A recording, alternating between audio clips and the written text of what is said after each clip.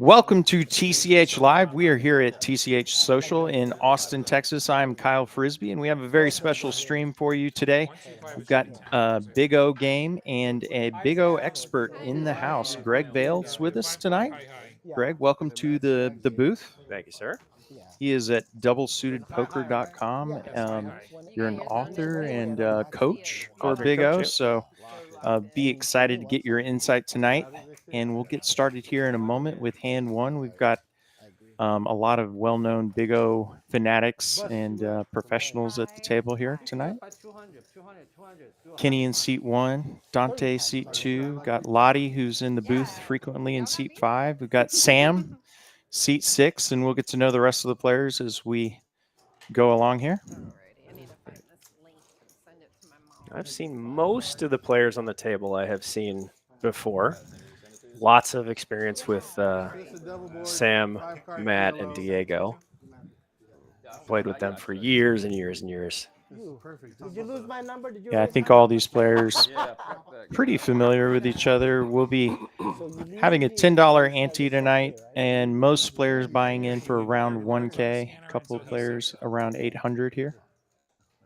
Jojo in the box. He'll get us started here momentarily. I don't care if I win or lose. So we're 1-2-5. That's what we're playing tonight. 1-2-5. Yeah. All right. Looks like we may be starting with a bomb pot, as is customary in our no limit streams. We'll see what they decided tonight. Looks like that's the case. I beat cancer and every day's a gift. I wake up. Thanks everybody who's already joined the chat. We got Phil and Mo.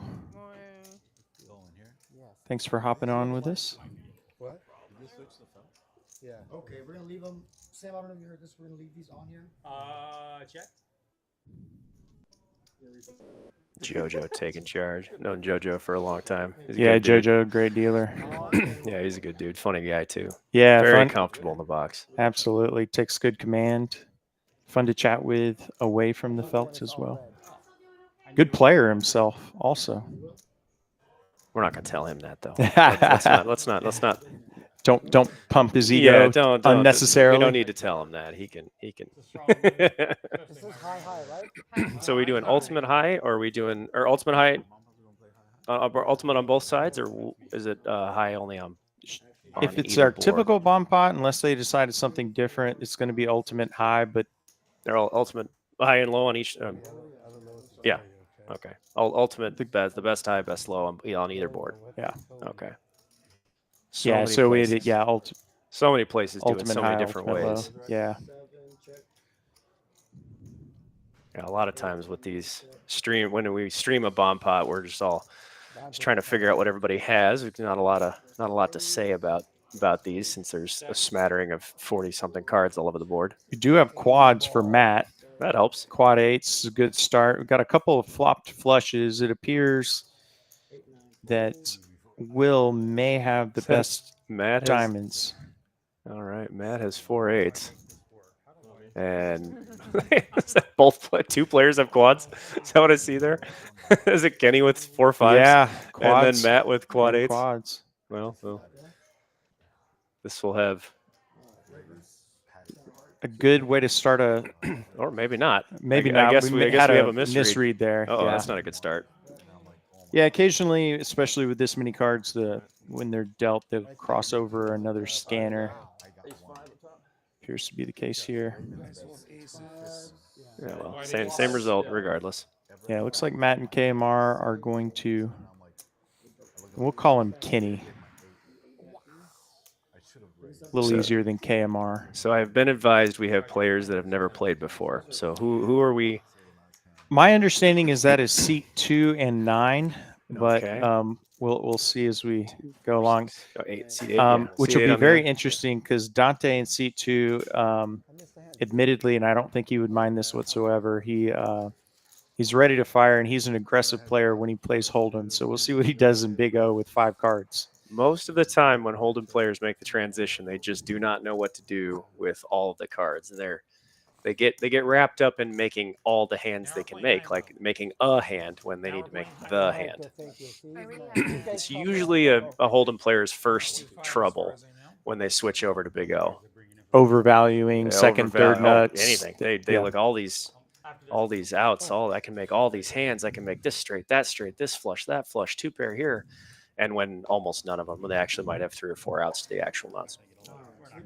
It's usually one of the first struggles a player does or a player has when they make the transition to this game. Feels like it is for you, but not for me. But on the opposite end of that spectrum is Sam, who seems to never miss a live stream, no matter where where we're playing. The last one of these that I was on the mic for, Sam was up in Dallas, went all the way up there to play. Yeah, I think when Sam hears Big O, she just says when and where. That she does. Yep, that she does. So on to our first regular Big O hand. Single board this time.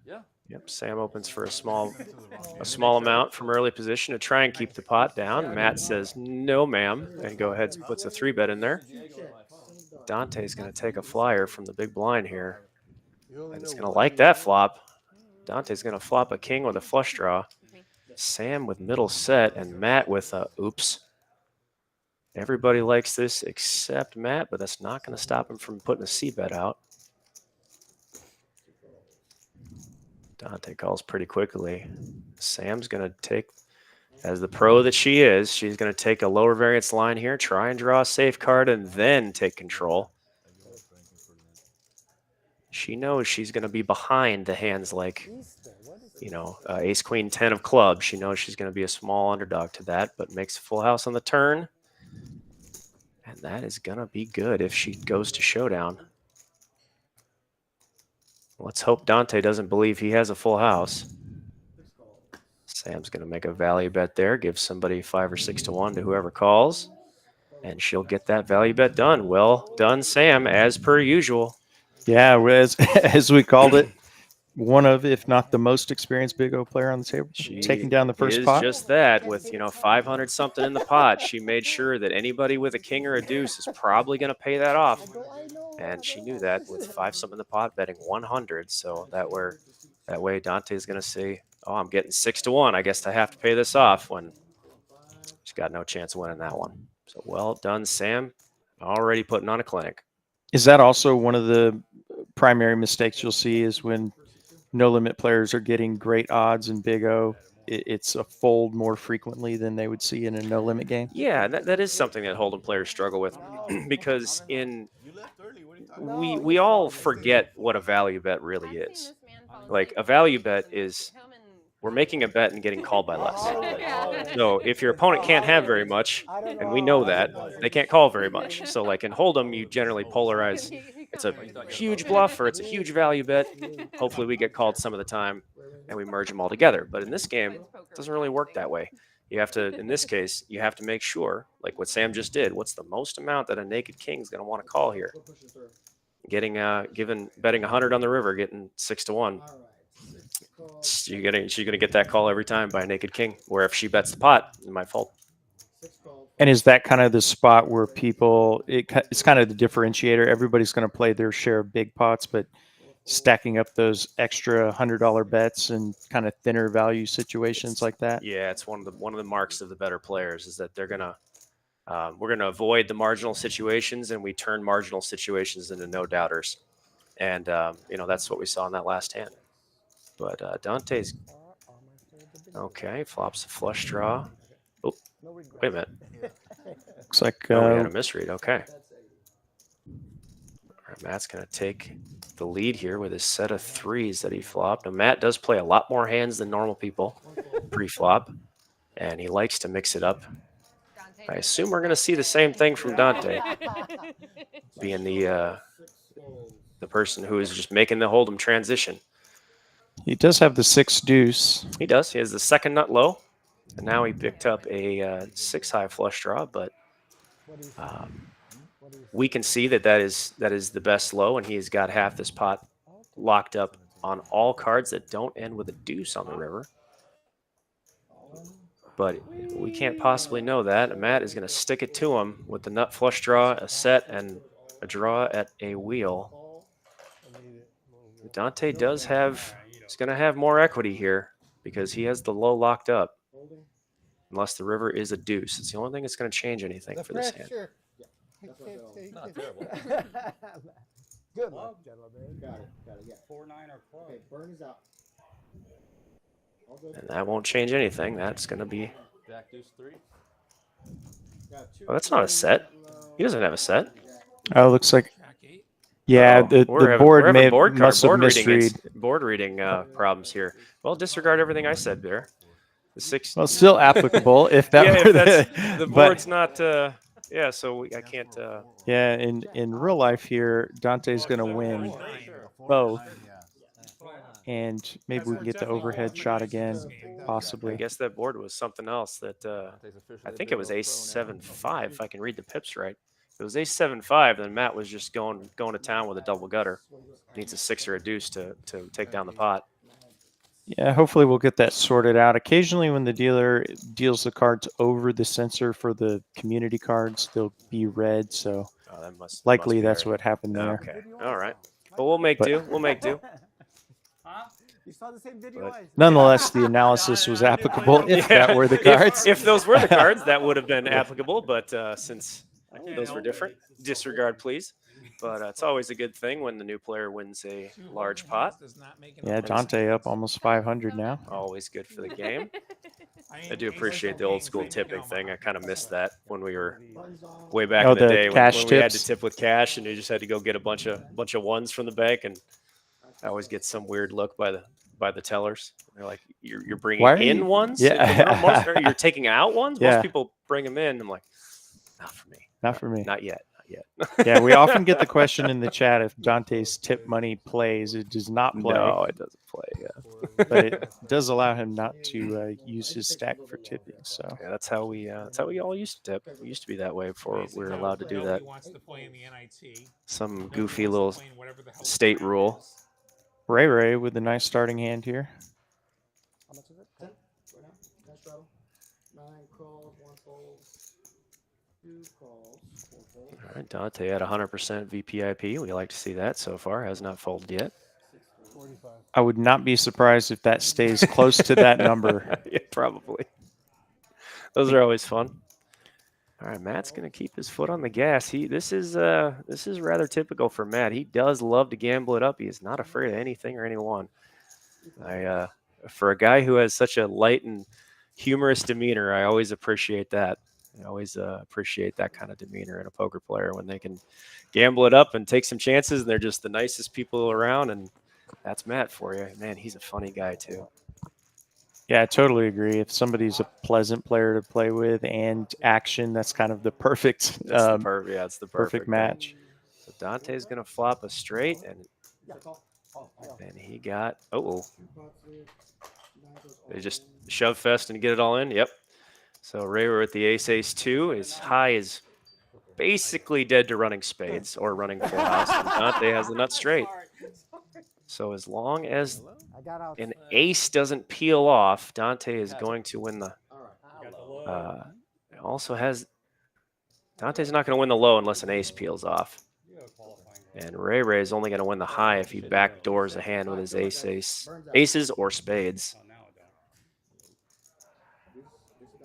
Doesn't actually change anything. Ooh, That does. That does. Yep, that hand's getting scooped now.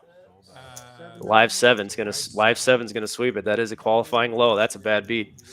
The only way that was gonna change is if the river was an ace. So, ouch. Dante just getting after it, stacking 2 people.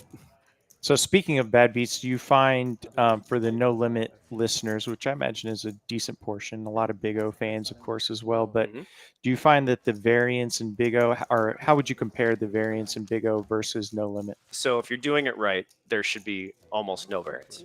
There is a direct linear relationship to how much variance you have and how many mistakes you're making. So if you're making a ton of mistakes, you should have a lot of variance. But if you're playing pretty darn well, then you really should be winning, 80 to 90% of your sessions. You should be doing quite well if you're doing it right, and that's not easy to do. It's not easy to do when like this. If you just ended up getting in with a nut low against a straight with a bunch of random cards in the middle, yeah, river an ace or a deuce, you're not going to get that half of the pot, and that shows the problem with playing a one-way hand. For that ace ace two on the flop was a one-way hand, and yeah, it can improve going backdoor. But you pair your ace or a deuce, you're probably not getting half the pot. In this situation, if somebody flopped a straight, you make a pair, they're going to scoop you. All right. Got 80 to 90% of your sessions won if you play correctly or near perfect as humanly possible. Yeah, that's what's possible. That's incredible. I mean, you're not gonna find a hold'em player or a It's PLO player that's gonna show that kind of win rate. This game is a very skillful game. It's much more, like I tell people that are just learning, it's much more a card game than a poker game. A lot of times, the poker aspect of it plays a lot, a big role as it does in any card game. But it's much more of a card game than it is a poker game to really understand the subtle nuances of the game. So what's your recommendation, referring back to the last stand, if you have that one-way hand like we saw there on the flop with the low only, how are you approaching that? Are you trying to keep the pot smaller, or a lot of times you're trying to keep it smaller? Now, granted, if there's 6 people on in front of you, cool, see you at the river. just have to go with it? We'll gamble for half. But like if you're up against a person who's pretty darn tight there, if they end up with a hand that they just make a couple of pairs and the nut low, they've got you in pretty bad shape. So you're generally not trying to stuff it all in, especially not heads up with a naked nut low, generally speaking. Dante here with the set again, middle set this time. Now this is a situation that he's going to probably learn the hard way here, is that the hand with just Diego there has, it's an ace 3, already has the made low. And that set of sixes cannot improve to make any decent low.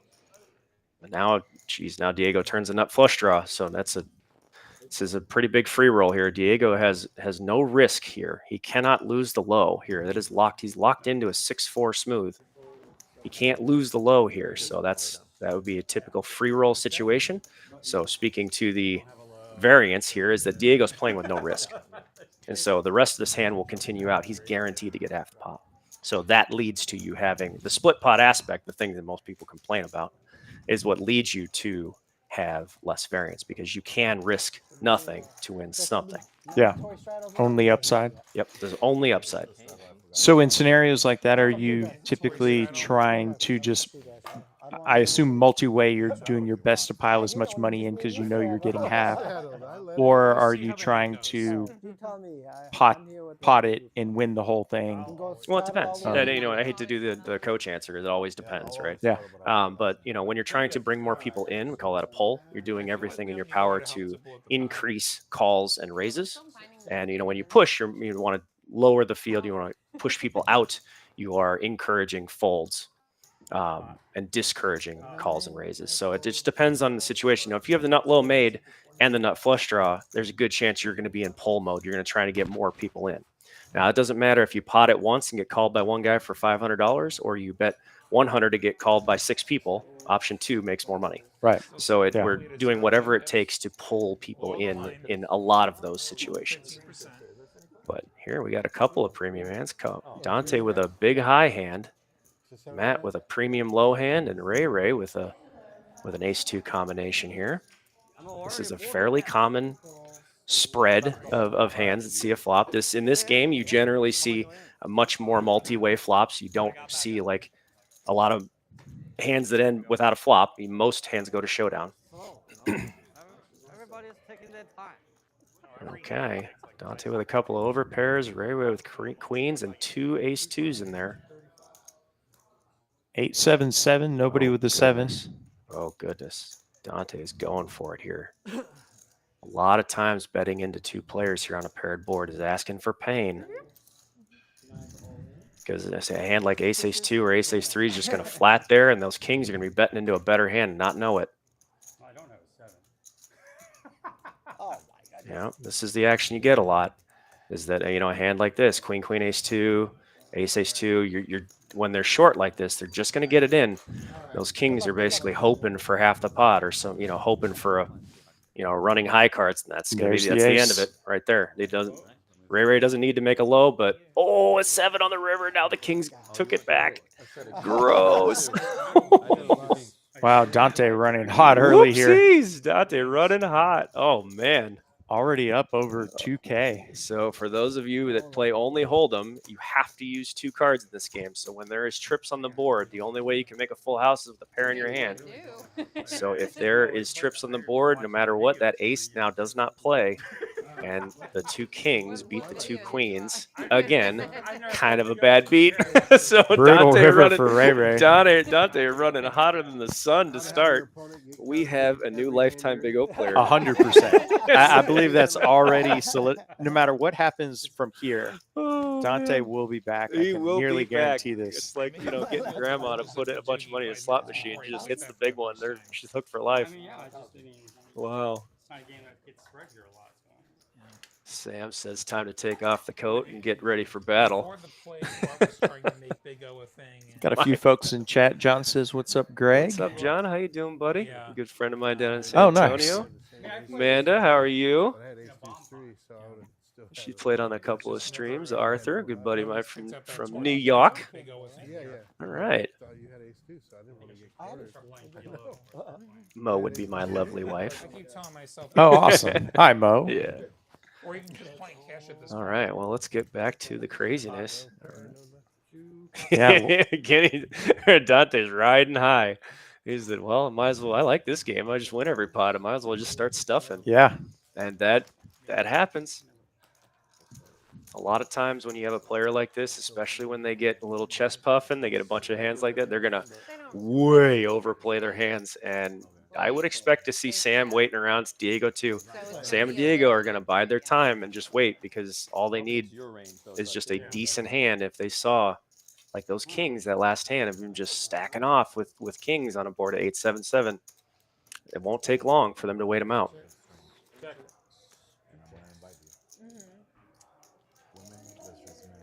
So this is somewhat obvious based on what you just said, but if you see a player make a play like that, that's something you would kind of sit there and You're gonna wait for a you're gonna wait 'em mistake. out. Yeah. It's no different than Hold'em if someone's like, if they're playing 90% of their hands, Yeah. and they're just like betting every flop and they're turning over bluffs 40% of the time or 50% of the time. You're not going to just try to get in there with like bottom pair and try and get with them. You're just like, all right, well, I'm going to flop top pair. I'm going to flop a set. Right. You're- Get paid you're off. dead. Yeah. And that is a very common dynamic that you'll notice in most games. This game has them too. When you get a player like that, and it can happen in a game like this. Sometimes you can just make high hands all night long. Like you can just have the high and you're in every hand, which that's what's happening. And that creates a ton of action. The only downside of it is that people sometimes get a little gun shy in the early part of the hand.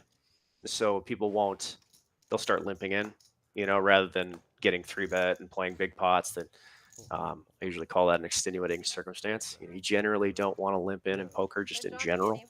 But if you're going to break an excruciatingly good rule, you have to have an excruciatingly good reason. And one of those reasons is in the 2-seat. If someone who's just going to go more flops. Yeah, just going to go blasto. You want to see some more flops, and it can be then correct to adjust and start doing things that normally would be considered not so good poker, like limping in from early position or, Right. Limping into open from middle position. If the guy to your left is going to be potting it every time, there's just little adjustments that we can make that might be a little out of bounds normally. And I firmly believe that we won't see Sam or Diego get too involved with a lot of money early because of that dynamic. They're both experienced enough to know that, well, all I got to do is make a hand get paid, and we all know that.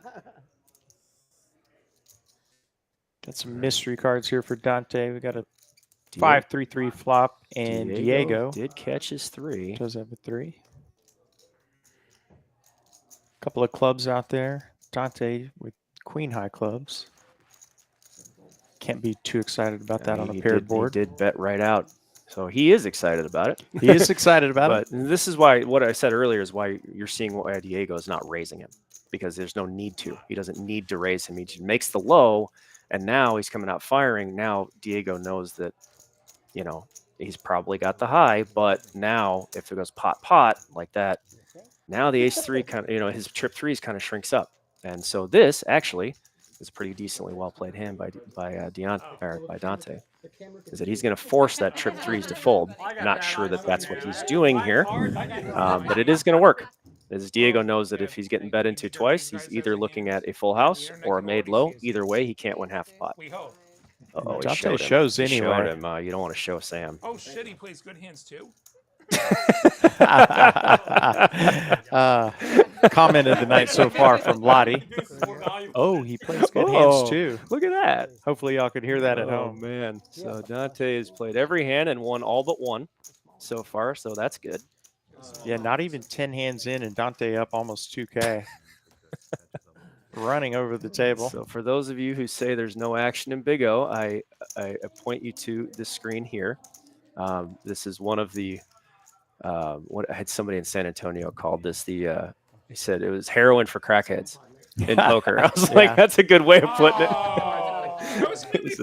It's poker heroin for poker crackheads, and the action is sometimes unparalleled. It's like PLO is to Hold'em as Big O is to PLO. So like the action comparing Hold'em to PLO is just so much more, right? Right. Well, this generally has more action than PLO, and not every table. Now, granted, you go to some of these clubs that are the 1-2 PLO games that everybody's all in pre-flop every hand. You can't. It's about as gambly as it gets. But usually, Big O's got so much more action than other games. Multi-way every hand. I hope I just Have we seen a heads-up flop yet? I don't think so. I don't believe so. Yeah. Right. Looks like we'll be going multi-way again here on hand 9. 4 ways to a flop. So Diego did open here. Got one pair there. Dante flopped a wrap. He's probably not getting away from that. Ray with top 2 pair. So those of you who play PLO will know if you see this hand that Dante's going to be a small favorite over that top 2 pair with that big giant draw here on the flop. Uh-oh, I'm in trouble. I'm in trouble. He has more cards to make a hand than the 2 pair has to miss. That's why I said no more turn, no more river. But as soon as if we draw a safe card, then the 2 pair will be slightly ahead. And the turn is safe card. All right. So now that math's going to flip around just a little bit. Now the draw is a slight underdog. That's a green light. That is a green light for the hand on the button to go ahead and bet. That's a pretty good fold. Pretty straightforward, That's well played hand both ways. I didn't expect him to fold that there. All right. All right, so maybe it's not his first time. Maybe he was sandbagging. Usually you can tell somebody's level of experience by how they look at their cards. It's a pretty good metric of experience in this game. How comfortable are they looking at 5 cards? If they haven't found a comfortable way of doing that, they haven't spent enough time at the table to learn that. So it's generally a good metric. Now, granted, I have friends that look at their cards all jacked up on purpose, but it's generally reverse tell. Yeah, when you're seeing I'm gonna still stick with see how Dante looked at his cards like a Hold'em player. He lifted up the 2. He's comfortable with that. It's only 1 at a time from here. He's comfortable looking at 2 cards, but not 5. So what would be a standard? Well, better question. How do you look at your cards? Oh, all 5. By my chips. All 5. It's just to fan them up. On the left side of my stack. I play with my left hand. But that's generally a good metric if you want to know somebody's experience. A very rough estimate is how they look at their card. Like Sam's looking at her hand here, and it's a very organized thing. She's got a pattern of doing so. Mm-hmm. That's a person who's played a decent amount of 5 cards. Oh, we got another bomb pot, I see. Yeah, actually, to that point, on a bomb pot, if I see somebody pick up their 4 cards in a bomb pot and look at them like they're playing Go Fish, it's a pretty good metric. red flag. Yeah. It's pretty good. People's generally their mannerisms. And this is something I, with some of my professional clients I deal with sometimes is that we look at what's their mannerism, ask them to look at their body language. Just are they comfortable shuffling chips? How do they mark their cards? How do they look at their cards? How do they fold them? You can tell somebody's mood by how they fold their cards generally. This is important information. Mm-hmm. Things we lose when we play online. I much prefer to sit at a table and do these things. But it's all important. Everything in poker gives away information. Everything means something. Even the way you approach the table, I think it can be included. The way somebody takes their chips out of the rack, Mm-hmm. even how they stack them, it tells you something. Yeah, you can tell. I mean, I hate to go too meta into things, but like you can tell a lot about how somebody dresses. You can tell a lot about, you know, what their priorities are based on how they carry themselves, and all of that means something in poker. It's all information, and information relates to money. So the more information we collect, the more money we make. It's just a business arrangement. You know, all good businesses have opposition research. No different in poker. Or the person that sits down and immediately tells a story about how bad they've been running. Yeah, so or they're stake coming with a shames. defeatist attitude. Yeah, like they seem to continue to run bad. yeah, they want Yeah. the sympathy from everyone. Yeah. Like, oh, I need your sympathy, or the people that sit down and start talking about some big ass game they're playing. You know, Yeah, They oh, start yeah. stake shaming. Like, well, I was this 2-5 games is so little. Yeah, It's like, yeah, okay, whatever, buddy. I was playing 25-50. Yeah, just one time I played this one. Yeah, Yeah. right, whatever. You know, everything tells you something. Everything gives away information, and we are costing ourselves money by not doing, you know, by not capitalizing on that. Sorry, I was trying to read these hands here, and Sam and Diego are. Oh, you have an ace-high flush, and I'm not afraid of that. Yeah, Sam facing an all-in bet here on the river.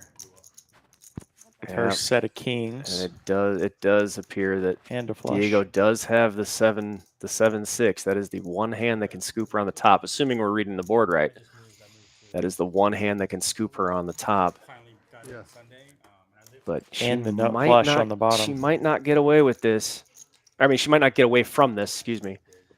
Yeah, she's not going to get away from this. It takes a very specific type of cards to scoop her, and that's exactly what she's going to run into. It has to be an ace-high flush, or it could. I mean, he also could be full. The problem with this is that 7-6 on the top board has a lot of combinations to make a full house on the bottom. So that's the one aspect of this hand I really would advise to get away from. Any just 7-6-3, that'll do it. That'll scoop it. 7-6-9 will do it. But generally, when it takes like 4 very specific cards, let's say that the board is paired 3s there. So then it takes 7-6-3X. It takes another pair. So it's a lot harder to get that 4-card scoop than it is here just 3. You know, it's 6-7 and then a 9, a queen, or the other 7. You know, it could be 7-9, queen, 3. Any of that makes full house if he's got a 6 in there. I think that's a great point, and also applies to our regular PLO bomb pots we have on the no limit tables here.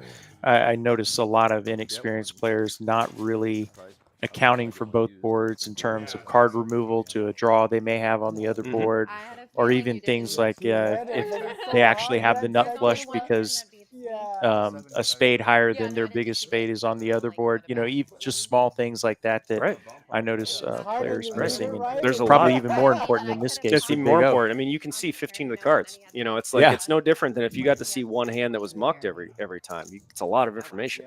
Yeah. So when you show me 15 out of the 52 cards, I mean, you can make some pretty informed decisions.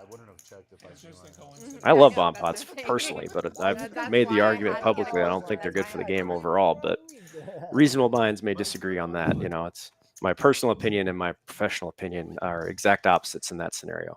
You know, I love them; they're great. People play them so terribly, but you know, they're not that. I don't know. I can make the argument they're not that great overall for the game, but you know, like I said, reasonable minds may disagree on that. Phil in chat wants you to stop teaching the fish. Yeah, right. That's why they called me, Phil. They called me to teach. That's what I do.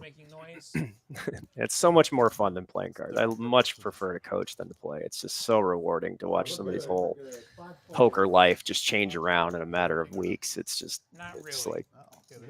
like a new window to the world has been opened on somebody. It's so rewarding. I love it. And if you're interested in coaching from Greg, you can go to doublesuitedpoker.com. Ideal. Also an author. Yeah, 4 books. Wrote 4 books on this game. Teaching Big O as if you already understand Hold'em. You know, so it puts things in terms Hold'em players understand.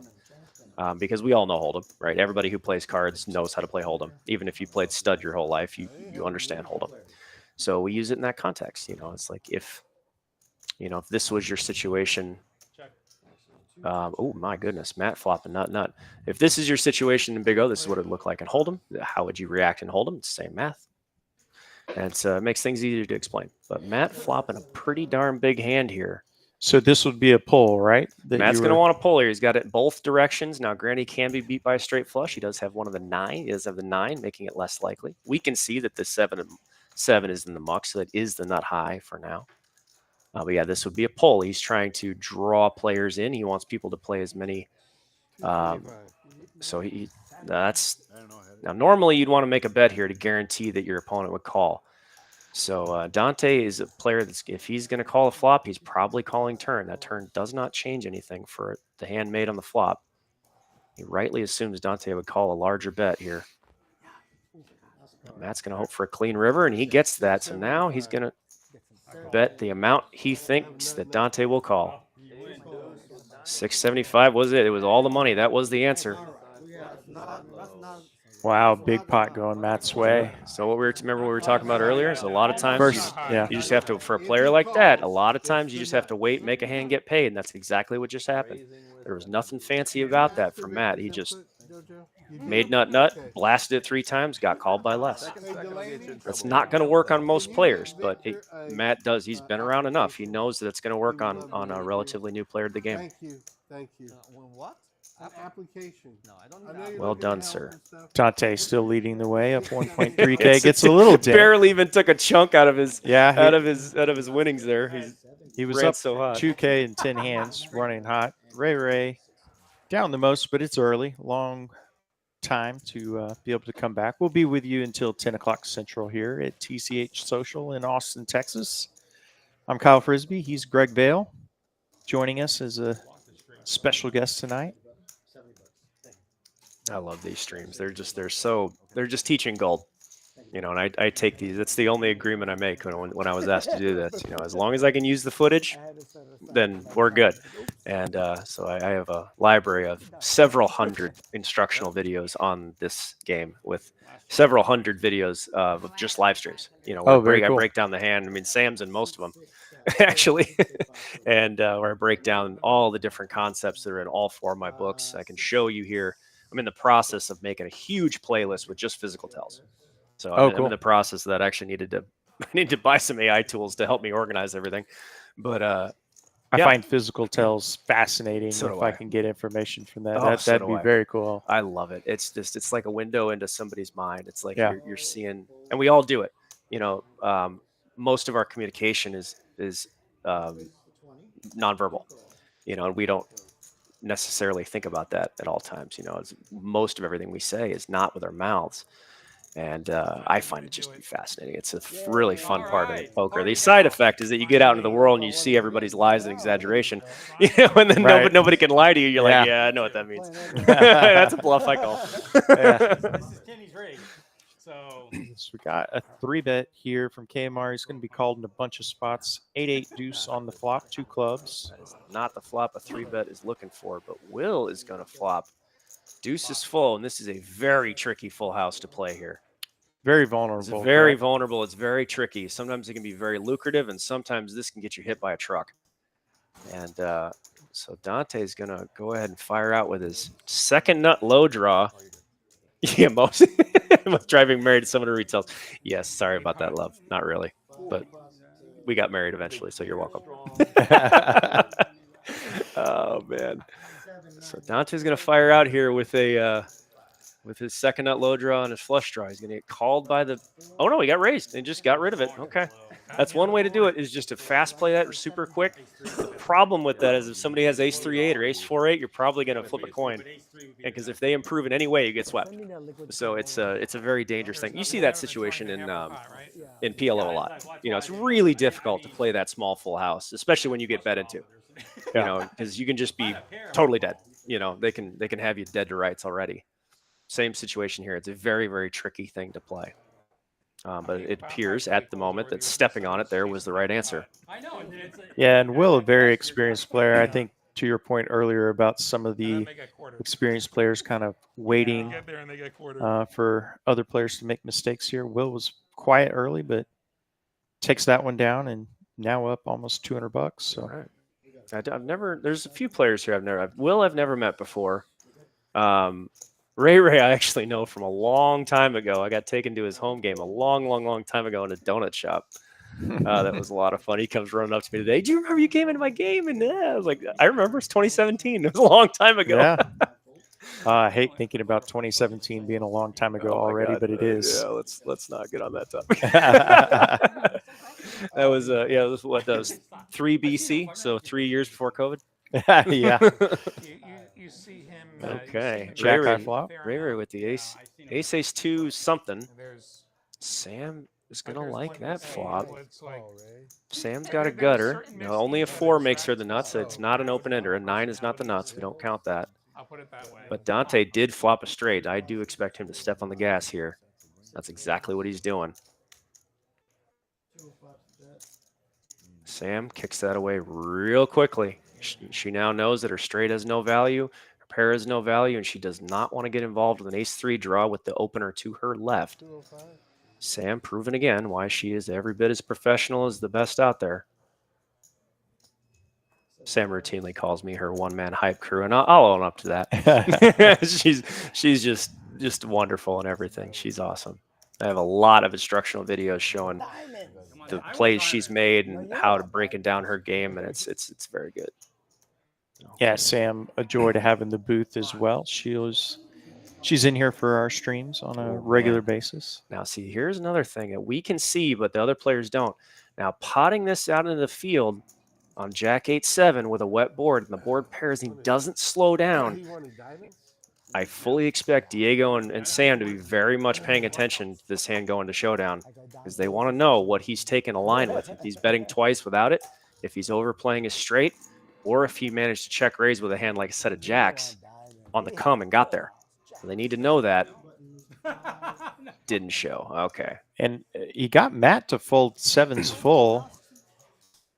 Yeah, and that further just reinforces the point that they don't need to get in there and gamble with him. They don't need to, they don't really need to take a lot of chances here, because you saw with the hand with Matt just earlier is that you're going to flop nut nut and Dante's just going to pay you off. If that's the case, you don't need to take many chances.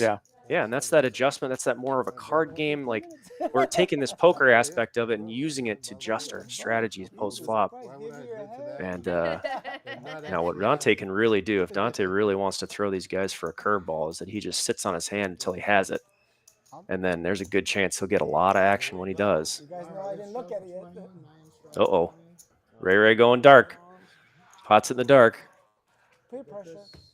Poor Kenny. He's in the buzzsaw seat here. Yeah, he sure is. He's got Ray to his right, and now normally in Big O we like the player who plays every hand to our direct left. I routinely make the argument that position is backwards in high-low when you're good enough. We call that relative position. That's in my 3rd book. It's a floating button. You can make the button move around, and when the player to your left is betting every street, you're on the button every street. And but that's a good thing. But having Ray to his right kind of takes that away, because then he's in the middle of these two. So it just kind of buzzsaws him every time he wants to get involved. So poor guy. Diego's in the Jesus seat. He's got the 2 goofs to his left. Sam and Ray are going to flop trip kings here. 10 of hearts on the turn. Doesn't fill either player up. Sam being out of position is going to take a low variance line on this. She does not want to get exposed by betting and getting raised. If she bets here and gets raised, that's a really tough thing with just trip kings. But Ray betting 50. I don't expect him to get away with this. Yeah, Sam called that one. Betting that, not even half pot on the turn. I did have a boat. Sam makes the nuts. Yeah. Sam leading right out, knowing that he probably has a king or has air. Some people might be going for a check there, but Sam probably knows that Ray is not going to have king 6 or king 10 there because of the bet sizing, and did not bet the flop. That bet sizing on the turn does not say kings full. That says something else. And so Sam's going to go ahead and lead and hope to get paid. Didn't work, but there's not a whole lot of options there when you know your opponent's not full. It's a good fold by Ray there. Mm-hmm. Sam will take one down and actually making a little comeback after that unlucky scoop earlier. Oh, I thought you were straddling. Oh, I I can't thought you wait. said I'll straddle. Before I the deck. leave, I let's was get like, to yeah, 80 straddle's before I okay. get Oh. filthy. Before I get filthy, I want to see. Well, you know, if 80. you straddle, double straddle. So That's quitter talk. Before I get felted, he says, yeah, that's quitter talk. yeah. Picks up quad. Alan giving That's the best, right? Lottie a shout out in chat. Quad. Actually want the four. Everybody- Thanks for joining us, Alan. Have exposed card for Lottie, a well-known poker player here in the Austin area. More of a tournament focus for Lottie, but loves Big O. I've been calling this game the game of the future for a long time. It's now appearing, it's taken a resurgence just recently. Yeah, I've noticed steady growth in terms of the number of tournament Big O offerings, or occasionally you walk by a table and say, hey, what are they playing over there? It's It's tough Big to say O. no to the action. It just Yeah. you don't. Just not many games where people are just routinely thousands of big blinds deep. It just and there's just 4 or 5 players to every flop. You just don't get that in other games. It's hard to say no to the action. Oh, that's the card Sam wanted to see. Right there is that she opened and she's gonna get that deuce now with queens up and an ace 3. She's gonna probably bet about 2/3. Yep. Ray Yeah. with trip eights here. No friend. Ray is going to call. What do you think of the call there by Ray? Well, you know, knowing I'm going to fold here, I'm going to fold there because I know Sam's going to have a low every time. So if I don't have the low, I'm playing for half pot. You don't want to play for half heads up. Those fractions equal out. And so Sam probably thinks she's getting called by an 8, and she's right. So that means a big bet here. The river did not change anything. So she's going for a bigger bet, thinking an 8 probably won't fold. If they call the turn, they're calling river, and she's right. Well done, Sam. If they did, they'll just put. That's what I got. Yeah, a king 8 is going to call. Now when I say good, well done, Sam, it means that she got Ray to do something that's not technically correct, and so it's always good to reinforce a mistake. And so I imagine Sam's not going to be like, how'd you call? How can you call that? You want that call. You want that call every time. Sam knows that. It's a little flash of frustration. You see that? Just one little look. Ugh. Yeah. She knows that's not a good call. But we're going to reinforce that call. We're going to reinforce that mistake. It's always a good thing to reinforce, incorrect decisions. And go back to the well later, right? Yeah. And so we know next time she's full, she's going to take that exact same line and get a call from trip kings, or I'm sorry, trip 8s. And so that was pretty well played by Sam. And I like that little flash of frustration. You guys can, when she looked off the table, a little bit of an eye roll. Yeah. She's like, oh God. Always a very positive attitude, but she is fiery Playing hands I don't play. for sure. You're not Poker used guys to know don't play that. Leave that for the other players.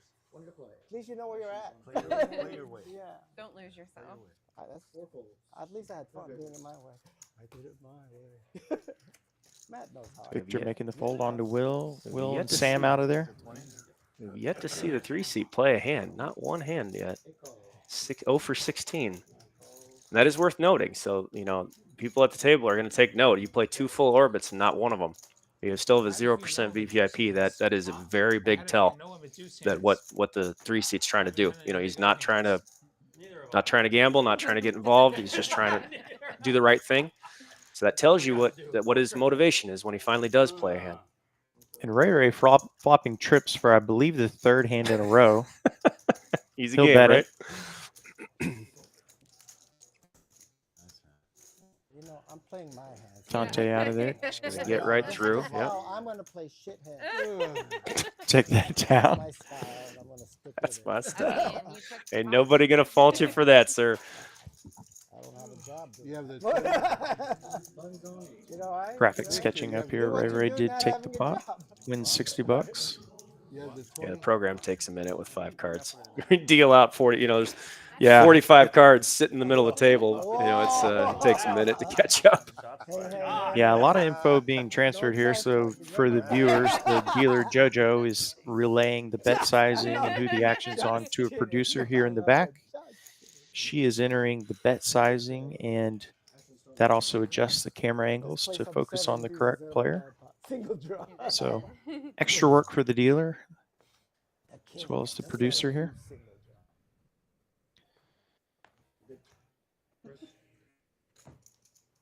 0 for 17. Yeah, It's it'll be important. very interesting when he decides to enter a pot. Yeah, well, that also, you know exactly what it's going to be, you know, when he opens a pot. You see this in Hold'em and PLO. It's like if a person folds, you're playing PLO, somebody folds 30 hands straight and then 3 bets from the blinds, you guarantee that's 2 aces, you know, guaranteed. No, I just want to exactly play. what All right, Will coming in with a very premium low There rundown. you go. Matt taking a flyer with his King 6-4 combo. I know what flop I don't want. Ray with a don't try that at home kids hand. Oh baby. And he's gonna flop trips with his don't try this at home. For 4 the times 4th in a hand row. That is amazing. I don't know what the odds are there. I know you're the don't math know. guy. I won't. I wouldn't even know how to start. Yeah. Does look like a low card. Pot. That could actually get some action because now Dante has a nut low draw and a flush draw. Will also with a full wrap on his low. He's going to need an ace or a 3 to actually get half of this pot. Do you want it to be the same? Any other low card, he's going to share it with Dante. There it is. Same as There's a deuce. That's not going to change anything. 9 bets 500. Oh, goodness. Ray asking for trouble. He's going to get away with it this time. I'm a That's pretty obvious. Gets checked all the way around. It goes pot on the turn. That's generally going to be 10s full. Generally, this should be a rather easy fold with a I got the deuce. S end of it, I'll fold Now, it. if he had deuce 4, that's not an easy fold. Yeah. If he's full there, then Ray has to have 10-4 or 10-2. That's not as easy of a call. But My I low think was uncounted given gold Ray, yours. who we know about, I might have to pay that off if I have 2-4. You can look at. I had all high cards. Ah, No low cards at all. yeah, I had the 5-3-1 going on. I've played 25 years. Cuts into Ray's I don't- deficit there. He's I now had a down full draw. 1.1K. I believe he was down. I mean, wheels are 1.5 high, at wheels one are point. straights. I think we'll see this leaderboard change quite a bit as we Oh, go yeah. along. Oh, yeah. That time. Yeah, especially with Dante not being afraid. I mean, say what you want about him being a novice, he is not scared. And there's something to be respected there.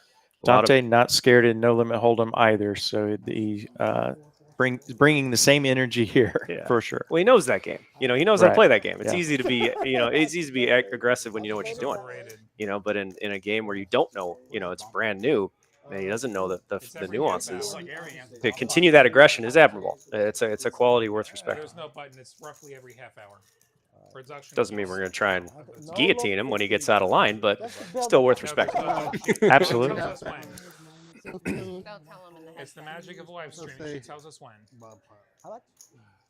No low call. Ray's going to raise here. Well, when you flop trips 4 hands in a row, you've pretty much got the Mario star. Why is it If it's a 5th in a row, Do it I'll again. be blown 5, away. 5. Do it again. No, boom. I only want so many round huts on the stream because they take All longer. right. Heart draw for Dante. Dante, the number 2 hard draw. Ray with the number 2 low draw. All at once, though, 5 cards. You know, we really want to see is a 10 of hearts. That's what really, It's or a hard 5 to of see hearts. 4 Watch cards things high. get real interesting. In the chat, let us know. Do you want more bomb pots? Check. 6 of clubs on the turn. All right, Ray is going to make the second nut low. Now, against a new player, Ray should be blasting this pretty hard. And we have It's done a couple very of unlikely shows that where the numbers weren't player so that plays great, nearly actually. every hand is going to have the nut low here. Thank you. I I think wonder that how 10 this is, does nope, compare no, to 8-7. Dante's going to make an 8-7 Usually straight. Hold'em is what people want to see. He has the nuts, and I don't think he realized that he had it. He was forgetting about the 8-7. They get scared and they run away. Filipino will win a hand. Which Filipino? Nah, he's just going to win the low. just the nuts. Chop it up. He goes, I don't have anything. Just the It's nuts. just the nuts straight. Yeah, it's a nuts. You got a straight. Hey, I told you didn't see it. I even knew you had a straight. Look at the look on JoJo's face. This guy, oh my God. Dante. He's just like, wow. Yeah. I know that grin I didn't see on yours. JoJo. That's I funny. didn't see your hand, but I knew you had a straight. A little backpack Kenny, from good. Kenny. Good job, buddy. Good job. Oh my God, he's so funny. See if I can turn my luck around. Whoa. Well, I'd imagine that eventually we're going to have a situation. The last time I was on one of these live streams, the second hand after we turned off, we're playing a 5-5-10 game. And the second hand after we turned the cameras off, 4 people were all in for like a 15K pot. Oh, wow. But he's like, we didn't have any of this. As soon as we turned it off, kapow. It was just set up. So this game has a lot more setups. And by setups, I mean just like where everybody flops everything and just there's no stopping it. The chips just start flying. That happens in Big O just about as often as it happens in PLO, where just everybody's got everything. I still didn't Thought I won, understand. I lost. Oh, you was like, yeah, I did that all the time. Dante, that's impressive. You made a call. In those big multi-way, all-in type situations, is that where, you know, back to your analytical mind and I assume way of coaching, just knowing, you know, where you stand, what the odds are, and, you know, being willing to put it in, you know, just for your equity based on the pot size? Yeah, sometimes those situations are forced on us. You know, Yeah. it's like, you know, say you're in playing PLO and you have, say, ace, queen, jack with nut diamonds, and the flop comes 10, 9, 5, 2 diamonds, and there's 6 people all in front of you. Well, you're just Gotta going to roll have with to it. accept it. Yeah. You know, it's just, okay, all right. That happens in this game a lot, too. You know, if you have, like, ace, 2, 5, 6, flop, jack, 3, 4, and all hell breaks loose, you're just going to have to go with it. Yeah. But, you know, there's a lot of decisions to be made. That takes a lot of practice. That takes a lot of analytical work. Takes a lot of study. What does not take a lot of study is flopping king's full. And it looks like we have found the hand that Victor will play. And it does not surprise me that absolutely nobody No paid action. him off. Yeah. Yep, there it is. Victor, a regular PLO player here, I believe. See him at the PLO table most days. Yeah, so take notice of the talk here at the table. Is that we're on hand 19, Victor finally played it, flop king's full, and everybody's talking about it. So if you are playing tight enough that the players are talking about it, you done messed up. Yeah, that is one of my pet peeve is the wrong word, but I hate it if I do something and people call it, well, it's the first time you raised in a while, It's or like, shit, what now have you. my cards are on You my know, forehead. yeah. Could you have just kept that to yourself? Right. please? Yeah, come on, man. Like I appreciate the observation. Could that have been a personal one, please? Yeah, save the obvious stuff for the alcohol commercials with Captain Obvious. All Onto a right, bomb pot. another bomb pot. Check as well.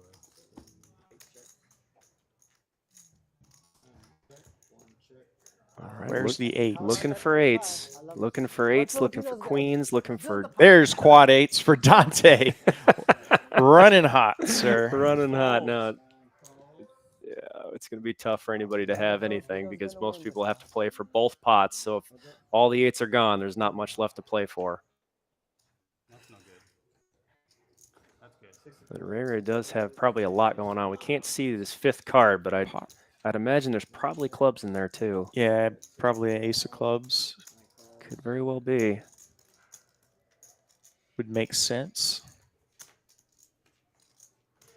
Oh, we needed that 3 on the Board bottom. pairs. Oh goodness, he needed that 3 on the bottom to make the nuts on the bottom. Nine checks, 2 bets, 280. Oh, I'm gonna win. I don't need to put that. Nope. Okay. Yeah, that's a rather common thing. And Bottom one. Me too. I had the club. Oh, I had. yeah, you're right. He did have the ace of clubs then. The club. Quads is good. I had a straight Dante up taking call. down another pot. Oh, that would Extends his be profit / chip lead here, up 1.6K.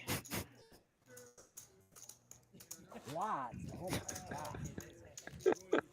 my god. The real Dante's Inferno. Yep. Yeah, he stacks, he guillotines somebody else with something weird. Yeah, we're going to start calling it Dante's Inferno, which is always possible with somebody brand new to the game. They can always do something real janky. You know, they don't know, like, it's, you know, it's not a slight against them, but like they can just do something out of left field. You know, like that king jack hand we saw earlier. It's like he's basically dead on the turn. He's got 5 outs or 6 outs. It's the kings, the jacks, the sevens. That's Spikes it. it. Just bang, there it is. Yeah. And you know that can hurt. You know that can really do some damage in this game because you usually play so deep. You know, you end up playing so deep because you're used to getting it in free rolling. You know, want to have as much in front of you as possible. You want to get it in with no risk. But every once in a while, you're forced to get it in with a lot of risk, and you get punched in the head. It can happen pretty easily. A lot of big old black eyes out there. A lot of them. Hurry up. All right, Kenny coming in for the raise. These two with a bunch of high cards. Just don't raise it. I hate it when they just raise it. Just call. Dante, again, taking a flyer, but that is not unusual. At least he is sticking to his pattern. I hate it when you wait So for is somebody Victor. and they raise it. Sam out of the way with a ace 4 5 6 6 hand. She's well aware that with an ace 4 combo, you're about 4% to flop a deuce and a 3. So that's not a good bet. Sam knows that, gets right out of the way. Oh, Dante's going to like that flop. But Kenny's not going to mind either. He doesn't mind having a pair in the nut low draw with the naked ace of clubs. Kenny is experienced enough. He is going to take that as it and play it as if he has the nut flush draw, because all the high clubs allow him, except the 9 of clubs, but all the high clubs allow him to bluff this down. And Ray got a raise here. Ray says, I got 2 pair and an open ender. Beat this hand, boys. It was nice playing with you guys. Or not. Or it's the other way around. My last hand. Kenny with a decision here. Kenny might actually take a flyer here because of the 2 players left in the pot. Aces. He might determine that just about any hand he could make is going to win here. If he comes to the conclusion that there it is, he wants to see what's happening behind him. I would not be surprised if he did not fold this hand, but again, if he wants to get out of the way and wait for a better spot, it does not surprise me either. 8.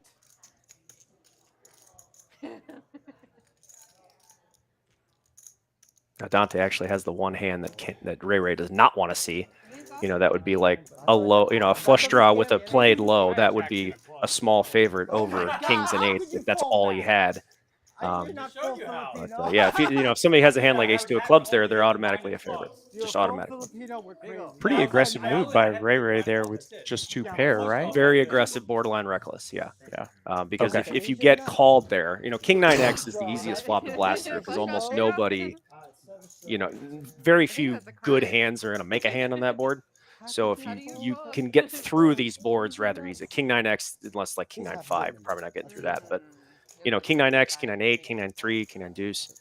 A lot of times you can get 2 pair through, and you're only going to get action from like a set, or like the only real draw is like queen jack 10. It's the only real draw on a king 9x board, and even that might not play for a huge number. But if somebody has ace 2 3 in clubs, they're automatically a favorite, so they're not going anywhere. That's the problem there.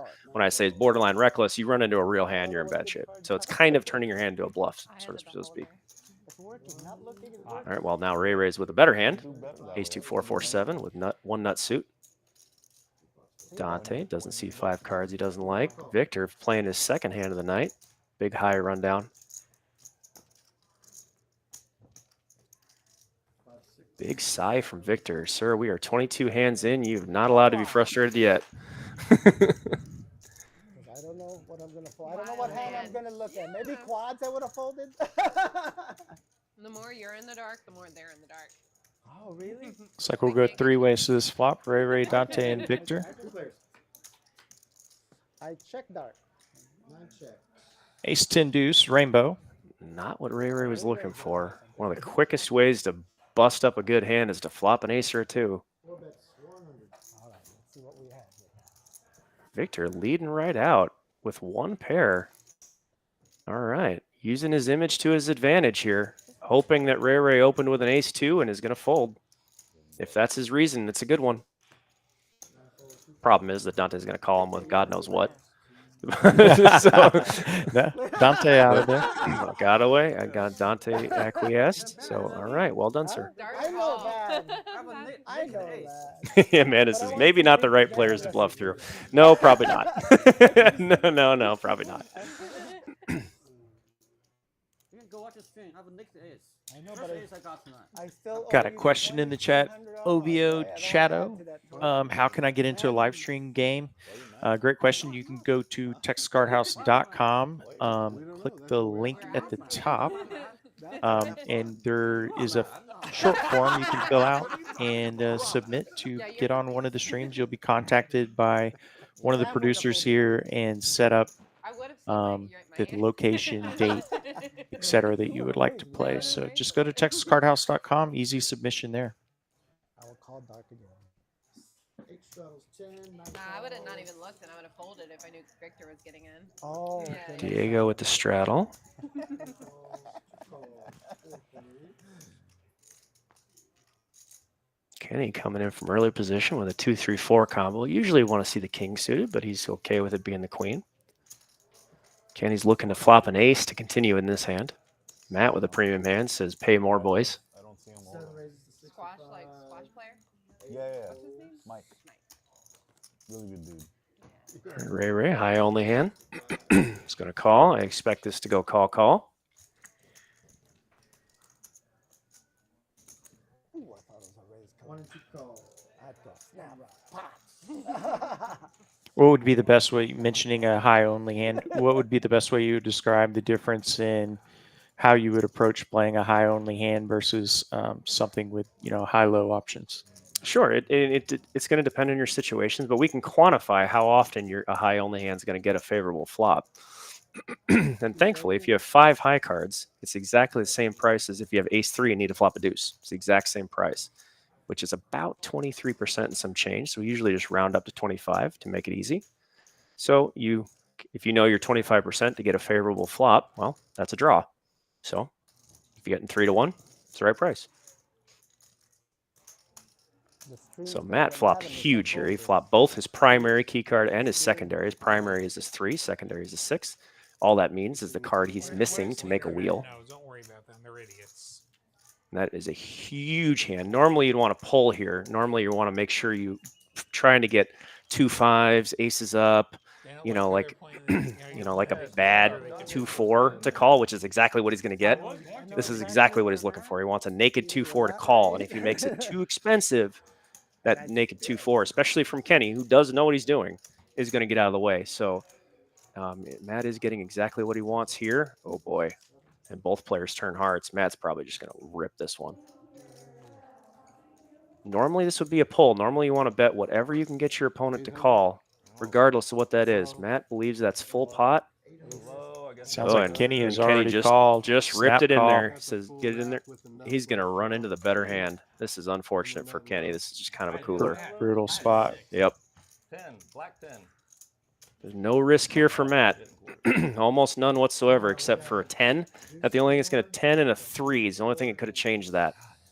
So a 10 and a 3, Kenny would have gotten 3/4. Otherwise, Matt's getting 3/4 of everything else and scooping a deuce or a 4 if that happens to hit. So Matt's going to have much higher equity here than Kenny, even though they both are sharing the low. Maybe someday the analytics will be able to catch up to Big O on the screen here. Yeah, it's a lot of cards to account for. It's a lot. I mean, if you can figure out how to run that program, let me know. But I have no idea how to do that. I'm not very computer illiterate outside of building hardware. Software, nuh-uh. Not my thing. Because I knew you guys said that. But it is a typical thing here. It just is a little unfortunate for Kenny that he ran into the bigger, better hand from a player who plays just about anything. It's kind of frustrating among his better players. Like, oh, you play every hand, then the time you make the nuts is when I play a hand. Yeah, right. We have all been there. River and thinks That's what happened there. Yeah.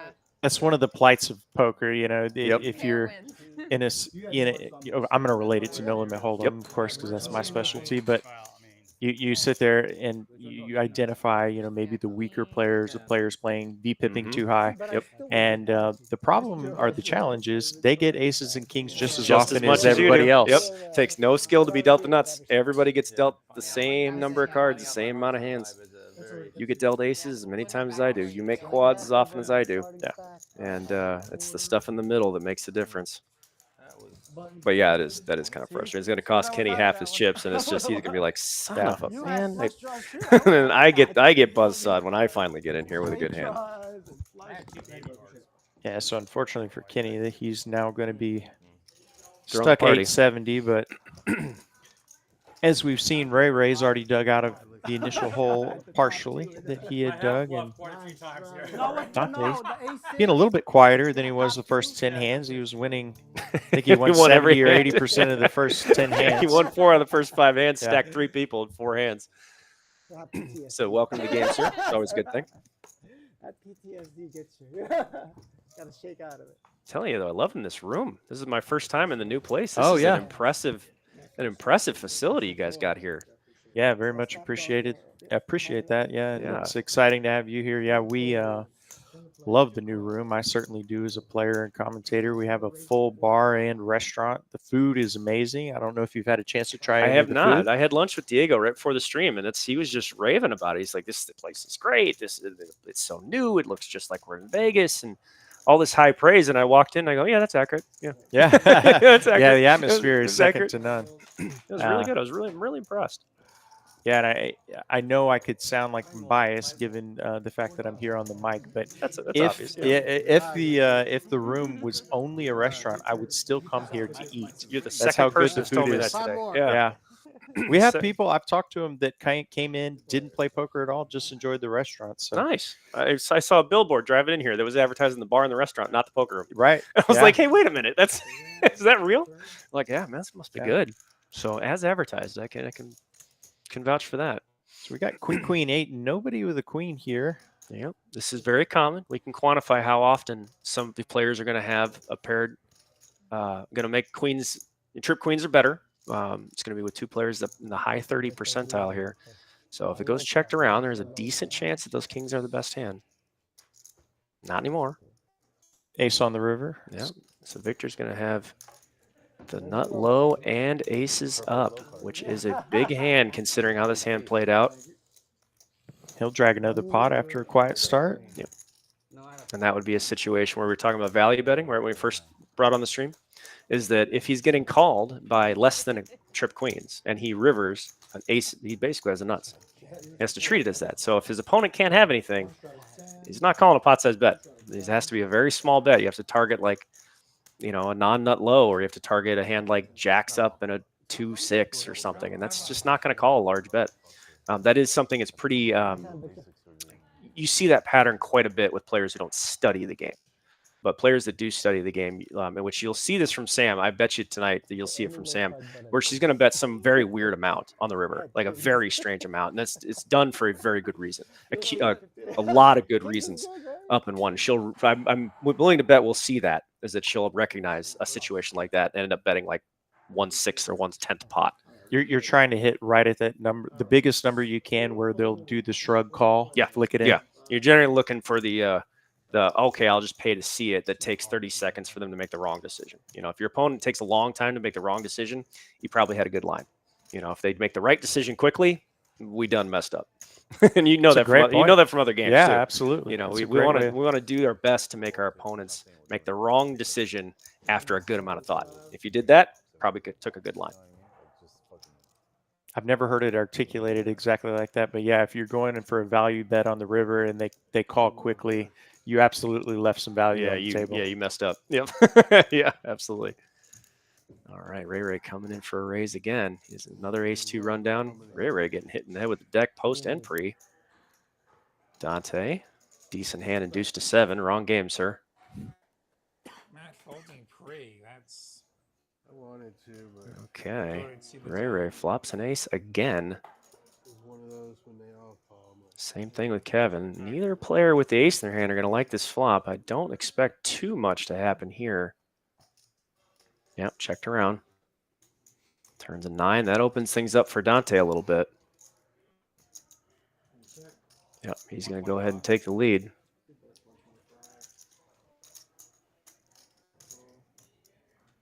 That's a lot of Dante's playing style in Hold'em as well. He'll not afraid to take the lead in a pot if nobody else is showing much interest. Now that can be an asset in other games. In this game, that's a double-edged sword in this game, a big time. Ooh, that was a mistake. Ray needed to go ahead and make a bet there. If your opponent bets the turn and checks the river, he probably doesn't have a flush. You're generally free rolling a fold there. Your high is going to be good, and you got to get him off a better low hand. And so the check earns you half the pot, where a bet earns you 100% of the pot. Those variance things I was talking about earlier. Those are the situations when you recognize that you can win something for nothing. You have to step on those, and that was one of those situations right there. Is that a big enough bet might get Dante to fold his whatever junk 7-3 low, and then Ray gets the whole pot. It makes a big difference at the end of the week, month, even the end of the day. Make a huge difference. Kind of skimming off those small medium marginal spots where Yep. you can go from Yeah. profiting 50 You know, bucks to a couple $100. Absolutely. Makes a huge difference. You know, and if I was coaching, you know, Ray, if that had been a client or student of mine, you know, we'd write that down as a loss. You know, we write that whatever that half pot value is, that's a mistake. And so we go, oh, what's the value of this mistake? Okay, the half pot was 150 bucks. It's a $150 mistake. And so at the end of the day, we can add this up and see how well we really played and quantify this. You know, what's the value of our mistakes? And we would write that down. We talk about it now. What can we learn from next time? You know, how do we use this for next time? What did he bet with? What did he, you know, he bet the turn with what? Then check the river. Why did he do that? Could we have made him fold? If the answer is no, and he was just checking to call, then it is what it is. But we really break this down in a very granular mathematical way, and we would look at a hand just like that. Actually, we just do that once a night. It's 150 bucks a night, 200 bucks a night. That adds up quick. Yeah. Somebody to get me in. Yeah, my son is in the We're always looking for the situations where we wager nothing to win something. You can do that in split pot. The only time that happens in the single pod, like PLO or Hold'em, is when you both flop the nut straight and you got the flush draw. That's about the only time that happens, when you both have free rolls or you have somebody dead to just half when you both have the nut straight or whatever, and you have outs. So we don't see that very often in other games. We like it. That's what we look for. We try to get one of those a day in PLO, but in this game it happens multiple times per day, several, if not dozens of times per day.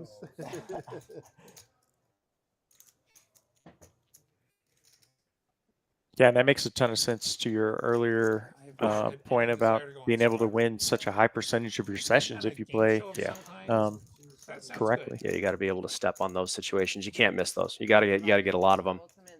Dante getting fancy here with fives full of queens, and it's gonna work out because Ray is gonna assume that nobody has a five and bet. There's the min click. This is actually a pretty darn good raise. Like, I'm the guy who's totally useless in challenges and gets first booted. Dante because, learning on the fly here. Puzzles, maybe. Just a 5. And Makes so the right move, Ray. That he does. Oh, clean call. Man, he earned this. I'm gonna give credit where credit is due. That check on the flop earned this bet. You know, earned this lead bet on the river. You know, if he had bet the turn, Like, I'm either Ray first might not have booted called. bad at So that challenges, check back on the turn earned him this lead bet. Oh, goodness. Ouch. Dante getting paid off. And there is the There's always that one person that gets there is the downside, or rather upside for Dante, but downside for everybody else. A player who's new to the game, and we don't know there if he's making a move. But he has queens and tens there. He might think it's good. You know, Hold'em players like queens and tens are a huge hand there. He's going to have to pay it off because he got to see it because he just doesn't know if he's checking a huge hand or if he's overvaluing queens and tens, and because we've seen that before. So Dante again playing a game worth respecting here. He's not slowing down, even though he's brand new to the game. Does not mind getting in there and sticking it to the guys. Yeah, back to stacking chips. Yeah, yeah. Dante's a sharp player. I'm sure that he's quickly applying the principles that he already had from No Limit Hold'em, and I'm not sure how much Omaha Dante has played, but I'm sure he's played some. As he go fishes his cards. Yeah, as he goes. I was just about to say that. I'm like, as he pulls all of his cards off the table.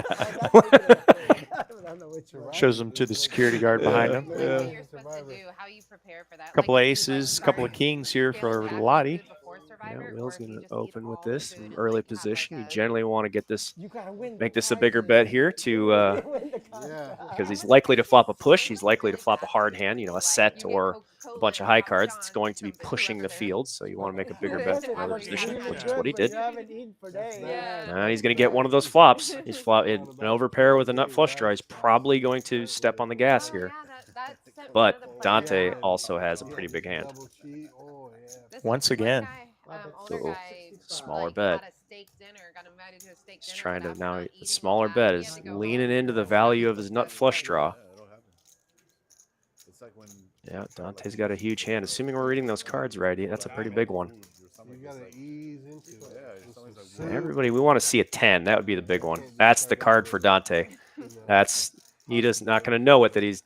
Oh, it said it was an ace. Yeah, it is an ace on the board. Ignore the deuce of hearts. There's an ace on the turn. Both players are going to like that card. But Yeah, Will is about to walk into a free roll buzzsaw right here. He has to have top set nut flush draw, and he's going to hammer it. But Dante loves his hand. You also notice that Dante stopped moving. That is a strong tell. He stopped twitching around and moving his shoulders and moving around. Strong tell. He likes his hand.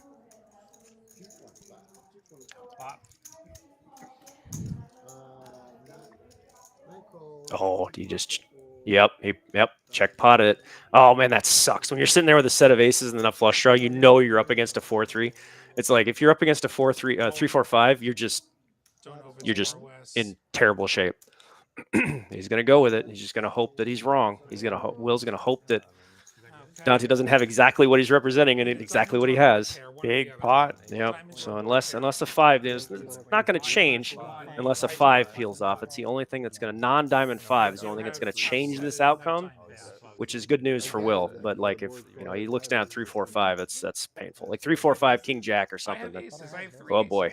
What are your thoughts on Ray being in there with basically just the low? It's just the low. That's a typical thing. I don't expect him to get away from that there. But yeah, this outcome is going to be. It's not going to change. Those two players are going to get the low. I think no matter what. Yeah, even a 3 or a 4 is not going to change anything. So half the pot is going to go to Will unless there is a non-diamond 5 on the river. These are these bad spots I was talking about. That's a little bit of risk you just got to accept. So no, but a 5 of diamonds is the only safe one.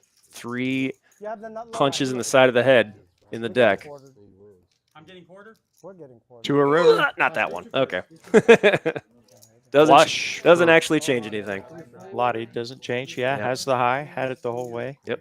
Had the high the whole way. Doesn't change anything.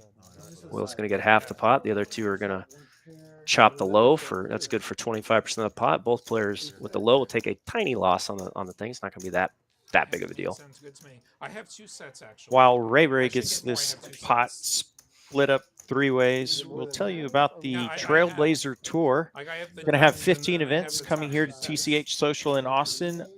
950K in guarantees. Huge main event, $500,000. Main event flights start on March 28th. So come join us here for the Trailblazer Tour at TCH Austin. Okay. Still sorting out the pot. Yeah, thankfully JoJo knows what he's doing. Yeah, He knows this is when I he's quick about this really stuff. admire the dealers. Yeah. I would have a difficulty in this particular spot. Oh, absolutely. I routinely, when players get on the dealers when we're playing Big O, they're like, "Hurry up, do this." I'm like, "You get in there and do it." Yeah, I'd like to see you you can criticize the dealer Yeah. when you can do better. Oh, And when I was growing up, my dad said something to the effect of, nobody doing more than you criticizes you. And, so if you can't do any better, don't say anything. I that's have a tough never job. once criticized the dealer. It's a lot harder than it looks, folks. Yeah. A lot harder than it looks.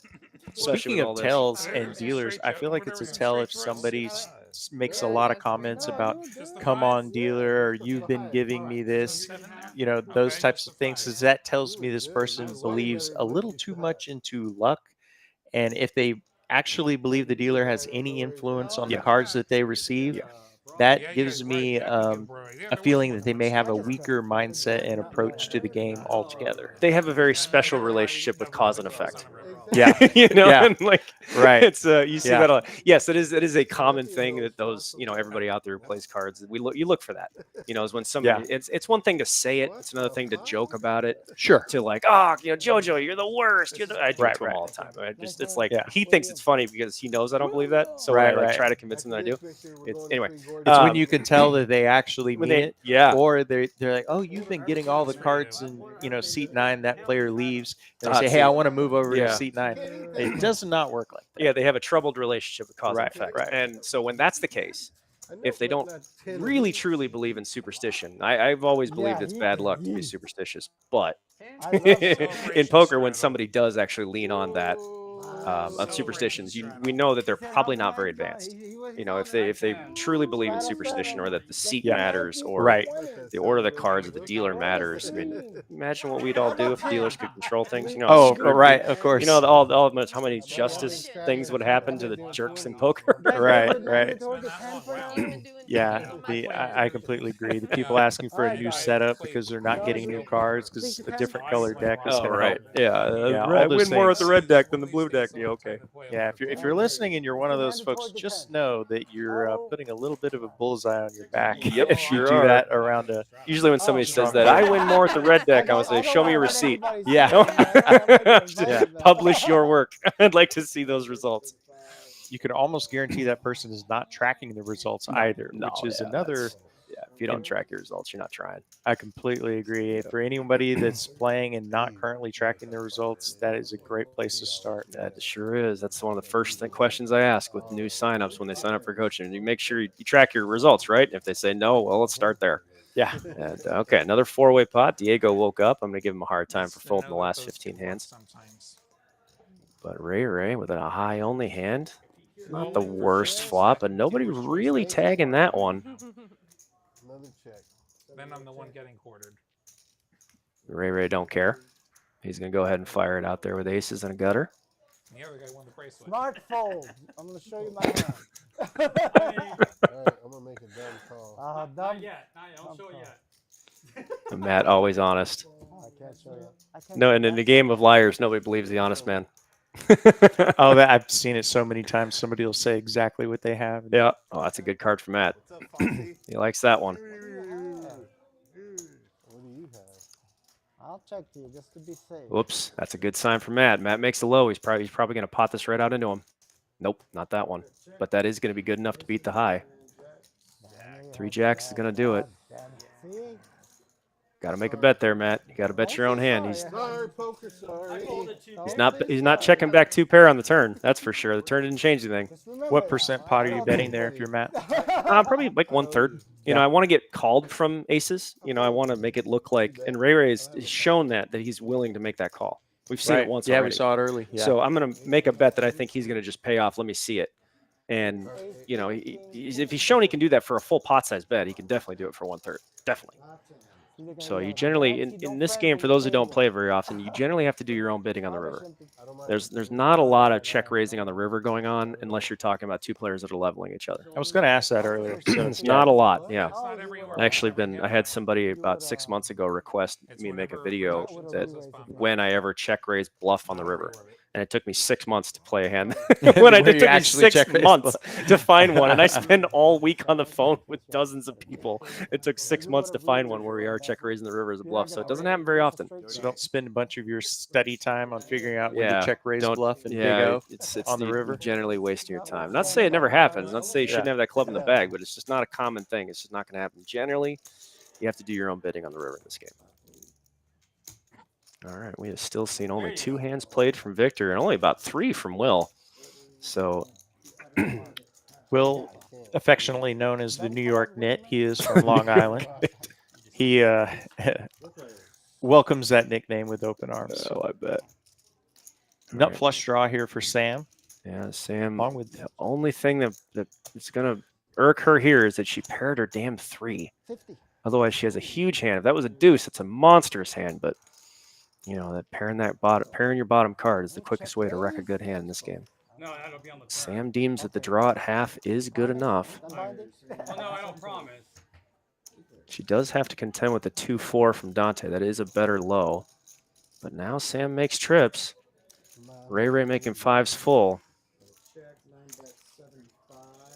Now Sam is going to see what Sam is checking to Ray to see what Dante does if there's a bet behind her. That's called relative position. Now she got her answer.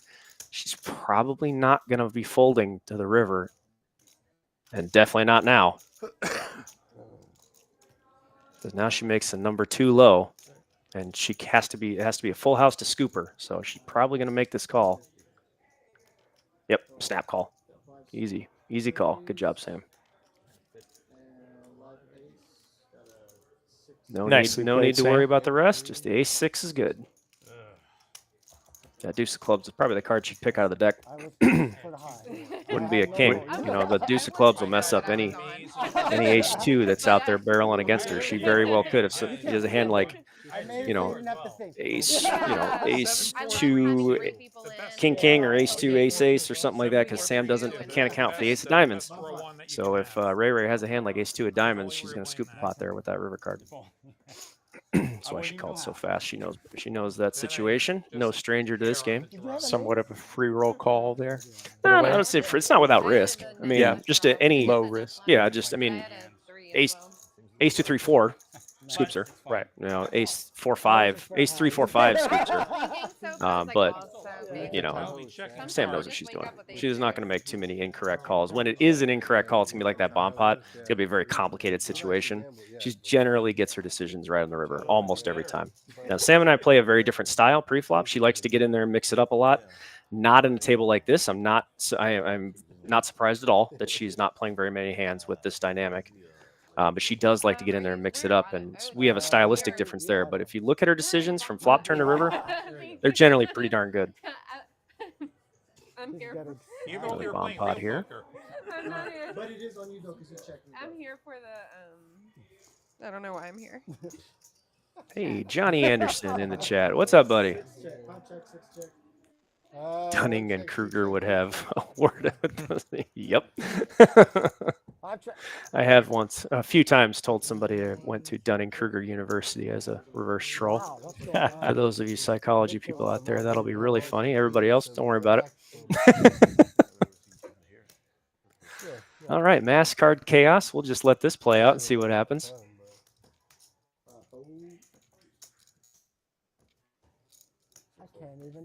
Let's see. We got ace, king for Dante. Doesn't really Hard to break him away from Red Star, I'm sure. connect to this board. 2 queen high boards. Victor with a set of 8s. There's a real hand. Set of 8s and 2 pair. Okay, that helps Matt. Turning a flush draw and the nut straight. Dante, though, is going to love just about all that. Having ace, king, jack with the nut diamonds on one board. That is a very large draw. Matt's going to go with it with the nuts and his dead flush draw on the top. Whoa, no way. No Hold way. on, Dante. Come on, you're Hold not on, Dante. folding that. Come on, there's no way. Yeah, I'm like, come on. That's a huge hand. There's no way. I was scared there for a moment. I was for like, wait a Dante's minute, sake. that can't be right. He's put in get much more money with much less of a hand. All right, now we got a big one here. Yeah, this will be an interesting river. 1200 going My to sister subjects final all of us card. to that as well. I'm familiar with the music and the movie. They made a movie. Oh yeah. Got an 8 Ooh. and a jack. Dante is going to make the nut high on the bottom. And Victor makes second. Oh, wow, he made a second set of 8s. He's probably going to, I'd imagine Victor's going to call here, so you're not going to beat me in both directions. But, you know, ace, king of spades does scoop Victor. Dante pots at max pressure. So does 9-7 of spades, also scoops him. 9-10 of spades scoops him. So there's a lot of flushes. If the flush makes the straight on the bottom board, that would scoop Victor's hand here. This can be a tough call Tough when it's spot, Dante's the one that's betting. That's tough. Out of there. Got away from it. Now Matt's got a decision to make, and Matt, if he calls this, is going to get scooped. Assuming the board is correct, he can't call here. This is the problem with playing a one-way hand in a bomb pot, is that when things change, you don't have much on the other board. It's really tough to get in there. Easy to get bluffed. It's hard to make a value bet. I bet you Dante is going to get this one through. Even though we can see he has the best hand on both boards now that Victor did fold. But Does get it through. you know, with a one-way straight like that, and he says just aces on one board, he probably believes he's bluffing for half. He's right to think that aces are not the best hand, but once Victor folds, they were. Dante went milliseconds from mucking to adding 840 to his stack. I couldn't believe there's something wrong. If he folds there, we're not seeing the cards right. Very There's no way. close. Dante now up over 2K. I believe that is the high for the day It sure for is. any player. Ray throwing the party right now. Making it rain. Kenny Biden this time trying to make a comeback. Sam's still trying to recover from that one error in the bomb pot she had early. That represents her entire loss right now. That one error with Diego in the bomb pot. What? No. Yeah, he's no, not gonna fold it if blocked it's the straight, good. so I didn't think I would get quartered. Yeah, I double blocked the straight. Evenly split. 4 players winning, 4 players losing. Triple. Just in case I get felted. We don't play anyway. I would imagine that split is a little more even in Big O versus a no limit. So occasionally we'll see where it's 2 players winning all the money, or Yeah, sometimes. vice versa. Yes, I guess it's the same as every other game. I don't think this is any different Not than others. necessarily It's smoother. sometimes you have 2 people, 1 person winning all the money. Sometimes it's 4 and 4, sometimes 3 and 5. We'll just all run it for You know, as with most games, you generally have fewer winners than losers. In any game, usually 3, 3 Yeah, winners, bigger wins. 5 losers, so on, 2 winners, 6 losers, so on and so forth. But yeah, I don't think it's any different than any other game. But every once in a while, you run hot and 5 card. My God, you're going to be the only winner. Piles There's and piles. plenty. I've plenty of times you look around, you're like, oh shit, I'm the only one winning. Everybody else is stuck. Well, strap in. We're going to be here a while. When everybody's stuck and only one person's winning, those are the games that last all night. Nobody likes to leave stuck. There's Sam there with queens up. Matt's with top 2. Matt's going to go with it. Diego basically missed that. Yep, he's going to get out of the way. Ray, same thing. Basically missed that flop. Sam does probably not. I can't imagine she's going to play here being out of position on Matt, who she knows is just going to blast the next card no matter what. That makes this tough because what if the turn's a 6?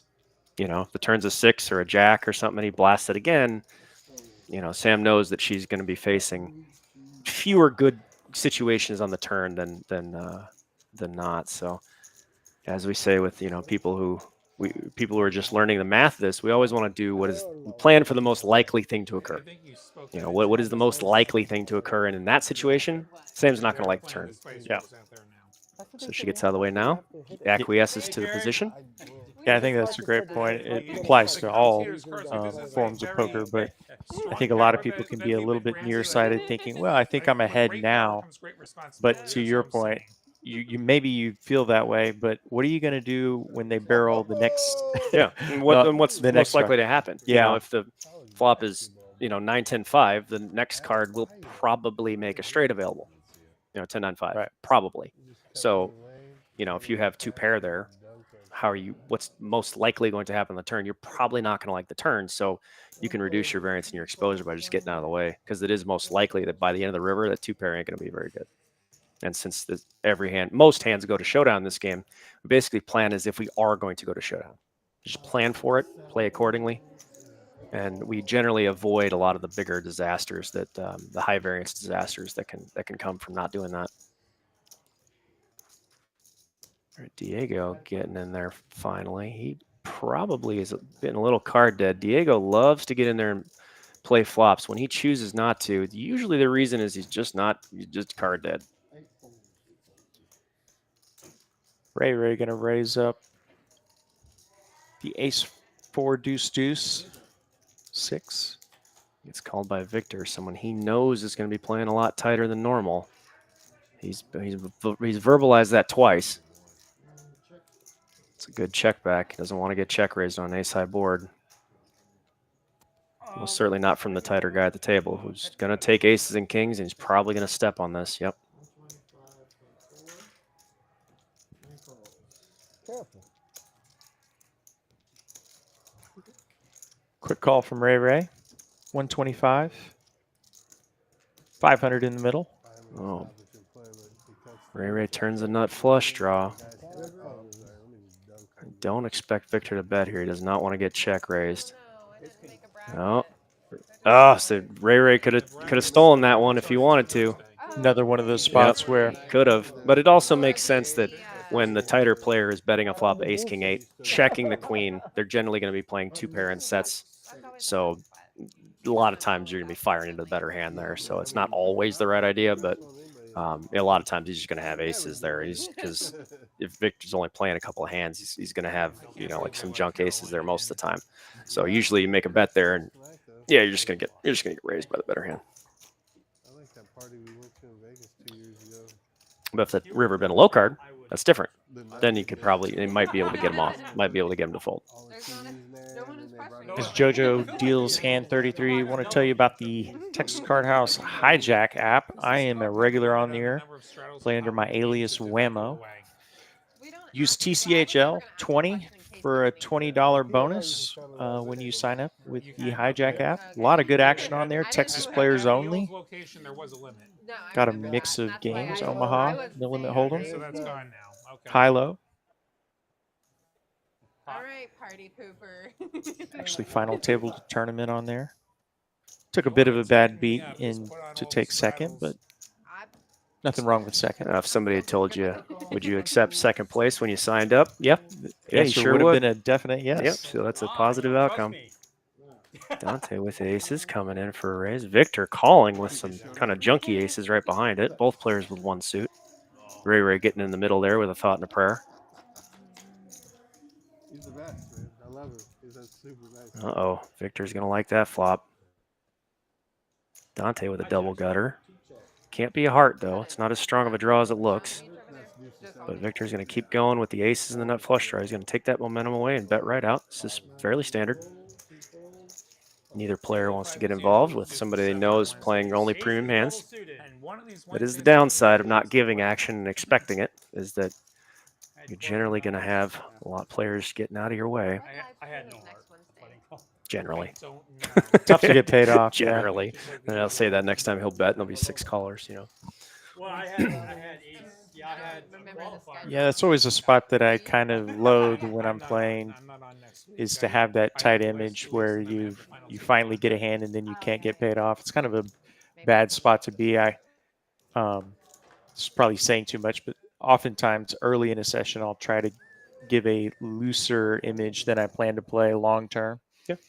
I know there's multiple different ways of approaching that, but Generally works with people that don't know you. You know, right. Yeah. People know exactly, know you know, played several hundred hours with you. They're just like, Yeah, sure. I know you're good. Uh-huh. Yeah. Nice try, bud. Yeah. Unfortunately for me, I've done enough talking on here and playing here at TCH. I don't think I very often sit at a table, and there's not a few players that are pretty aware of maybe my tendencies. But bunch of limps for Ray again. An ace-2 rundown. We got a mystery card, though. Victor, now he's opening it up. That is ambitious. That is an ambitious call for out of Victor here. So he's opening up a little bit. 3-way to the flop.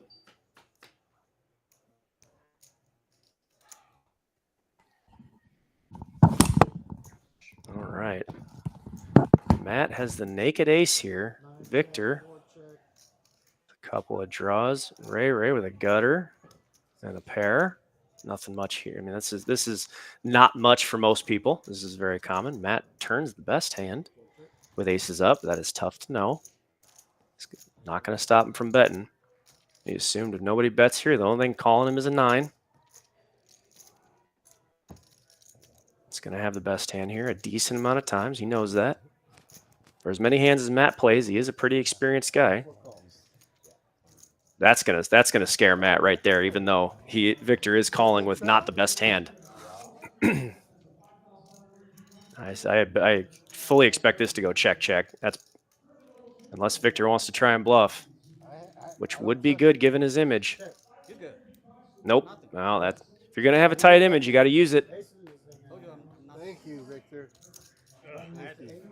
And he said, thanks for that check. Yeah, he knows that if Victor leads out and bets as a bluff, he's going to get away with it. If you're going to have a tight image, got to exploit it.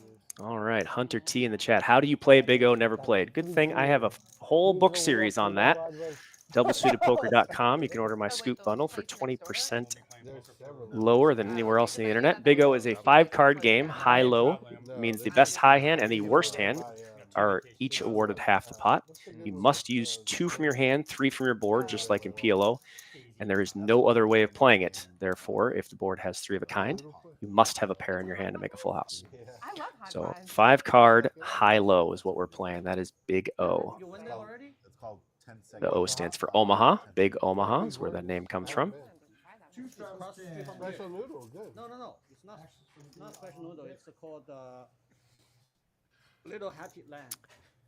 And since for someone who has never played this game, you are watching what is widely considered to be the chess of poker.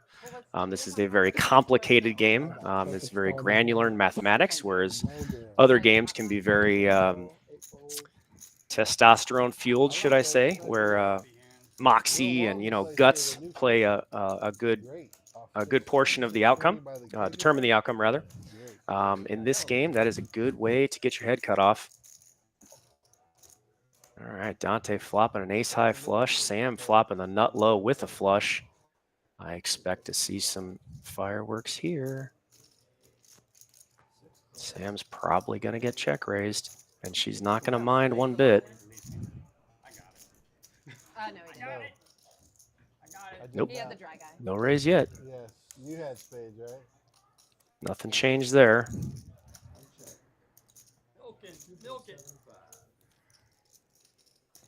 Leading out, Sam calls here. Sam doesn't know it, but she really wants the board to pair so she can try and steal this pot. She is locked into that low. She has a safety net. Sam will finish with the nut low no matter what the river is. Didn't change anything. Yep, it's an easy call from Sam. She's not going to be able to make any moves here. Yep, easy call. Sam knows there's not a lot of value in raising with a 3-high flush. She's only going to get called by a better hand, and Dante can have just about anything at this time. So could very easily be betting a hand like ace-2 in a set or ace-2 in a straight. Sam knows just going to make that call and show me what you got. I was trying to get a full house. And this is pretty obvious, but if Dante checks there, it's an automatic Automatic pot. full pot. Yeah, Yeah. automatic full pot. There's just no, because at that point in time, you have to try and get middling flushes to fold. So that, and then you're merging your value bets and your bluffs together. I talk about that in my 4th book, merging. So at that point in time, she's going to try and get some medium-ish flushes to fold and all the ace-2s without a flush to call. So it's both a value bet and a bluff. It works both ways. Trying to go runner, straight flush. One trigger pull, 2 shots fired. I was chuckling to myself as I walked in from break, you talking about some other games being a little testosterone fueled. Yeah. So there's no such thing as taking pride in 4-betting the lightest, and Big O is there. Oh, no. Oh, God. Yeah. It'd be a good way to blast off if your you just want to stack. gamble. Yeah, the problem with that in Big O is this is actually kind of infuriating to those who study mathematics. If you put 3 or 4 hands together pre-flop and run the numbers, they're all going to be about the same. And it's even worse if you put 3 premium hands together and then 1 dumpster fire. That dumpster fire is a significant favorite. Wow. And Yeah. that's frustrating. Yeah, it's really so the better you are in this game, the less you like getting it in early. Right. Usually the better you are, the more options you have later if you kind of temper your aggression early in the hand. So aggression early generally limits your options later. Better players are aware of that. Now, I did just reveal the best way to remove said advantage from a better player is to force them to put money in early, because there is no mathematical advantage to be had when you have just a bunch of hands pre-flop. It is essentially a gamble by every definition. And you can put some pros in some uncomfortable positions if you get aggressive early. However, we gonna wait you out. you can have 5 small pots, but we're gonna, you can win 20 big blinds 5-6 times. We're gonna get you for 500 or 600 big blinds when we do get you. All right, Diego loves that flop, hates that turn. That's the card. Diego is not gonna make a hand with that one, but I wouldn't be surprised if he went for a stab here, but no. Would not be surprised. You probably should. There you go. All right, good job, Diego.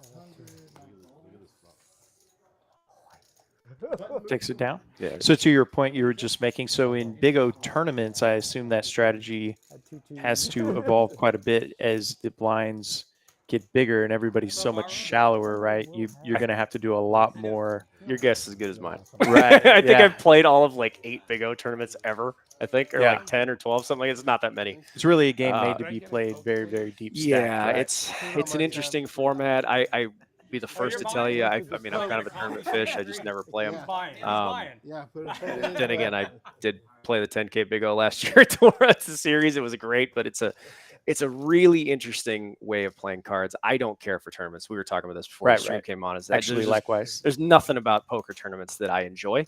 Never mind. Yeah, it's profitable. You can make a lot of money. Yeah, I got it. So is the stock market. Doesn't mean I want to day trade, right? But Right. it's just there's nothing about poker tournaments I enjoy, so I don't play them very often. I like cash games. I enjoy playing cash games. I enjoy the chips in front of me having a dollar value, not theoretical dollar values and blah blah blah blah. No cash value on a chip just doesn't sit right with me. Yeah, and I also would say that for the novice player that may be listening, if you haven't played a ton of poker, come play one of the lower buy-in tournaments as low as $20 to $60. In some cases, you've capped how much money you can lose. You can win up to first place money if you run well. It's a great way to get some experience. A Great way to get tournament experience. now, as much as I poo-poo on tournaments, it's a fantastic way to get experience. It's a wonderful way to get experience for cheap, to get some hands in, to get some practice, to understand the base of the game. Please do it if you want to learn, play a low-limit tournament. And anyway, back to Ray having nut, but nobody else has anything to pay him off. That sucks. Unfortunate for Ray there. That hurts. When you're sitting around, you've been getting your head kicked in all day. You finally make nut, and all the cards go in the muck. That's too bad. Second though, not low. Amanda says, every time I play a tournament, I end up wondering why. I agree, Amanda. Every time I play one, I go, oh, yeah, this is why I don't like tournaments. I remember. So I used to say that I joke with people that say every time I buy into a tournament, you buy in with cash and a tiny little piece of your soul that you can never get back. But yeah, tournaments just offer all the things that don't really have any value to me. Fame, fortune, trophies, and I don't really care for any of that stuff. I like consistency. I like being able to play where I want, when I want, in profitable games. Yeah, being tethered to the table also is not one of my favorite things about tournaments. But to your point about trophies, I have quite a few tournament wins. None that offered a trophy, though. So I'm still chasing. I do want to have at least one trophy for my mantle at some point. Yeah, if I ever win a tournament, I mean, probably never will because I play like 2 a year. But I don't care. You can keep that. I don't care about that. I've never been one to measure success by the one tournament in 100 I played that I won. Doesn't paying the mortgage, paying the bills, being financially stable. That's a reward to me. I don't care about bracelets or trophies or any of that stuff. I care about being reliable and winning reliably. Yeah, the variance of tournaments can be brutal for sure. Yeah, that's another one. That's just another thing I don't like about poker is insane variance. Oh, Victor coming in for his first 3-bet of the night. Take note what that hand is when he took his first 3-bet of the night from out of position. It's going to be basically the bottom of his range right there is ace, king, king 2. Most players should be aware of that. And that gets a little weird when you're sitting there with ace, ace 5. That gets a little weird when we get 3-bet by the guy that's not playing any hands and you have the other 2 aces. Nut flush draw for Ray. Ray say I don't care. Says beat this hand, boys. Perfectly reasonable. It was a pleasure. Better not be your last hand. I'm first on the list. We still got more stream to do. The big bet right now is 575. All right, Kevin's gonna get in there with a high wrap. He's getting in there. Normally, this would not be a hand you would want to try and take the showdown with all those draws. He can't improve with a diamond, and that's kind of tough. So I think Kenny might be showing a little frustration here as he's not. I don't think he's won a single pot yet. There it is. There's one of them. Needs a brick. Oh, that's good for a chop. There he is low. Ace 5's low. A little profit there for Kenny. Ace 5's low. Yeah, but to your point, We're dodging a lot. Especially when you get 5 hole cards, it can be tough to be card dead for a period of time. I can imagine. You Yeah, feel and like that- there should be. Nice fade. Yeah, hands like that are they're way weaker than they look. And I'm not faulting Kenny saying, you know, he did something wrong. I'm saying this is an easy bias to have here when you see a hand like that, where he's like, oh, I have this huge, you know, I have this big draw, big rep. He has 2 pairs, up and down straight draw. He has to hit this twice. If he wants to scoop the pot, he has to hit it twice. It has to come queen, king, exactly, and it can't be a diamond. So riddle me that. I was, you know, it's had or pair of the 9, pair of the 8, and then it bricked. It has to hit this twice. So it looks like it's so much stronger than it is, but can't hit it once. You have to hit it twice. Right. Even if you do hit a full house on the turn, you still got to dodge about 40-something% of the deck with all the low cards. So again, you got to hit it twice. So it's way weaker than it looks.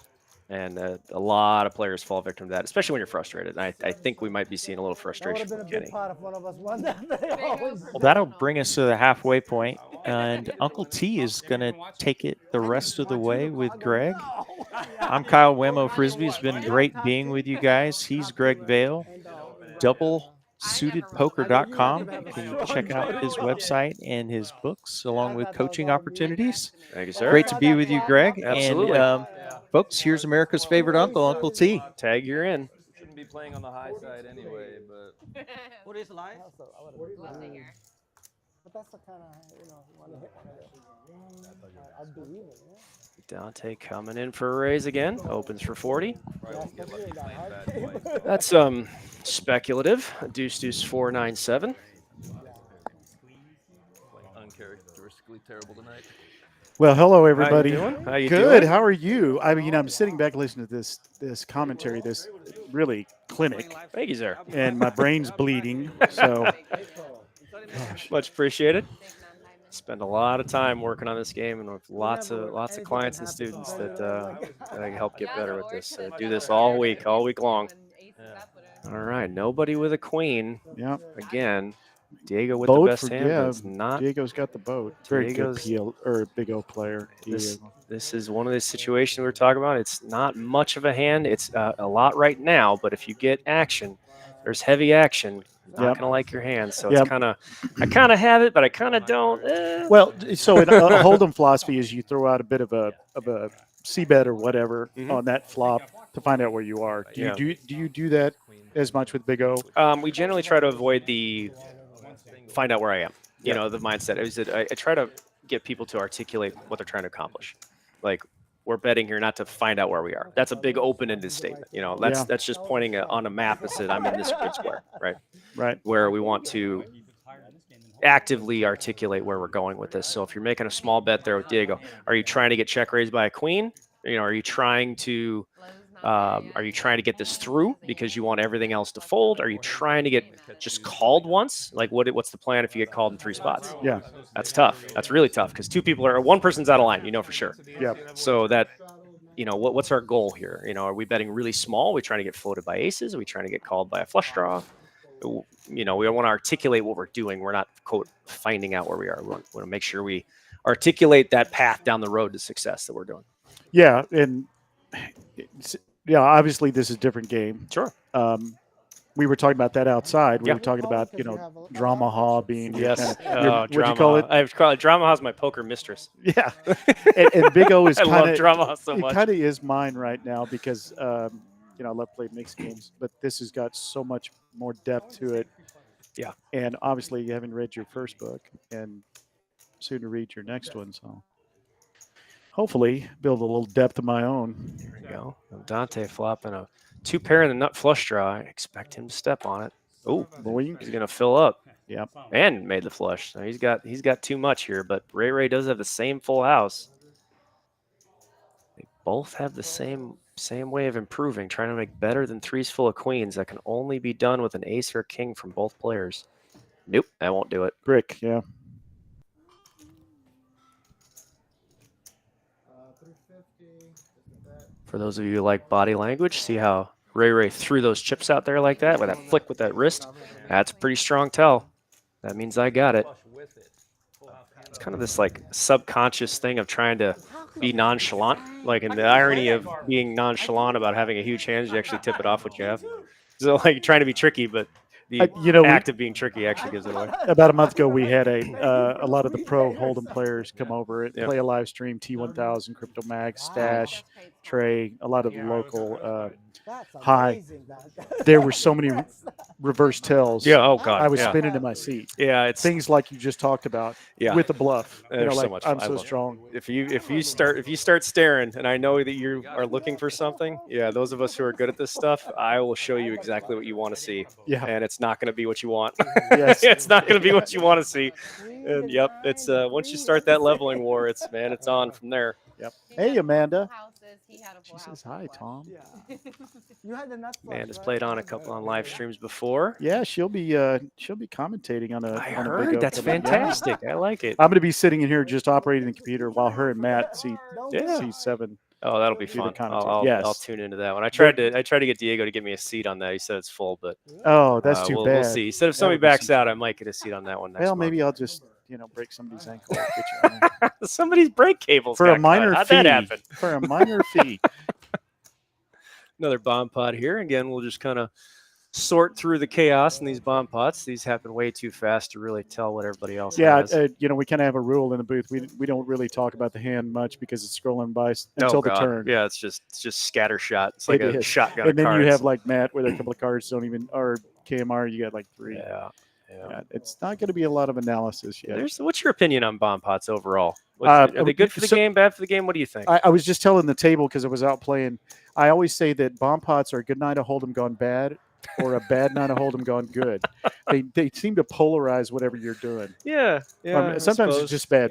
Yeah, I don't know. I like as we were talking earlier, is my professional opinion, my personal opinion are exact opposites.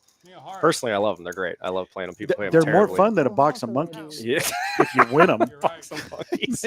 But they also are just I'm a PLO player. Yeah, My buddy Phil, who's I think on the chat, we talk about PLO a lot, and that is bad PLO in most cases because they're 1-2 players or even 1-3-2-5 players that are playing bad PLO. They've never played split pot. And they have no idea. No. Yeah, it's kind of a pot of gold if you can get on with a bunch of Hold'em players. I think that if they played 08, it would just brain would No, blow they just up all melt. over Yeah, the the- brain just melts. Yeah. There's big goo everywhere. Yeah. But yeah, I don't know.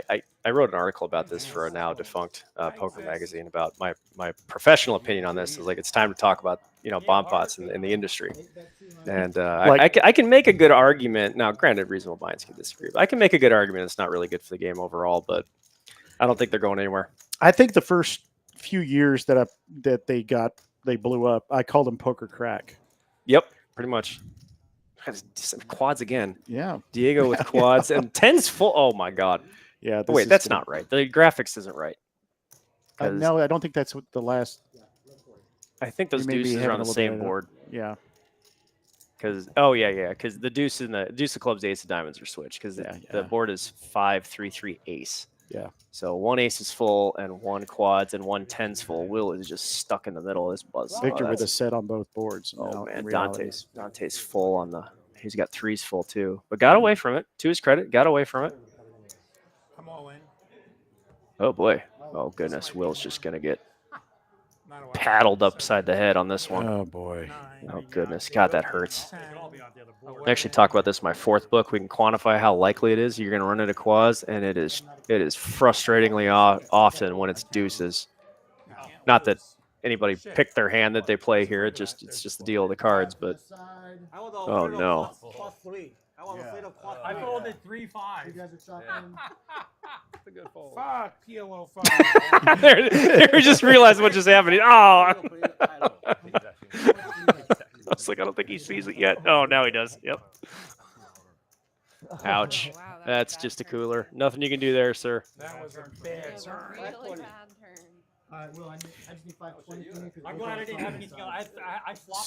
So what did Will win with? Oh, the Will's tens. not winning. He actually, the deuce and the ace are flipped. Okay. So the that's what's got me quad screwed up. deuces is actually winning the On hat, the- and then aces full of threes from Victor is winning the high. So So- folks, ignore the graphics on the left and the right. Yeah, the deuce of clubs and the ace of diamond are switched. Which is and Will is just going to get run over by a quad truck It here. looks like he's pulling chips back though. Yeah, he had him covered. Oh, he had there was over. money on Okay. the side, but $4,000 in a 125 pot. You know, just another day in the Big O streets. Will is our favorite commentator for his little quipisms. And he's probably sitting here going, "This is the ace queen." He always says, "If I have ace queen, you win. If you have ace queen, you win." Okay. So he's got a lot of those. I imagine this is red how he's going to feel about tens right now. Red Super System too many times. the original Super System back in the 70s. Yeah. Had a lot of bad things to say about Ace Queen, which is the weirdest thing. Just randomly, he's like, "Why is he ragging on this hand so much?"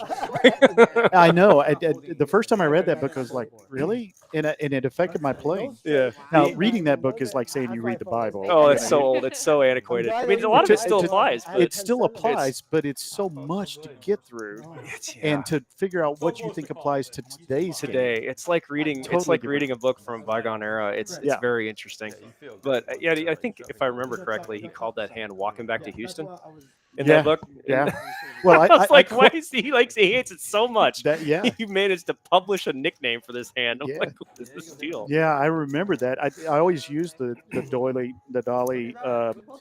He who chases strays and flushes, ride on plane and leave on buses.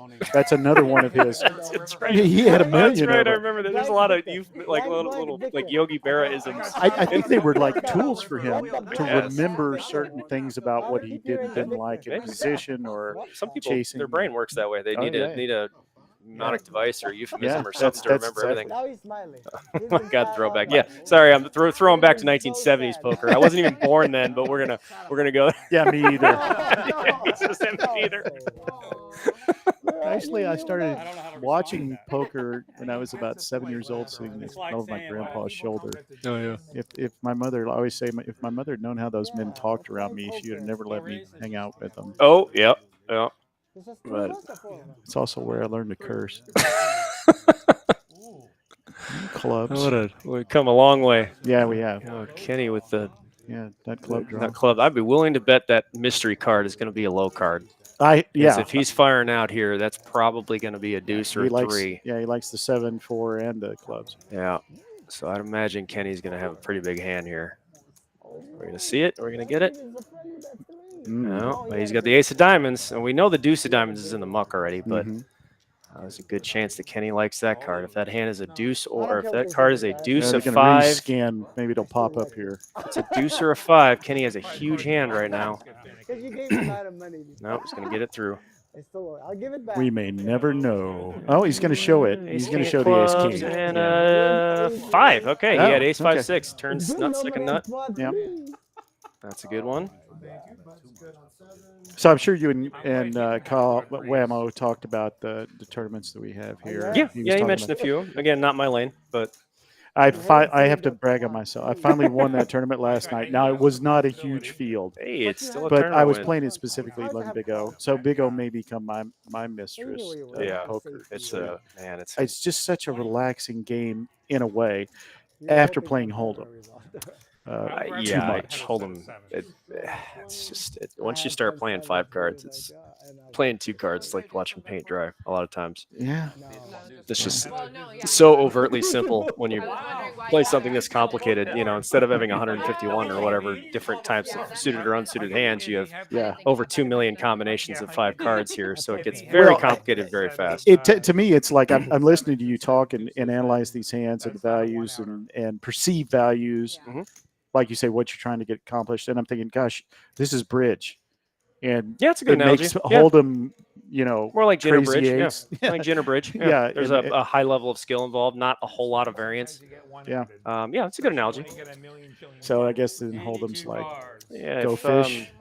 If Hold'em is, smash 'em up football, Big O would be golf. Finesse. Very, very finesse. Very, granular, mathematical, a lot of physics involved. Not there isn't in other games, but yeah, it would be like, Big O is to golf as Hold'em would be to smash 'em up running gridiron football. Well, I hope unlike golf, it's not something that you can wait too long to start. I learned very early that my golf game had I needed to start at 10 not at 30. Right. Yeah. All right. Dante gets out of the way there. Ray with a mystery card, but Matt, a pretty decent hand both ways. Got a 6-2 draw, a gutter to Broadway, and aces and tens. It's going to get real tricky with a 9. Ah, yeah. A6 is going to be good. Neither player likes that card. If Matt, Mm-mm. oh, that's going to be good. That's going to be a good bluff, sir. I mean, That's no matter what that his 5th card is, he can't actually have anything unless it's Queen Jack. But you know, Oh, got it through. yep, there you go. It's So good bluff, sir. first thing I learned about Big O is Big O players were like, if you have that many middle of the deck cards, the more you get, the less you should play. Yeah. Generally, you don't want very many cards between a 6 and a Jack. Yeah, and don't think that because it looks like a pretty good PLO hand that's going to be a Big O hand. Most of the time, you make the nuts, you're going to get half anyway. You get players that'll be drawing at a better high hand with a made low. Yeah. So you'll be risking everything to win almost nothing. Well, you see, Diego is up 5K, which is not a huge surprise to those of us. Sam being down 538. Diego's not up 5K. He might have bought in for 5. He might have added on a bunch of money, but he's only won like 1 or 2 pots. Really? Yeah, he's not up 5K. So that's not correct. He might have rebought. Yeah, he might have just slapped on a 5K. Well, typically they don't show that. Okay, there so it they is. just adjusted it. Yeah, he ain't up that much. I thought I was like, wow. Yeah. But I think he just put a bunch of chips on the table. Okay. But he won a big pot off Sam earlier. But that's about it. Okay.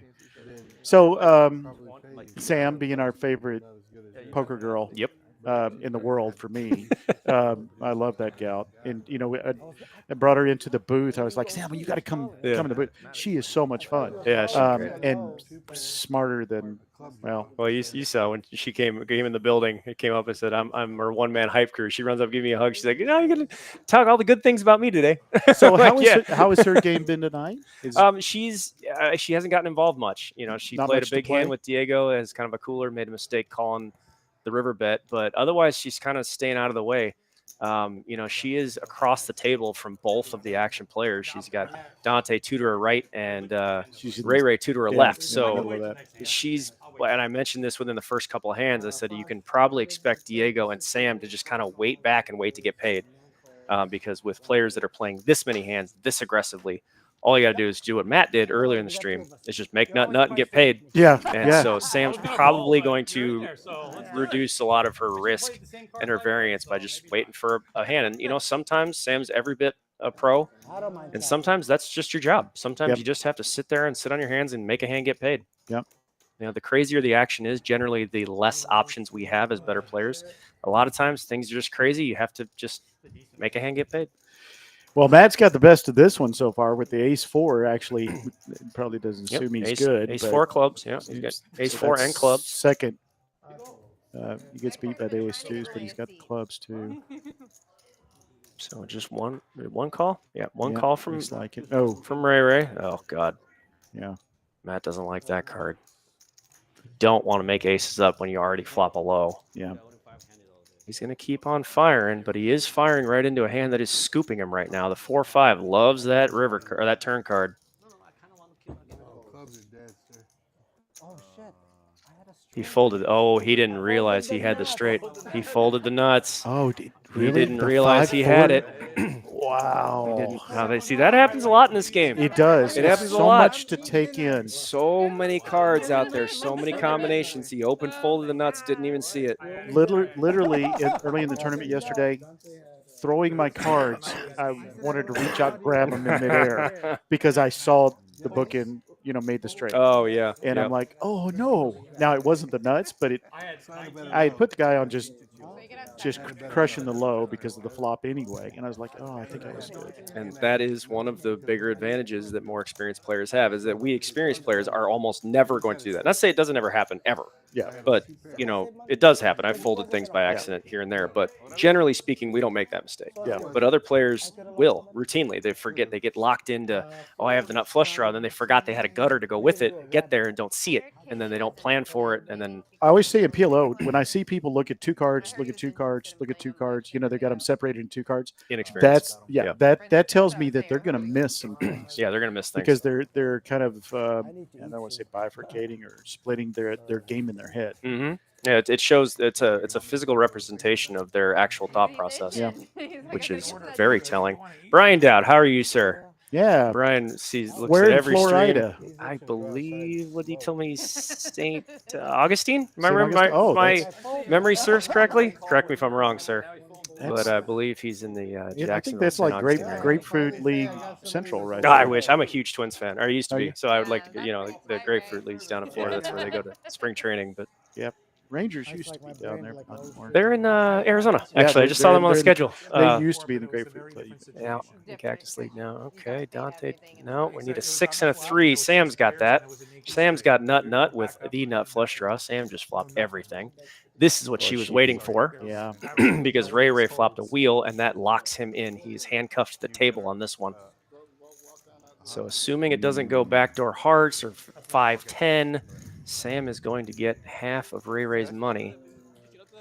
Almost, just about 100% of the time. It's going to be in the high 90s% of the time when Ray actually makes a better high hand than a 6 high straight. Ooh, no, Dante folded. Okay. Yeah. So we're going heads up here. Sam's flopped everything. And there's not going to be a whole lot of ways that Ray is going to get away from this one. Like I said, he's handcuffed to Sam's table on this one. Yeah, especially a high card comes out, he's going to think, well, I'm still good. Yep. I mean, he's once you make a low or once you make a wheel, you can't lose it. Yeah, what So- might save him is an ace or a 3. It could, but Sam's still going to pound it. Yeah, And he's still going to have to call. So he's handcuffed to the table on this one. Well, 3 is not likely to come out. 8, 2. So paired the board and a heart. It's the worst thing Sam can see. But she's probably still going to go for it. She knows that Ray plays all the money, all the hands. He could bluff here. She did, and he did. He did bluff. She checked to him to try and get him to bluff. Sam does believe that he would bluff more often than he would call.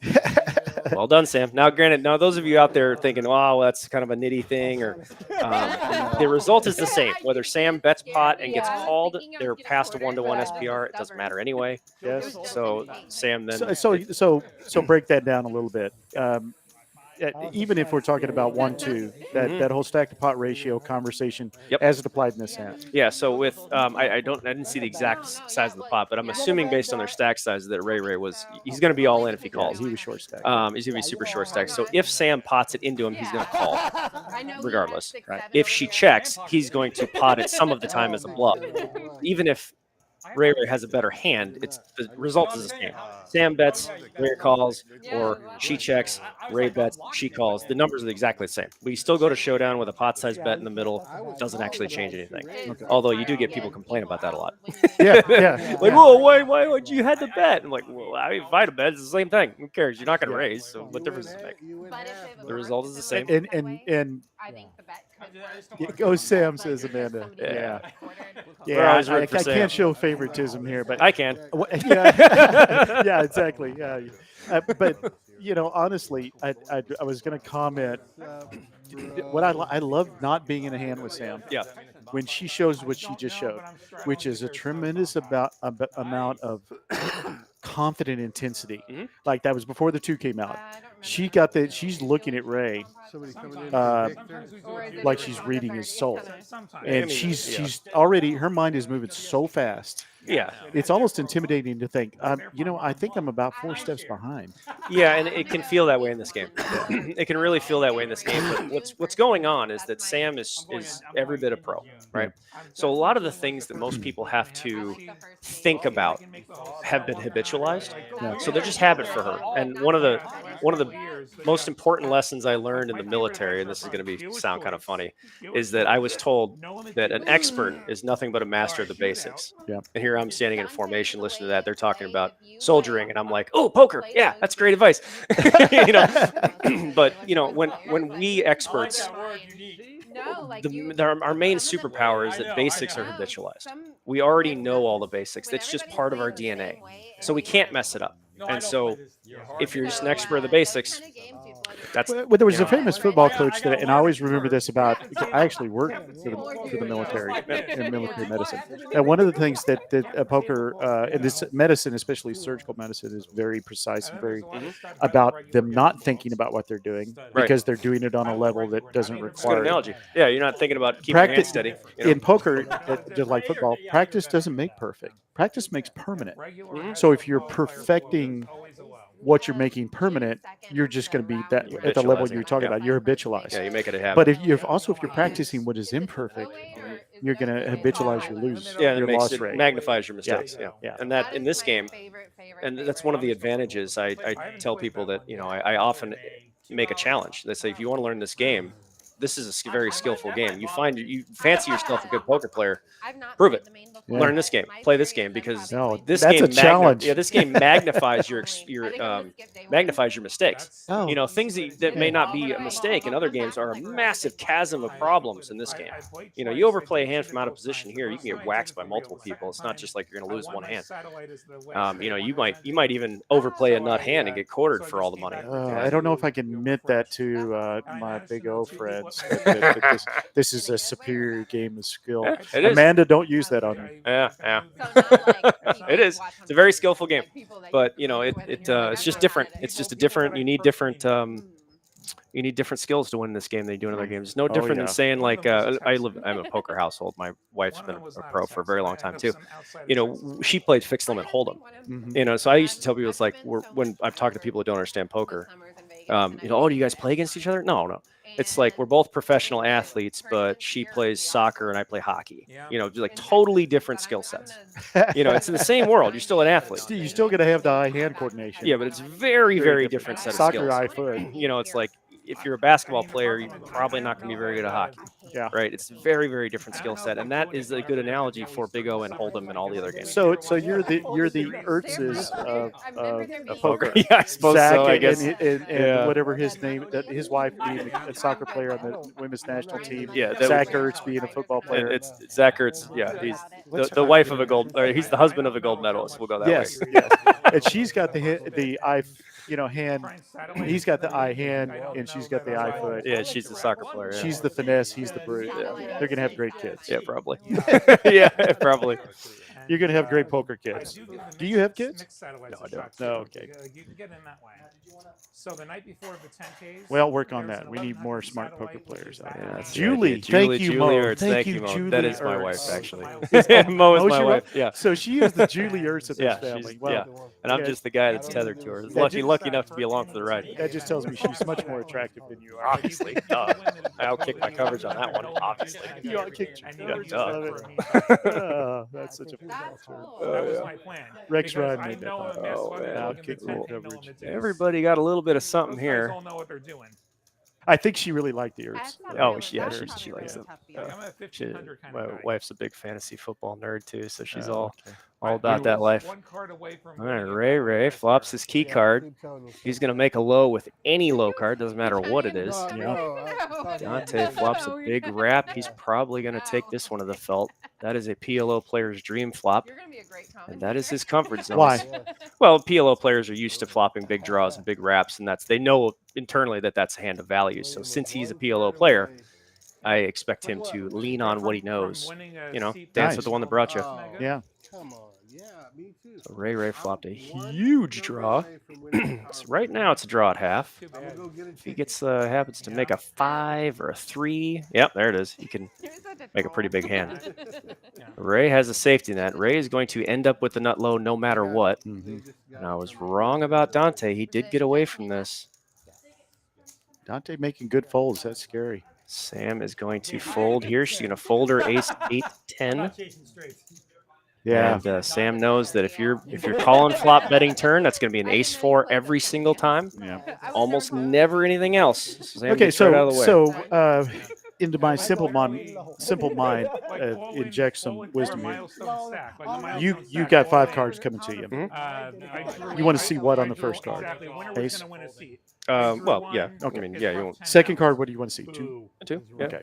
Third card, I had, three. I Okay. had All the 8 drinks. cards. So- So on and so forth. Yeah. Okay. Your best hand is going to be ace, ace, 2, 3. You can have a reasonable debate on whether or not you want that fifth card to be a wheel card or a Broadway card. Yeah. I prefer the wheel card, just a personal preference. It really is Yeah. it because I know that I'll get ace 2 3 king of the same as the ace suit, and I'm like, yeah, but I don't know if I'm thinking right. Maybe. I mean, you're saying- if you have both the ace and the king, the best possible flush anybody can make is the queen. So you'd prefer to have like ace X of whatever, Okay. and somebody else can make the king. That's in perfect world stuff, though. I was like, why are all Oh, of okay. them Yeah. Becca, how that's are a- you? Because they're in, yeah. It was That's a Becca- PLO thought too. Yeah. I really Yeah. hated that. Good to see feeling. you, Becca. They love Becca. it. She runs Yeah, games they're up in good. Dallas. Sam's got a the whole other contingent. TCH. Oh, is that Becca from Dallas? Okay. Yeah. Hey, Becca. The other TCH location up Yeah. in Dallas. I'm going to be doing a live stream there next month, actually. Oh, nice. Is it obviously big? Same O? game. Yep. 5-5-10. I'm playing up there. It's a good game. Yeah, I got a lot of friends up there. All right, Ray flopping a set. Diego flopping an ace and a 4-5, but Victor flopping his key card. Victor's not folding this one.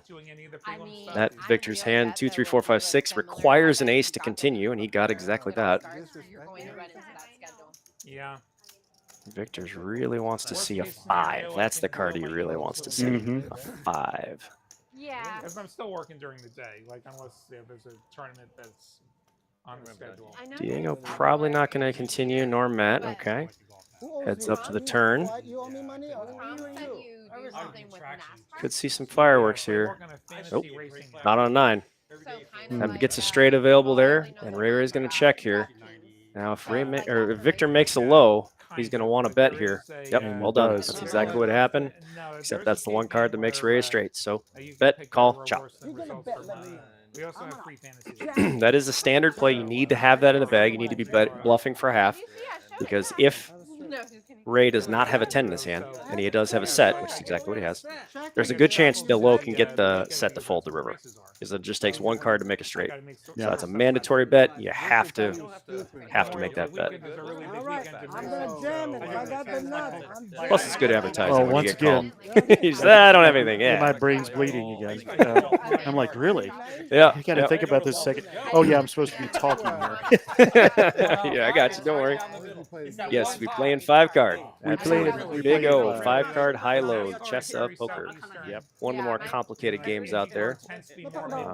Surpassed maybe only by Pot Limit Omaha, maybe. Or single draw deuce to 7. That's also more complicated than most games. By the way, a lot of good comments. We appreciate all of you chatters. Say something good, say something funny, ask a good question. We will put it up on the screen. Yep. So all I ask is that you type in semi-complete sentences. This is your one chance to ask free coaching questions, Free strategy coaching questions. You know, I'm all here. So if you have a question about a hand played or a certain situation, feel free to put it in the chat. It's funny when we were talking about who's going to do the stream with you. Kyle and I were like, no, you're not getting it all. Well, you're not going to get it all. Well, let's split it. All right, I'll take that as a compliment. No, very much so. Very much so. Sam's gonna get trip 10s on the flop, but she is out of position on the whole field. Just gonna let this go on the flop, and if it gets checked around, she'll be betting. Yep, small bet there, 45 into 102. She's trying to get called by a straight draw. She's got most of those straight draws blocked out with the 8s and the kings and the aces, so it's hard for somebody to make a straight and beat her. She's gonna fill up on most of those cards. Makes a bet, takes it down. Okay, Amanda just did what I asked her to do. Ah. Oh, I forget how I'm supposed to do this. The F1 cars are all hybrids. Yeah, so is this going to make you want to become a Big O player? Yeah, I'm trying to. This is something Will always does really well. Is put up your comments. I thought if I clicked on it, it would go.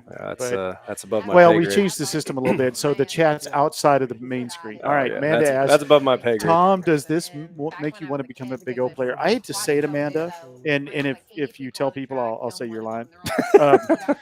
I'm already there. I really am. That's why I played he won a that. tournament. Yeah. Thank you. Amanda. I was surprised she didn't send a ha ha ha. Victim, That I don't know so victim. well. He's a Man, victim I now. think, I mean, Um, pooling is actually a You know, really fight and you know, Amanda and I played a Like, lot together and some mixed when I games, lived in and North Carolina, it's I so did enjoyable. it's definitely At the same time, you know that you're probably behind the eight ball on everybody Yeah, else's it's knowledge Yeah. curve. I Demo won that. therapy Yeah, it makes me want to Like, stay. they're They're basically So, one instant. Gotta get 'em on Sam back in her element. Now, we were talking about this earlier. Sam and I have a very stylistic difference. This is one of those stylistic difference. I very rarely ever limp in. And she likes to see a lot of flops. She does know her players better than I do in this situation. So that is by no means a mistake. It's just stylistic difference. Sam likes to see flops and get in there. so that makes you a little more aggro in this regard. No, it's just a You try to pair the she the good values getting to the flops for cheap. I find it to be problematic. It's an opinion. Again, it's not saying right or wrong one way or the other. There are different approaches to do the same thing. That's just she has a different approach than I do. She plays a lot more hands than I do pre-flop. I fold a lot more. I generally take a much more aggressive line when I do play hands. We just have it's just a stylistic difference. That's all. Okay, I But got doesn't mean she is lesser or by no means. She's absolutely knows So what this she's doing. game is not for all of its analytics is not completely rigid on style. No, it's not especially like in betting. there's a right and a wrong way to do things, but that doesn't mean that there's only one way to do things. There are many. Many rivers lead to the same sea. You know, as long as you're getting to that ocean, you're all going the right rivers path. in Texas lead to the same. Yeah, all rivers lead to the The same. Gulf sea. of America. Yeah, I ain't getting involved in that. A lot of people refer to me about that. Yeah, you keep that trap. You know they could you know Hey, that ain't none of my business. tattoo it on the globe and I Yeah, wouldn't be don't able to care. say it. That It's ain't- like in the military all the Yeah, ports that have been changed. Yeah, I don't- I I'm don't too care. old to I'm be gonna able call to- it whatever it was. It's Yeah, Fort I- Benning or Bragg. I don't care. Yeah. I don't. They care. actually get some of the names back. Yeah, that's just changing words, not changing anything. Yeah, there you go. No, that's not, Can none you? of my business. Great question, Mike. Why don't you field that question? Can you explain bet sizing in Big O, pot, 1/2 pot, 1/3, And reasoning and streets, sir. I could write a book on that whole topic. I could write a book on that. and you haven't? Well, no, and a buddy of mine already stole the title. It would be Size Matters would be the name of that title of that book. But a buddy of mine's already got that. He's already got that written up. But so it's like in other games, we size our bets based on what we're trying to accomplish. We're trying to get called, trying to make people fold. You're pulling, you're trying to get people calling, you're trying to get money in the pot, you're pushing, you're trying to get people out. It just depends on what you're trying to do. And in this game, we have so much more information. So we can dial in on our range quite easily. And we can pick that we know they can't have something. They can't have it or they can have it. And we know we get to target a much thinner range than in other games. In a lot of other games, you're targeting 5, 6, 7, or 8 different kinds of hands or more. You know, but in this game, it's like we're targeting exactly 2-5. We're targeting exactly whatever. You know, and so that ends up with a lot more creative bet sizing, and we can call it if I want to be nice about it. It's a lot more creative bet sizing. So speaking of creative, is this hand could get a little weird. Nope, Sam's gonna get out of the way. Okay. All right, Diego with the ace 3-4. Turn, nobody likes that one. And Dante with the nut low draw and a bunch of straight draws. Triple gutter for him. River, we Diego's going to can't take the initiative here. we can't see the river yet. I imagine it's going to be a low card if he's betting. Yeah, I think this is an experiential thing for Diego. And he knows if I hate that queen, he probably does too. I was gonna say he missed Yeah, everything. maybe. Like that's We don't know what that river card is, but I'd be willing to bet that was going to be a low card if Diego's firing out. So I'm gonna call out our dealer here, Jesse. Mhm. The most frustrating person to play mixed games with ever. Because it's good or what? He's both good and extremely aggressive. And that we play a lot of Badusi, Badesi, Sassy. We talked about the draws and studs game. Plays them all exactly the same level of aggression, or just when you want him to call, he folds. That works. I love Jesse. He's a great dealer and one of our floors as well. But he knows this game too. Yeah, probably as knowledgeable as any dealer. So going back to Mike's question there on that river bet, if that river card was like a high diamond and Diego is going to be scooping and nobody can make a flush because both the ace and the king in his hand, he's going to be targeting, a jack, queen high, 10 high flush, and you might want to make that a smaller bet. So if you have to get called by those hands, that is what a value bet is. We're betting for value. We want to be called. it'd be a smaller bet. But if he was, if that was, he didn't have a flush and he just had the naked ace, he might make a bigger bet to make it look like that, he's trying to get value out of it.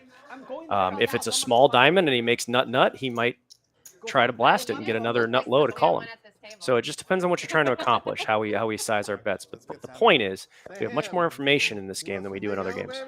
So we can make finer, more defined, more exact bets that target a more defined range in this game. All right, so Will flops a massive low hand. He's going to have a pair of aces and 2, 3, 4. As long as he's going to have the nut low most of the time, assuming he doesn't backdoor another 2 pair. Will is going to end up with the nut low. Dante's going to go ahead and call with his high only draw with the nut flush draw. This is drawing at half. This is one of the mistakes that I mentioned earlier, is drawing at half when the low is there. Dante cannot win the low. He can only win 50% of the spot. Yeah. Ray turns. And he hates that jack. Although he's got a gut shot, he could hit an 8, and he's limited strictly to thinking like, yeah, and Will has a safety net now. Will will end up with the nut low no matter what. So he's not going to slow down here with 2 players. He's just going to keep firing here. Ray is going to try and make 5 pair, which is very difficult to do. And we, again, don't have the river card up. There it is, jack. Okay, well, Ray is going to make the big full house. Will's going to make the nut low. And Will should... Ooh. Both of them check to Will. I expect Ray to come out and fire in there. Yeah. So now Will's going to want to target both players. So what's a bet he can get called by both players here? 870 in the middle, probably not going to be pot. No, that's going to be a bet sizing error there, sir. Yeah, you're going to get snapped off by a full house. Everything else is going to fold. So his bet there should have been... Yeah, it needs to be a lot smaller. You need to target both players. Because with ace 10 is what he's playing here, there's almost no chance he has the high hand. The only way he has the high is if both players have a 2-3 and nothing else. Keep in mind, if that's the case, they won't fold to the small bets. You don't have to worry about that. But if you blast it, you get only a 2-3 is calling and only a full house is calling. And you lose the dead money. We lose to most of that. The high hand just chops. There's no value in running into the high hand. You have to get called by 2 players there if you want to profit. And that's one of the biggest things that I coach, is that we take winning and turn it into profiting, because winning is not always profiting. Profiting is always winning. If you profit from the game, you've won, period. But in this game, you can win all pots and not actually profit from anything. That was a bet made to win, not a bet made to profit. Wow. All right. Once again, both sides of the brain bleeding. But that's really just a basic poker thought. Yeah, and that's how I teach. That's how I take the game. I teach it like a business. It's a business and a science, not a game. Yeah. And again, that means you are absolutely egoless and prideless. I try to be. I'm a human. I'm a human. So if you practice, I mean, all of us can get such as life. But I tell people when I see them play pride, play competitive. Yeah, especially the guys. Guys are always much worse than women. Right. Although some of the most competitive people I know are women. Yeah, that's why Amanda is a very competitive poker player, she is. as is Sam. But they don't let that interfere with decision making. Yeah, the first time I ever met Amanda was when she was on a live stream, and I've been told that she was relatively new to the game, and I was so impressed with her demeanor, for exactly what you were saying. Yeah. And Sam's exactly the same way. When was the last time you saw Sam super tilted? Have you ever seen her mad? I've never seen her minorly tilted. Now my bluff maybe is but I guarantee you it lasted the length of time it took for her to berate me for bluffing her. Yeah. And then she was on to the next hand. Yeah, she's just over 15 minutes later, Kenny is watching and texts her that yes, he was bluffing.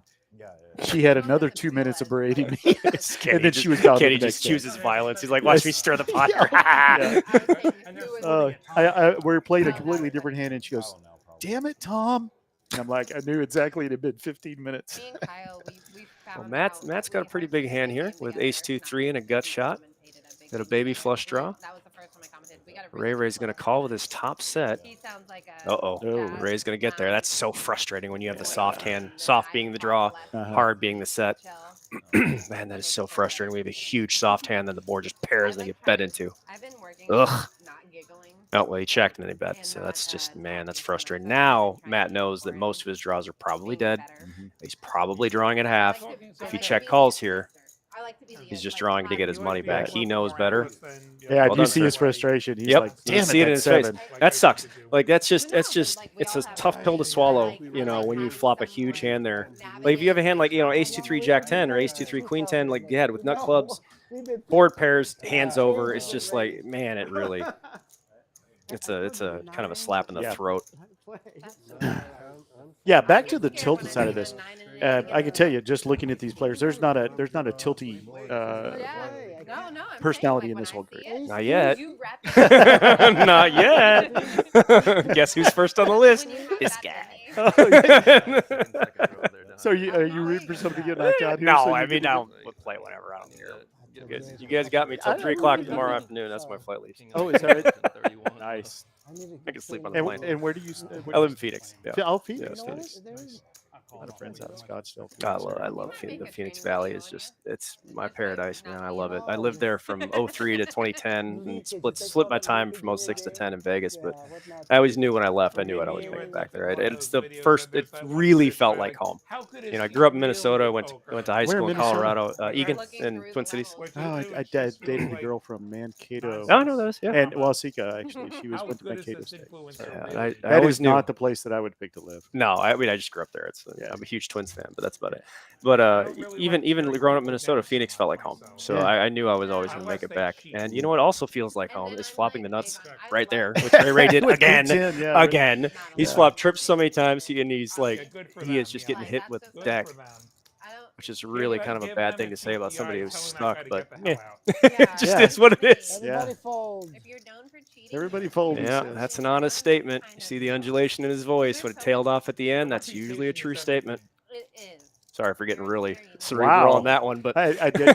Yeah. I wish we had the camera on. I Yeah. just looked at him like, I'll make a video Really? of it. Don't worry, it'll be in my library. Yeah, that's generally an honest statement. When somebody tails off like that, at the undulation at the end of their statement, it's generally as opposed to what does the other sound like? it goes up. The tone goes up. Everybody fold. Everybody fold. Everybody fold. You better fold. It's like Wow. you're convincing somebody. Like you're trying. There's persuasion in that. But when it tails off down, it's usually straight. That's one of the things that I actively study and practice is that psychological aspect, and that I've never heard. I learned a lot of this stuff in the military, and I Yeah. used it for poker. Sorry, apologize, DoD. Yeah, no, that's well, everything you learned in the military is applicable to all Oh, parts yeah. of life. Yeah. That's one thing I always talk about. Yeah. Oh, I knew when I was we're getting interrogation training and stuff like that, and I knew I'm like, oh, this will be good for poker. I'm like, I know what I'm using for this. Yeah.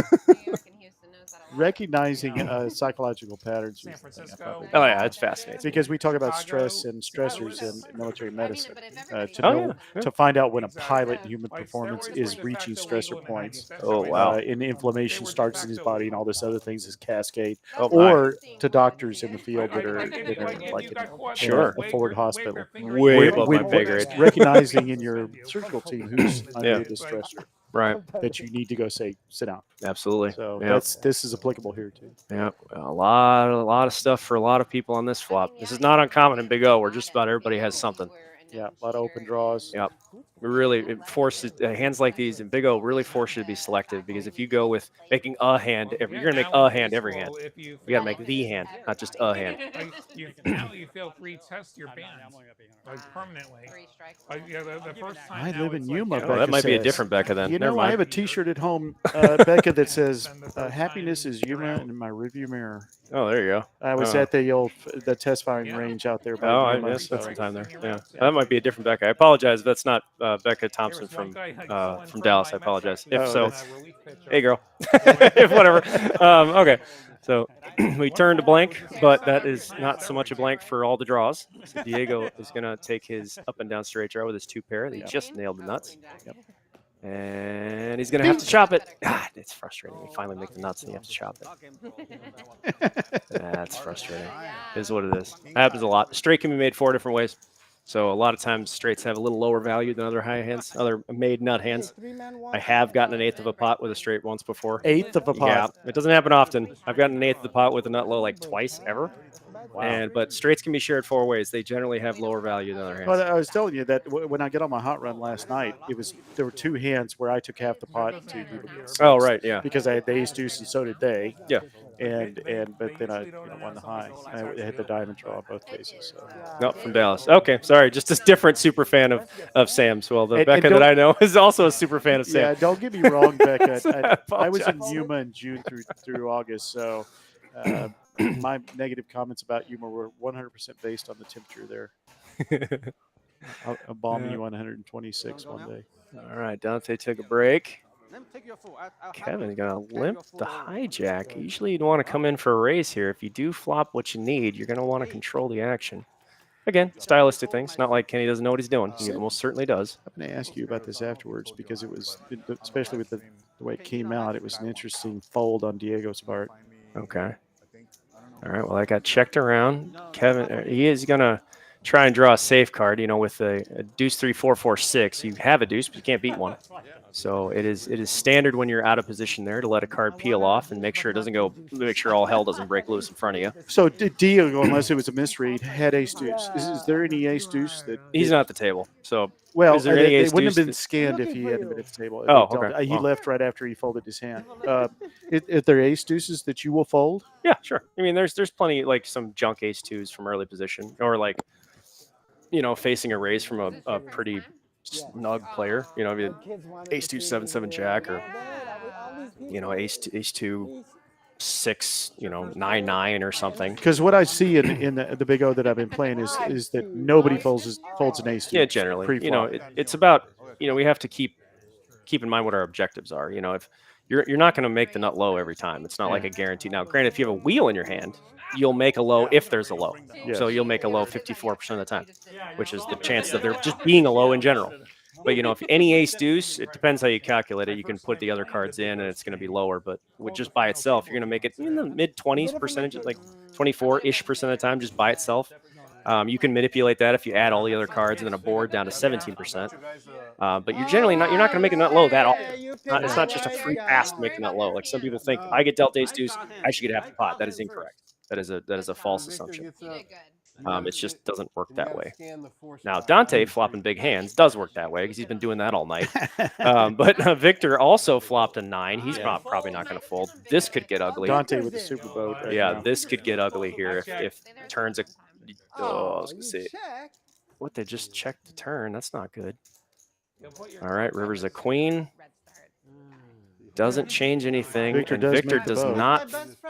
Does he fill up? Yeah, 9 deuce. 9-2. Okay, the bet and a call, then 9-6 is going to get it. 6 is full of 9s, 9 is full of 6. Where's the rest of that pot, guys?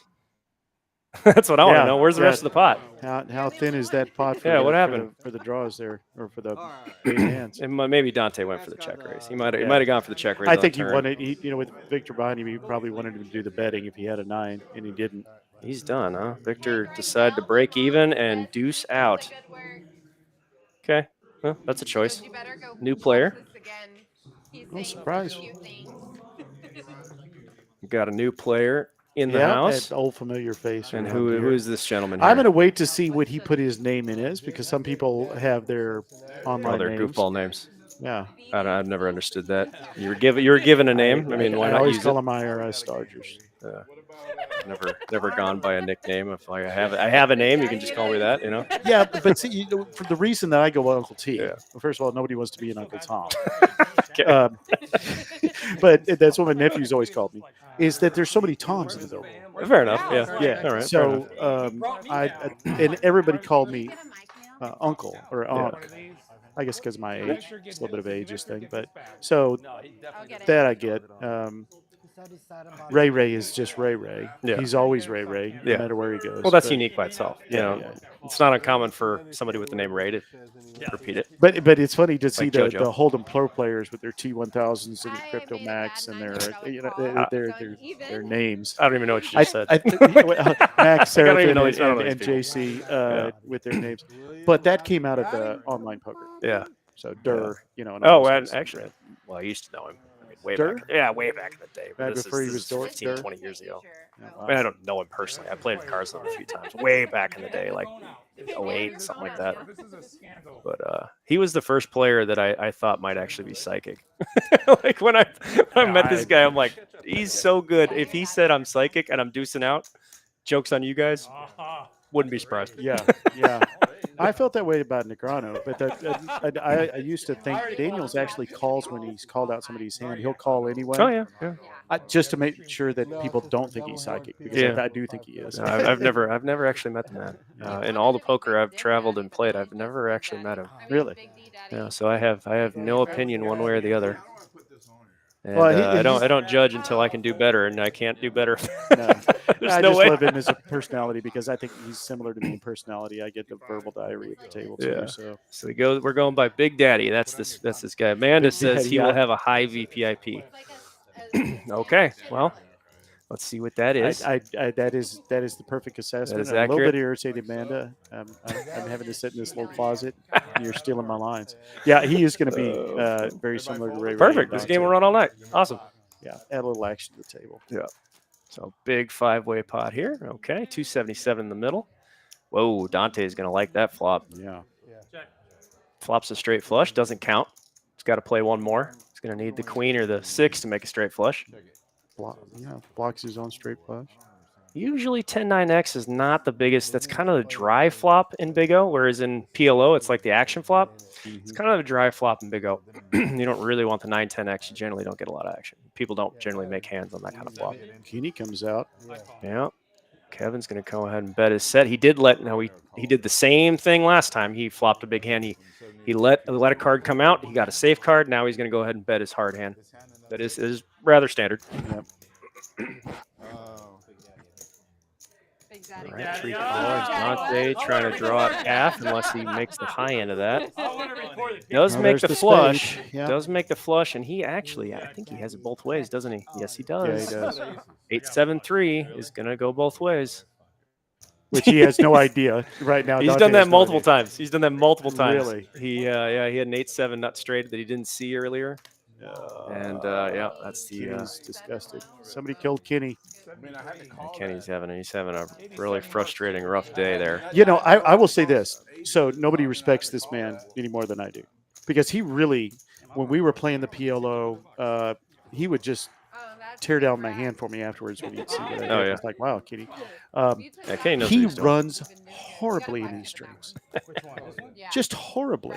Oh, he's got to pick better rivers. You know, he's got to work on that.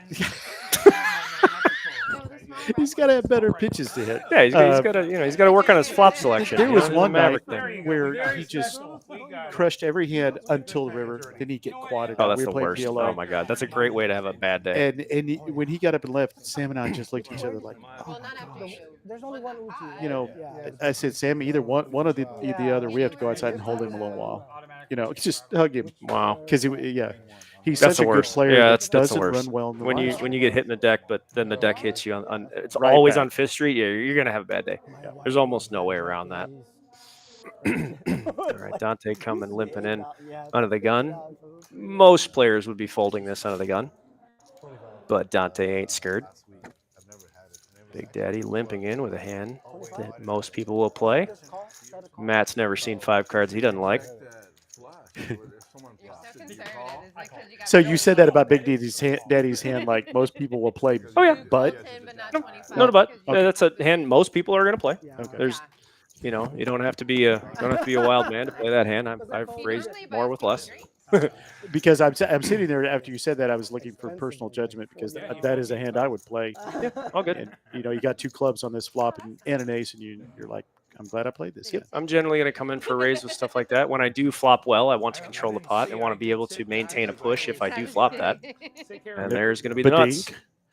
There's going to be the Now- nuts, and that is If I don't bet and I hit this, I'm irritated at myself because I want to push those low hands out. yeah. And here is the problem with Matt getting out of line here, is if you'd ask what card Matt would pick out of the deck, it's the deuce of clubs, and that has him in very bad shape.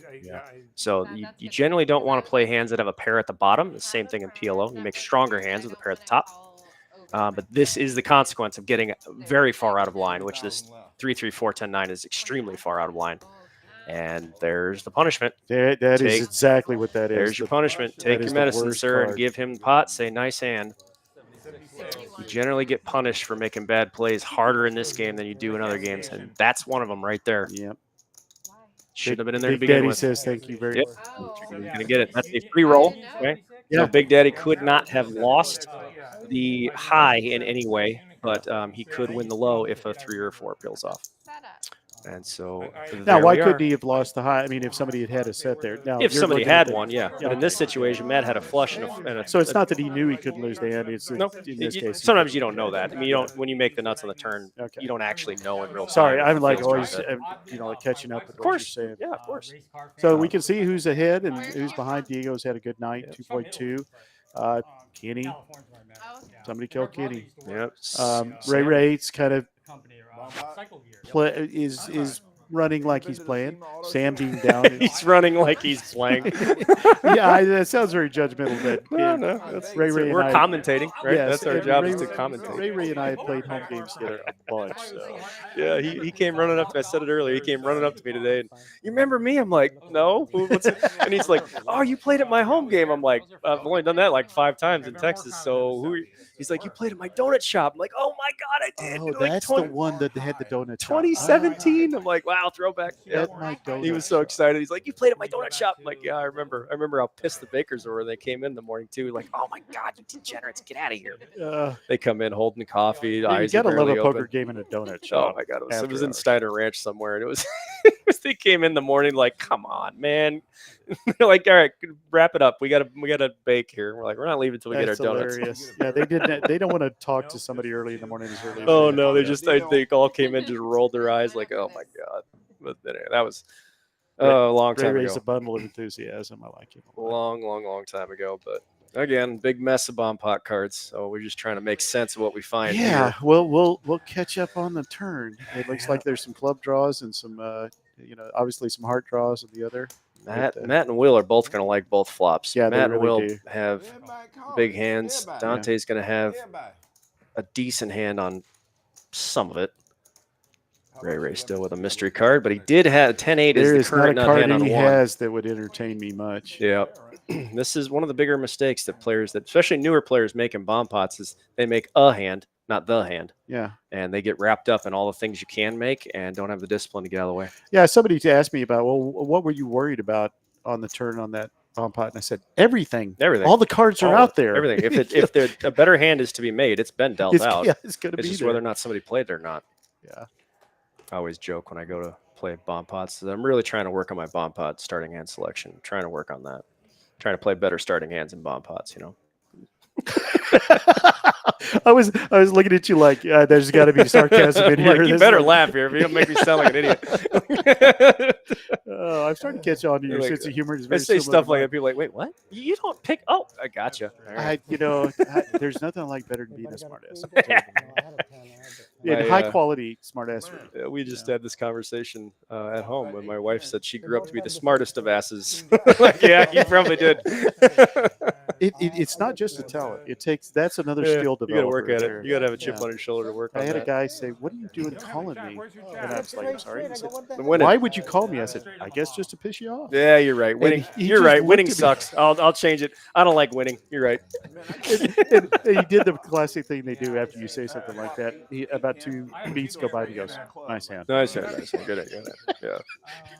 Like nice hand is not the word you want. I to don't say, get. I don't get a whole lot of criticism every time. Why'd you call? I can't believe you called that. You're like, yeah, you can't call that. Yeah, you're right. Winning Yeah, sucks. You're right. I suck.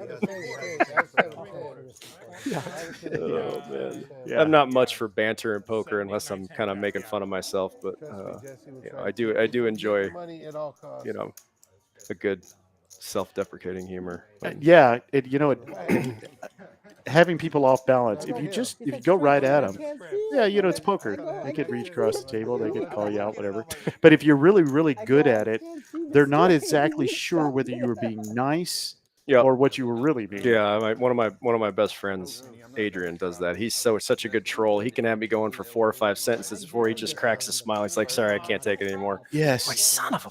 Yes. That's the right Becca right there. Hi, Rebecca Thompson. Sorry about that. This is Dallas Becca. Okay. Hi, Becca. So we have Yuma Becca. and Yuma Dallas Becca and Dallas Becca. Sorry about the mix-up. Hi to you both. Hello. Yeah. Oh, we got a pair of Beccas. Look Which forward is to seeing always you a winning hand. Seeing you next month, Becca. Yeah. Be So up in- she's coming. She's up in Dallas. yeah, I'll be up in your other TCH at the TCH Dallas in next on the 15th. Are you going to go over to Las Colinas? So that's nope. the other TCH. That's at Las Colinas is kind of like Cedar Park is too. Yeah, I haven't been there yet. I know of it. I haven't been there Nice. yet. Yeah. I love both those places. Yeah, if they run a big O game, I might find my way there. Oh, All I'm sure. right, Sam folded a ace-2 combination. That's probably not right. If they're all touching the felt, it works better. She did claw her way back, and after she took a big hit early in the game, she has clawed her way back without much notice. You know, that's a good mark of a good pro. Is that ice cold, ice cold, no mistakes. Yep. Big Daddy with a Broadway in his hand. A wonderful Dramaha hand right there for those of you who like that game. 5-card draw in your hand, PLO on the board. Okay. Dante with a nut low draw. Kenny flops kings up. And Big Daddy flops just a king. I wouldn't be surprised if he peeled one. If Big Daddy turns a high card, he can actually turn a pretty powerful hand here. But Dante is going to... Kenny's all in with his 2-pair. Dante's going to give it a call. Most players are going to find a fold with a Broadway here after a bet and a call. Big Daddy might not be most players. Big Daddy and I play a lot together, and I said, you always look like you're just about to get a colonoscopy. Even if you got a great hand, it makes it hard for me to really interpret. It looks like if he's really trying to decide if that habanero he just ate was a mistake. He's waiting. It looks like he's just waiting for the burn. Yeah. And that's why he's on his way. I guess wherever. Yeah, he's gonna fold. That talk and Yeah, that head movement. He's already made up his mind. He's gonna fold. Yep. I've driven to the- Yeah. You actually have a real She big says O hand this it's time, Dante? awesome, but smaller states. I have 2-pair and I have a low. Yeah, that's gonna be Yeah. a chop most of the time. Yep. That would have only changed with a 4, I believe. It's the only thing that would have changed that. Yeah, Yeah, there's the the wheel. 4 to make Dante a 6 high straight. Oh, yeah. And even that would not have gotten Kenny scooped. It would have just been for 3/4. On that board, it would be shit for me, but. Bit of a gamble. I think we're seeing a little frustration from Kenny. And I can't say that I blame him. I'd been pretty frustrated if I was in his seat tonight too. Well, folks, you noticed the felt. That's our new felt, the hijack felt. Once again, play poker online. I'm on there playing PLO. Look for Uncle T Shoves on the hijack poker app, and get your referral code. Whammo, I'm sure told you. He's paid nothing into that but that free code, and he's run it up to quite a bankroll. So Not bad. make sure and join us. Look for me playing 1-2 PLO. It feels like kind of more like Hold'em to me. Glad you joined us on a turning colder night. I played it under 5. It's going to get a little cool in Austin tonight. Probably already, Becca. It's cold up there in Dallas, or chillier. You got Greg Vail here with us. Double Suited Poker, writer of 4 books, Scoop, 1, 2, 3, and 4. I am only through volume 1. And after talking to Greg, who's taking a break right now, I got a lot more reading to do. It's a little intimidating, Amanda. Wow. A lot of information. That must have been that bad. It's the new me, Ray. I heard. Turned a new leaf. But I won't let my ignorance disrupt my enjoyment of Big O. So not much for anybody out here. Ray does get a king, but the 4-7, not really any low hands either. I mean, when your best low hand, Dante's got 8-3. Okay. Probably a bet's going to take it down. Be careful. But Matt and Ray have the same hand. And it looks like Dante calls? No, Dante did fold. So Matt and Ray heads up. That's, Now Ray's got the open ender, but the 5 comes. So pretty much ace king. No, king 7. Yeah, we did have 2-pair for Matt. 81. That was the strangest quick hand we've had. I felt lost without Greg. I had to analyze that hand by myself, and it's not comfortable. I thought it was an ice cream cone or.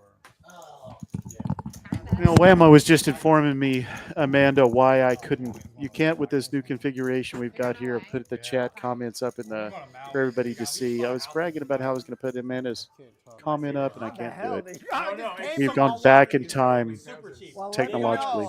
My wife loves So uneventful hand while you were gone, Greg, which I really needed because I needed it. Yeah, I needed something simple. Okay. They decided they found out I was doing the commentary. They only dealt him 3 cards. Zone 6 is where it's like erupting.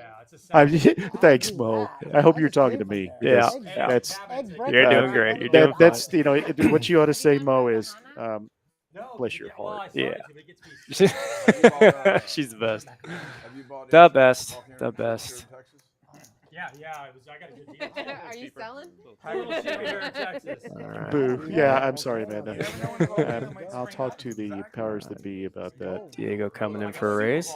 It's 3-wheel, 3 Broadway, standard premium starting hand. No suited ace, but that's okay. Standard premium. Standard premium, 3-wheel, 3 Broadway. How many standard premiums are there? A lot.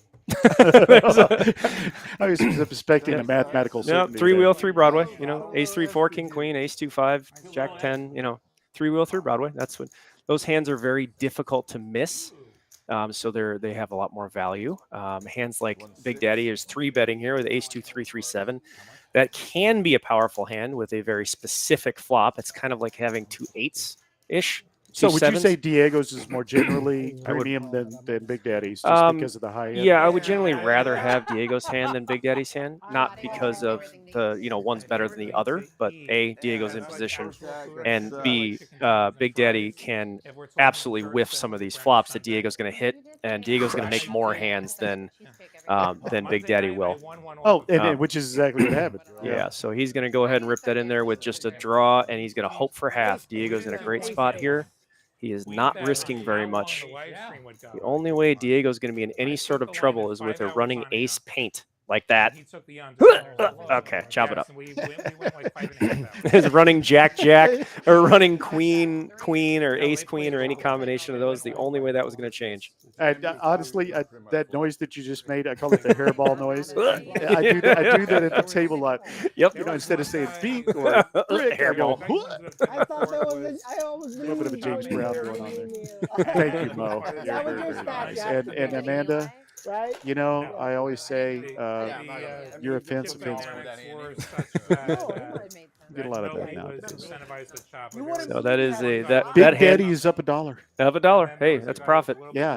But you know, that is a standard run out, what you just saw there. Now, what I like about this game is that when we're playing 1,000 big blinds deep, that situation gets very complicated. So would you like to see this game being bigger? Be bigger? Just I because like deeper. I'm not one to turn my nose up at the stakes. I'll play 1, 2, 5 with anybody, and I regularly play a 50-100 game. You know, so it's like, but I like deeper. I will prefer a 5-5-10 game with 20 grand on the table than a 25 game with like 20 grand on the table. Because they're very different play. I like to have deep. I like I call it infinite stack. If there's no way that anybody can get all in, that's my dream. That nobody can get all in. That just like can't be done. And why is that? Just because you want that you want to sustain the action longer, or you don't want people getting up and then empty seats? It forces people to play the hand to completion. There's no all-ins. You can't get all in. So the cards never speak. You have to play the hand all the way out. You can't just get it in and let the cards talk for themselves and let the cards decide what happens. Can't be done. That's my favorite thing of all time. It's like infinite stack Big O. Yeah, well, obviously in Hold'em, no limit. That never happens. Also my favorite thing. Yeah, it's like those home games, you know, that are 1-3 with straddles but no cap, and everybody's in for 5 to 10,000. Yes. Also my favorite.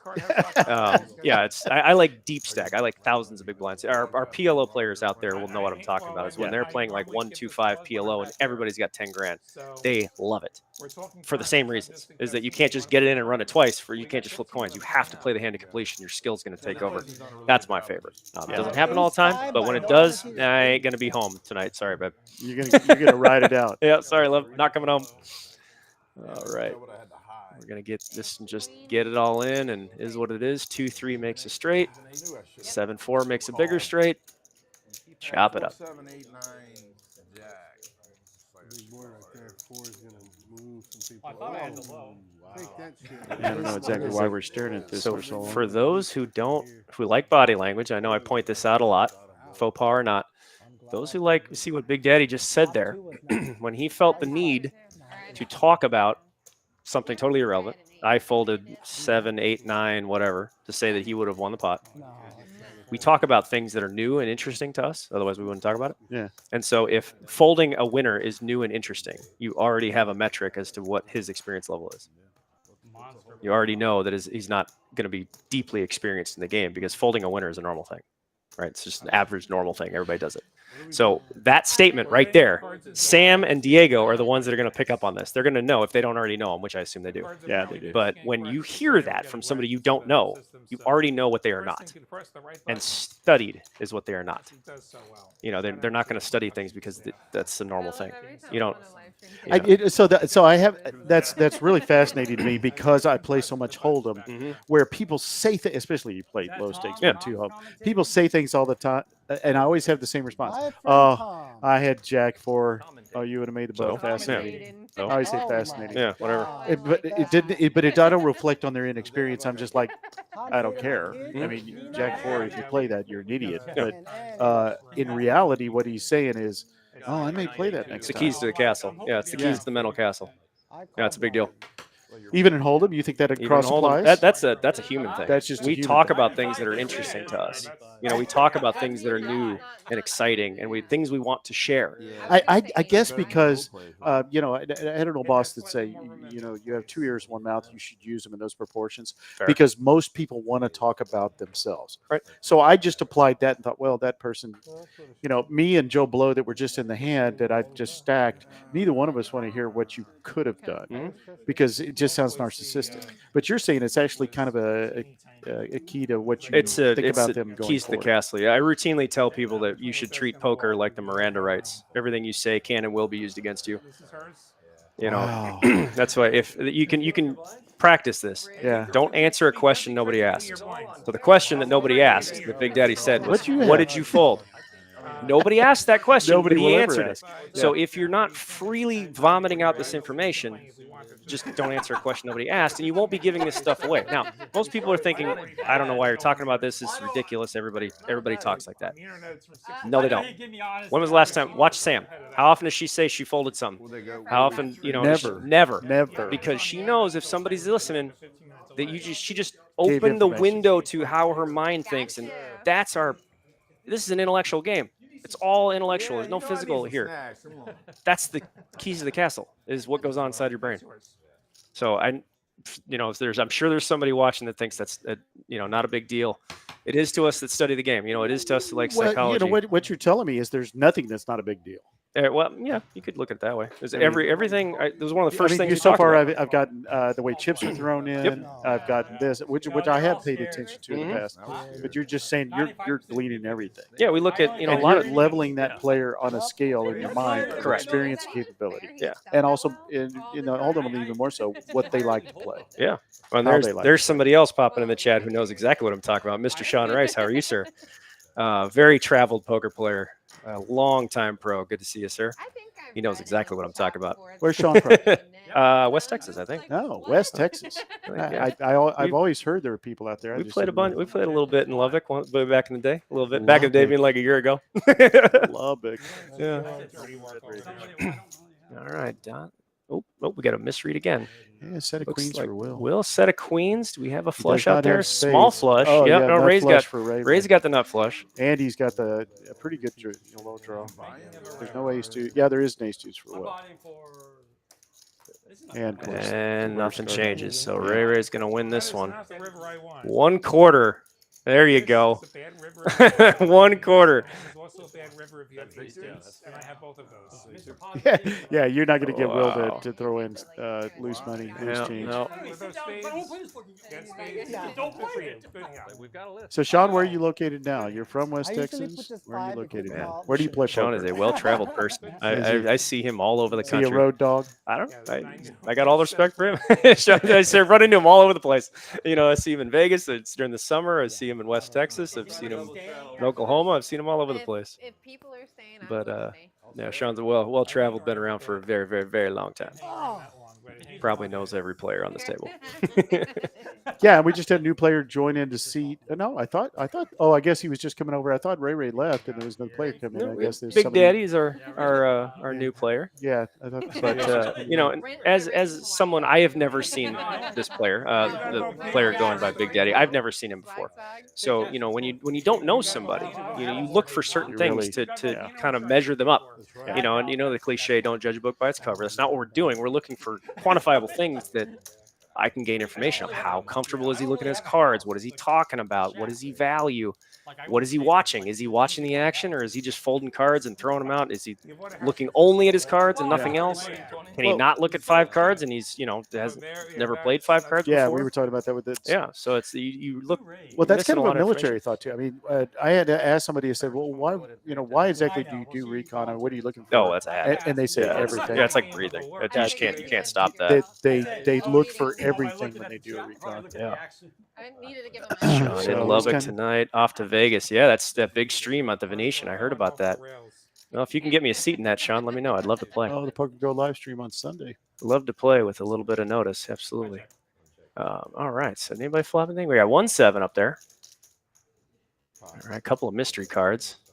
But check into Big Daddy, who has one of those mystery cards. Dante with the trips.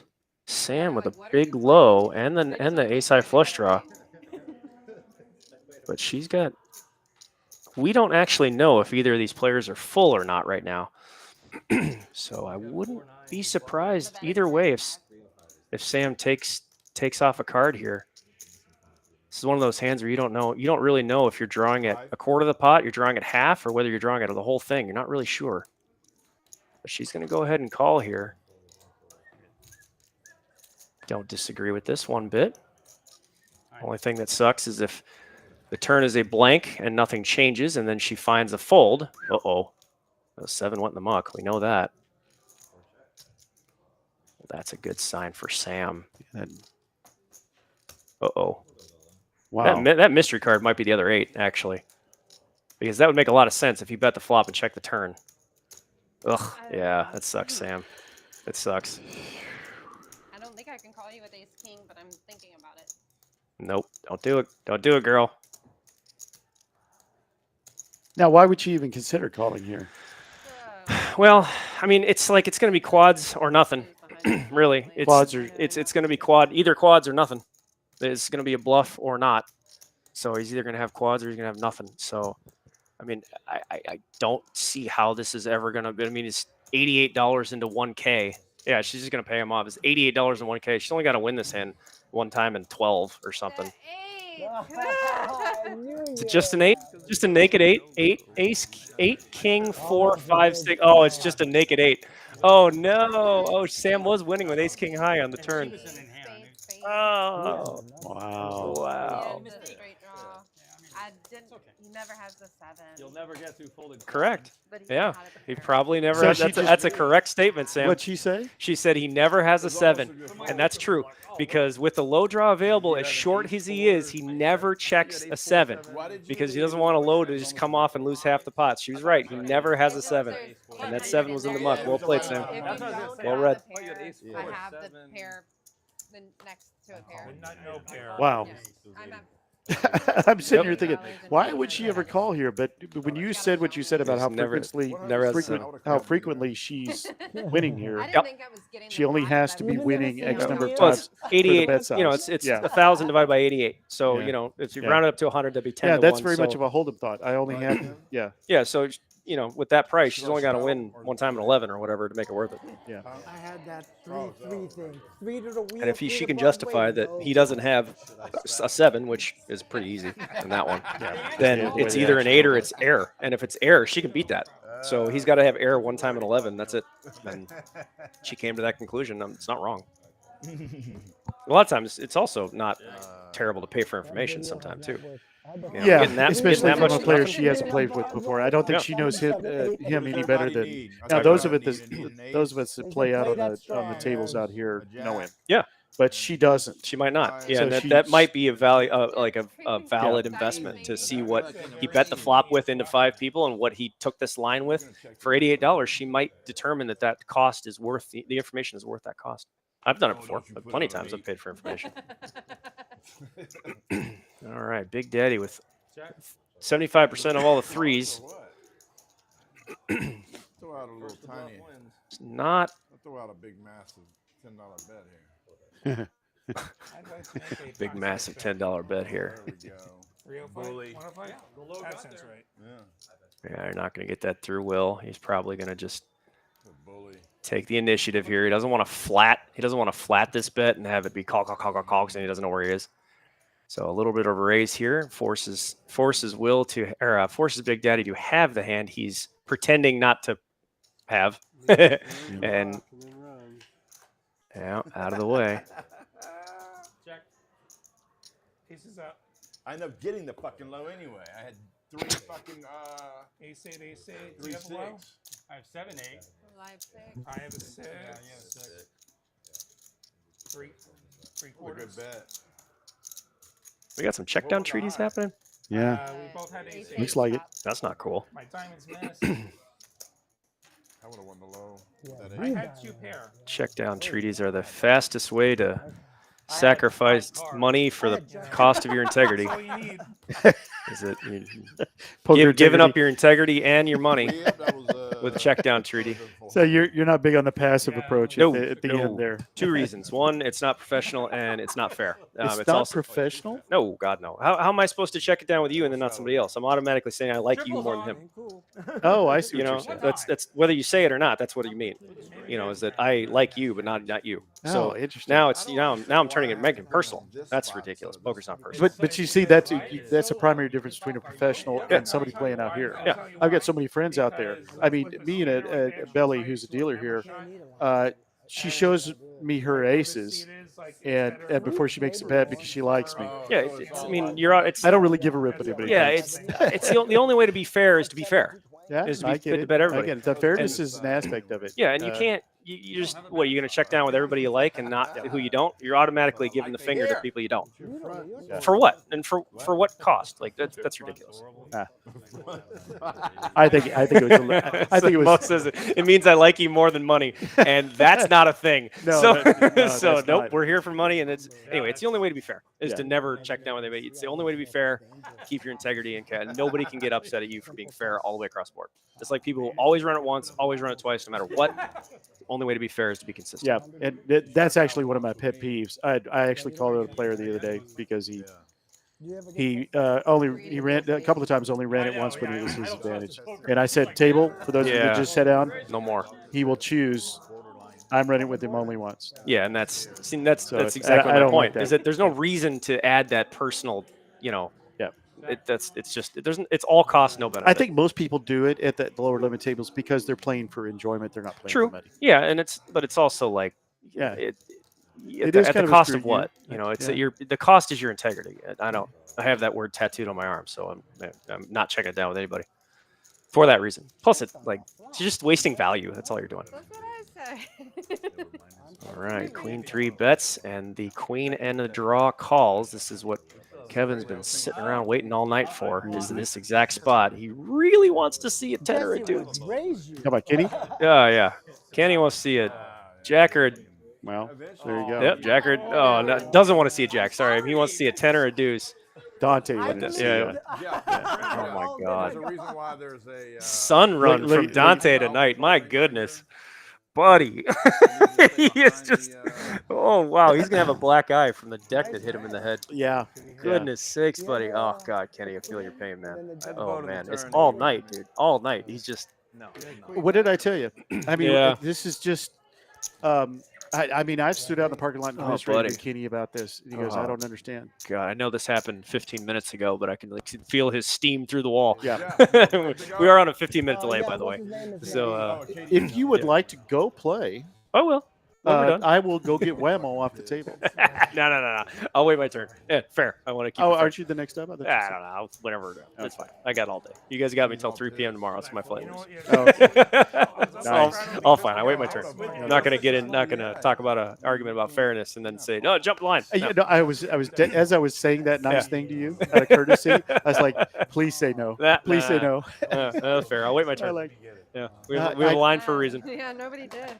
Yeah, I know, Yeah, Amanda. good game, Kenny. Oh, sorry, buddy. Oh man, felt his pain. We got to see every one of them just.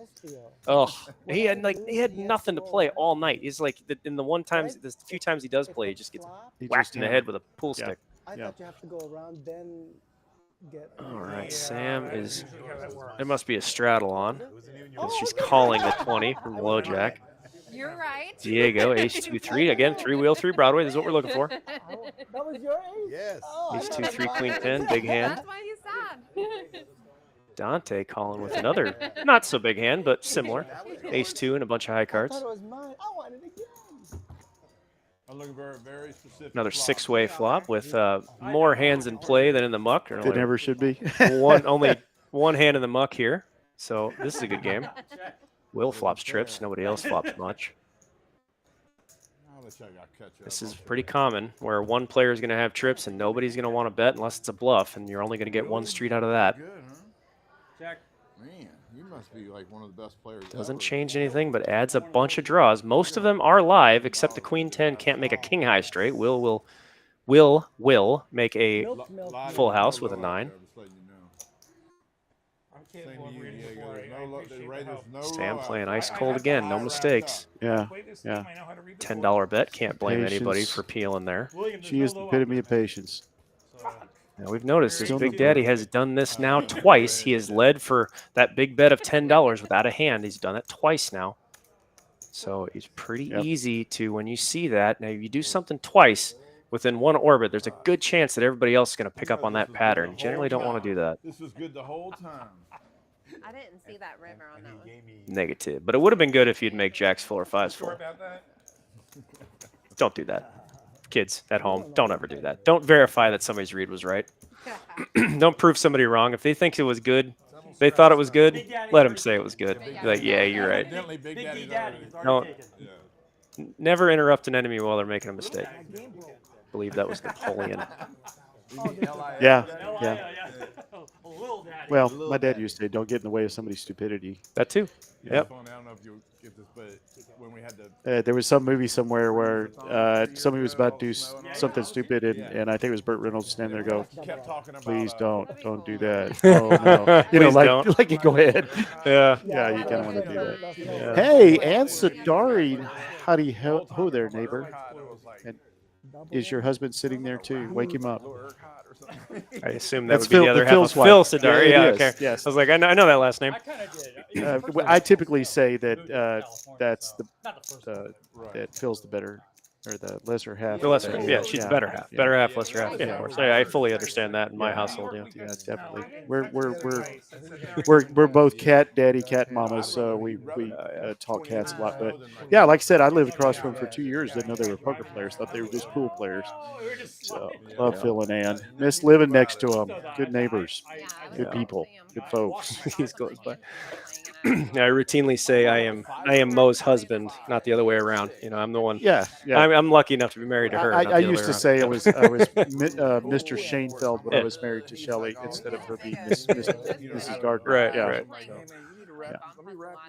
Yeah, it's easy to see when you outkick your Bill did as well. All right, well, Sam took a step back with a couple of hands there. She had brought that up to even, but currently Ray throwing the party. So the person I thought was coming into the game did come into the game. So we got a new player, TK, who we play with a lot. He's coming into the 1C because somebody killed Kenny. All All right, Sam again limping in, trying to see more hands. Again, I have mentioned this multiple times on the stream, is that she does have a little stylistic difference than I do from their pre-flop attitude. Neither wrong nor right. Pro's going to pro. They're going to have different So approaches. she just floats more than you do. No, she likes to see more flops than I do. She likes to get in there and mix up. She knows her players. So after the flop, she's Stone cold. Stone cold. Yeah, stone cold. I mean, just almost never makes a mistake. Not that we're all none of us are perfect, but yeah, she's among the best. I'm gonna have to start treating her with a lot more respect after you. Yeah, I told you. She's like Sam's killer, calls me her one man hype show. You know, she did. But yeah, it's just a stylistic thing, and it's no different. You see this in Hold'em too. You know, you see that with people that the lag aggression that. You know, you really like to get in there and mix it up and win a lot of small pots. In Hold'em, a lot of times I think it's fear-based. I don't see that in Sam. No, God, no. No, that's a calculated decision. Yeah. Yeah, it's just, I'm going to play a lot of different hands from a lot of different angles. And in a table where she's not getting 3-bet very often, she can do that. You notice in the beginning of the stream, she wasn't doing that a lot. And she made the same exact adjustment on the last stream I watched her on. She adjusted to the table. Yeah, she wasn't doing this previously because there were a lot of 3-bets pre-flop. But now that people have chilled out, now she's limping in and seeing more pots because the 3-betting and the pre-flop aggression has tampered down a little bit, which is normal when things get deeper and deeper and deeper. People get less comfortable with. So explain this massive bet by Diego here. Yeah, so Diego flopped his key card, right? He needs a deuce to make a powerful hand. So this is 5-3 he's had. Yeah, he is. So he's playing the ace 3 4 5. He has the jack high flush draw. So he knows he's going to be of pretty high value. This is going to be very difficult for him to be an underdog. So why would he bet so much? Because he thinks he's going to get action. Now, he doesn't have the ace of hearts, or the ace of spades, rather. So there's a good chance that somebody can give him action with just a nut flush draw. If they have like ace 5 of spades, he has the 5. So he's thinking about getting the high hands into a position of. To put it very simply, Diego doesn't care if he gets action. He doesn't care if he gets action or from what, because he's going to be a pretty heavy favorite over most hands. Does not want to see a king, though, but that did add another gut shot to his arsenal. Yeah. By knowing that Sam called, he's probably going to expect Sam did call an ace 3. So we're going to go to the river. Diego's going to make nut.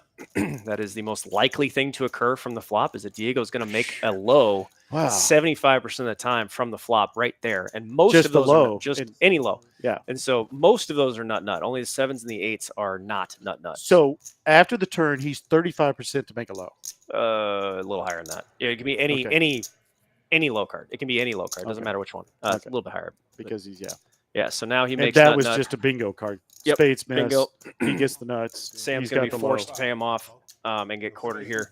Standard. There's too much in there for Sam to fold. Since there is a third player in there, he's dead money. We got commentators, says Sam. What'd she say? She said, you guys don't need to talk about it. We got commentators. I put her on talking about her hand. A little bit of frustration. Not much, just a tiny flash of frustration on Sam's part there. Well, Sam, we'll talk about it. But yeah, that was just unfortunate. Yeah.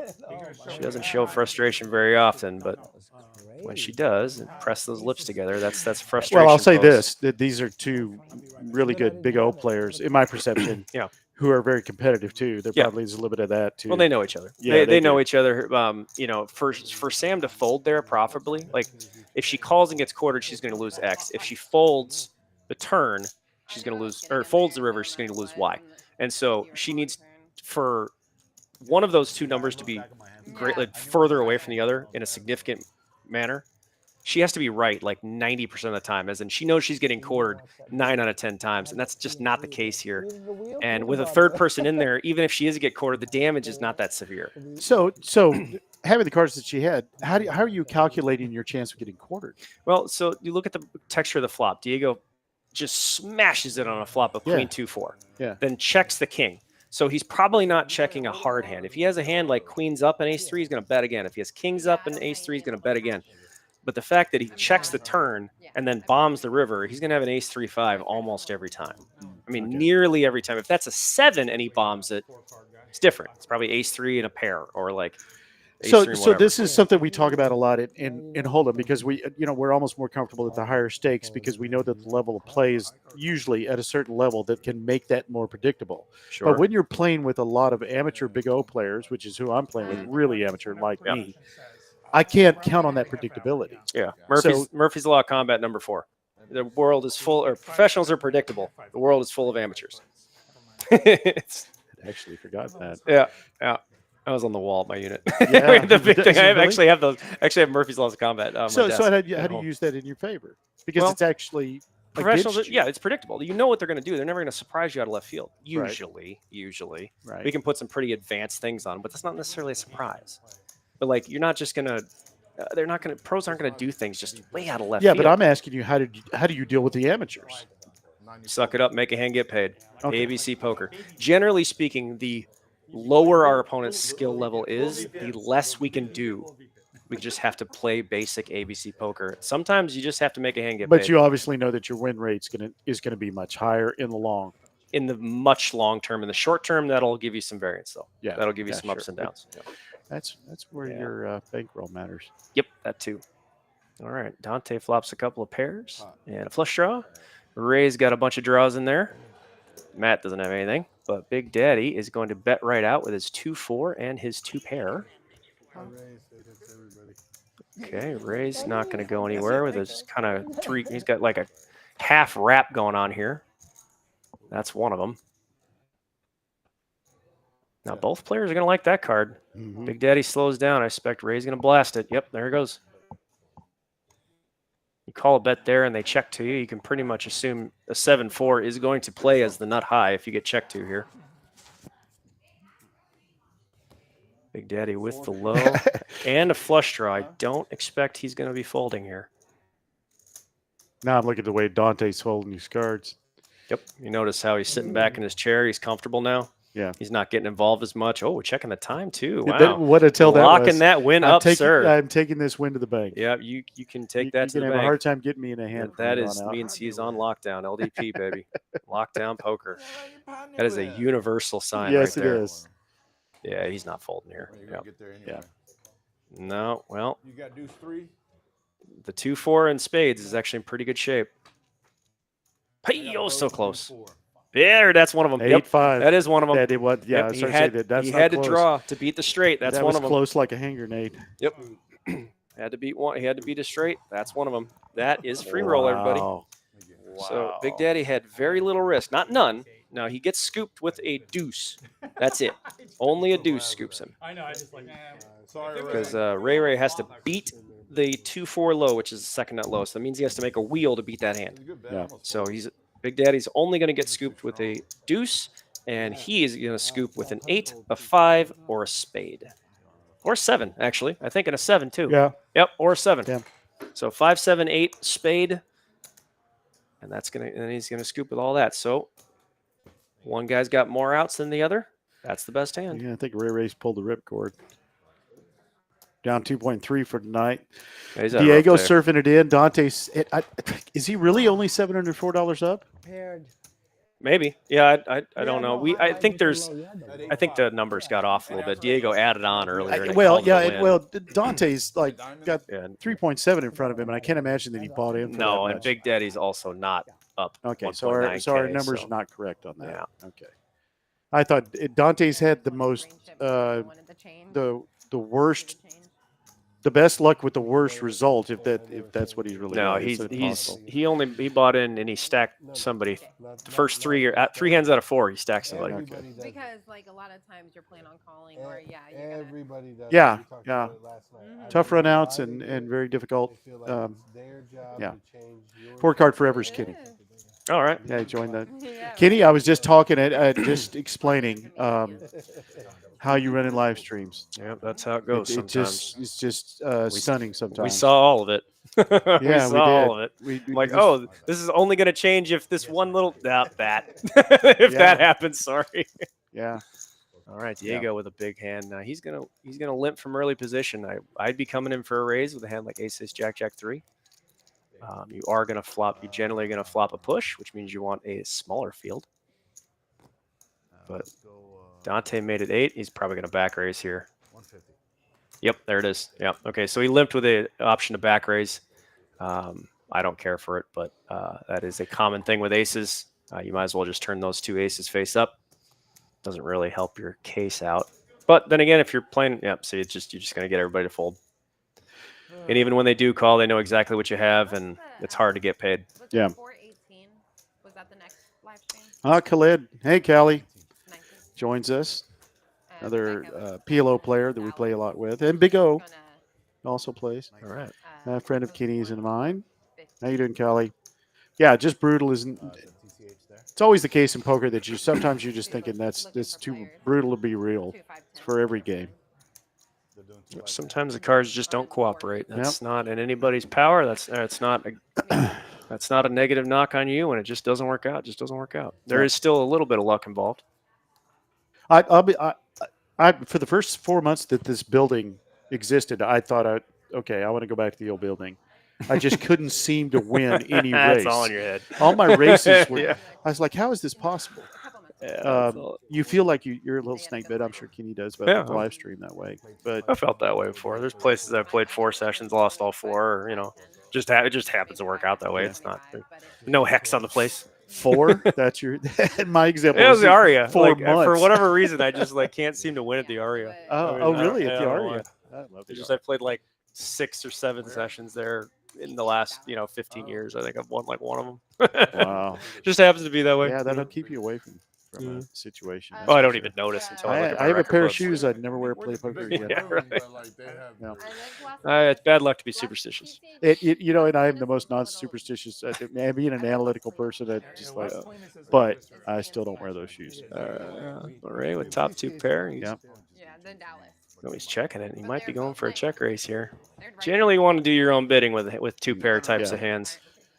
All right, Big Daddy makes a club flush. This gets checked to. You probably need to be betting. You get checked to twice here. This is a free pass to take the pot down. Whoop. Yep. Now he's going to give up half the pot. He's going to get to 3/4. He gives up 25% of the pot. Yeah. Dante leads out for a bet. This is a fairly simple raise here. A fairly simple raise for value. I'm not sure if Big Daddy's going to do it. But since this got checked all the way around, you have the nut low and a flush. This is a fairly textbook raise. All right. More. Ugh. Yeah, too small. Yeah, too small. Yeah, that usually indicates to me somebody wants to go really, really bad, regardless of the poker game. He does. So I bet activity. You don't have to. No, Dante misclicks, but he put he's required to keep it in. He put it 50% of the raise. So integrity check here. The integrity check. He's well within his rights to rip this. Yeah. So why is that an integrity check? Well, it shows you who you value. He's well within his rights to rip. The betting's open. I would have let you take it back. If I'm sitting there with nut, but in this situation, I might not actually want it. I might not. We don't know. Yeah. If he's got. But in that situation with his cards, I think when somebody very clearly didn't mean to do it, then no, I'm probably just. What did you want to do? Ask him. What did you mean to do?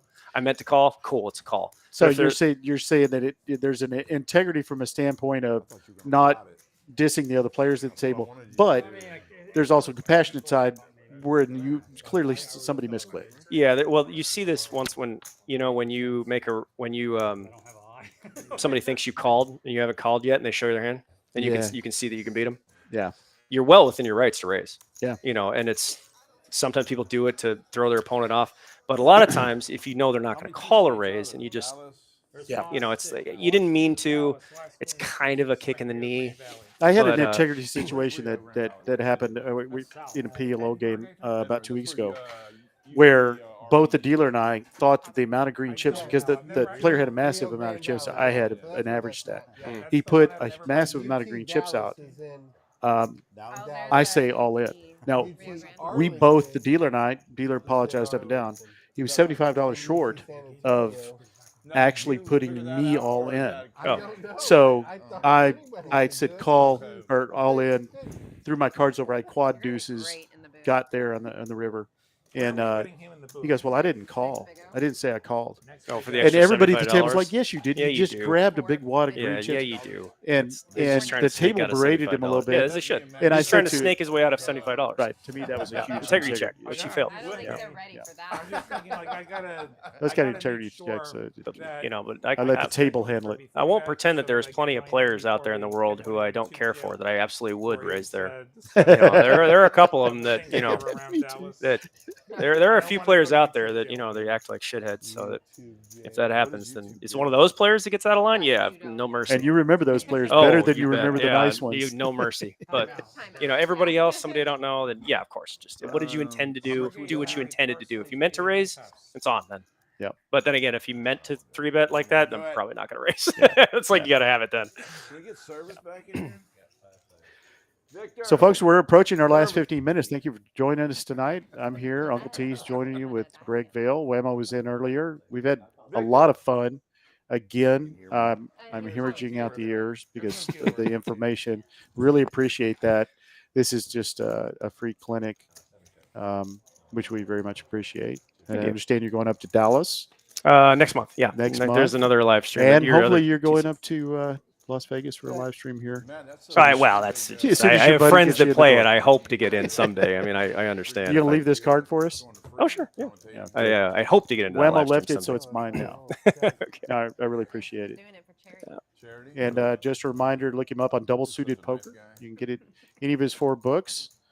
He's definitely got me thinking about the next one. There you go. My series is 20% cheaper if you buy it from me. Amazon's a bunch of thieves, so Well, please, typically please buy 'em from me. I just borrow them from Phil. And You then just give borrow them back. from somebody else. Yeah. But yeah, please buy my books. I have all four book series, about 1,100 pages total on this book or on this game. DoubleSuitedPoker.com. I also have a several hundred video deep instructional library with hundreds of Wow. videos on live streams and hand analysis concept videos. I'm breaking my books down into video form now. And I have online sessions, sweats. I have multiple hours of calls with my professional students, or professional clients rather, the clients that I'm helping them move forward their career, regardless of what game they play. So I have lots of resources for Big O on my website. Is there anything you ever keep behind? I was thinking Keep about that behind? with poker coaches. Do you ever keep things to yourself? Yes.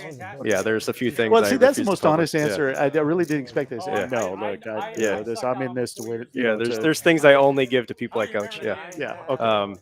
Yeah, that would be even them. the soup. No, if someone's paying me for advice, you're going to get all my everything if it's relevant. You get it peeled back. Yeah, Okay. you get everything. Yeah, of course. But there's plenty of things I did not publish. Yeah, a lot of mathematical proofs I didn't publish. That stays on my whiteboard. Really? Yeah, and if I need to, I can. If I need to manually solve a hand, I'm not going to publish that. I don't want anybody taking stuff like that. There's plenty of things I don't. I don't publish. Mo gets it all. Mo gets it all. obviously. Yeah, she doesn't play split pot, but But she pays the highest price of all. We all know. yeah, she's got to put up with me. She's got to put up with me. Poor girl.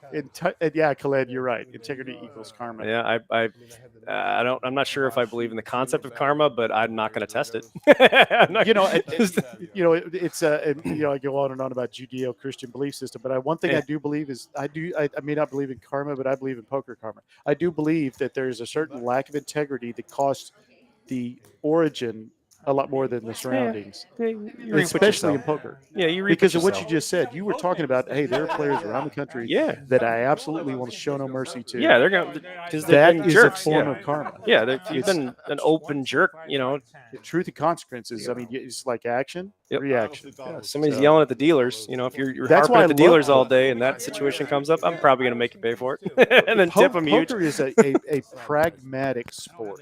Yeah. I say that more than most others. Yeah. There aren't any referees. Nope. It's always 1-to-1. Yep. Maybe multiple. What kind of shenanigans is this? Raise 5, call 5, 3-bet to 10, 4-bet to 45. Were you clicking buttons here, boys? What's going on here? Maybe they're tired. Yeah. After 3 hours 45 minutes. What's going on here, you button clicking goofballs? Ooh, action flop. All right. Ray ace 2 3 7 with 2 pair nut low. Matt's got a bunch of draws in there with ace deuce. Ooh. We haven't seen a ton of super fireworks. Come on, give me something good. Don't expect Ray to be folding, no matter what comes out. No. Dante out of the way. He has definitely changed his style up. He's locking that win down. Just the two big hands. All right, that hits Matt with a flush and the nut low. Ray does have the naked ace. This is not the time to pull that bluff, by the way. You generally want to avoid doing the naked ace bluff when there's a low available. People just have a nut low and a flush. They just call. They generally are not going. They're not going to fold there. So it gets all in. Matt's going to take 3/4 of this pot unless a 7 or a 3 peels off. And the result stays the same. Matt's going to get 3/4 of this one. Standard result here. What is the Tommy Angelo book about being a jerk in poker? I have no idea. I have no idea. Julie Ertz, that's my answer. I don't know. I've only met Tommy once, and I was part of a poker documentary back in 2017 that he was a part of. But it was on Amazon. I think it was called For Love or Money or something like that.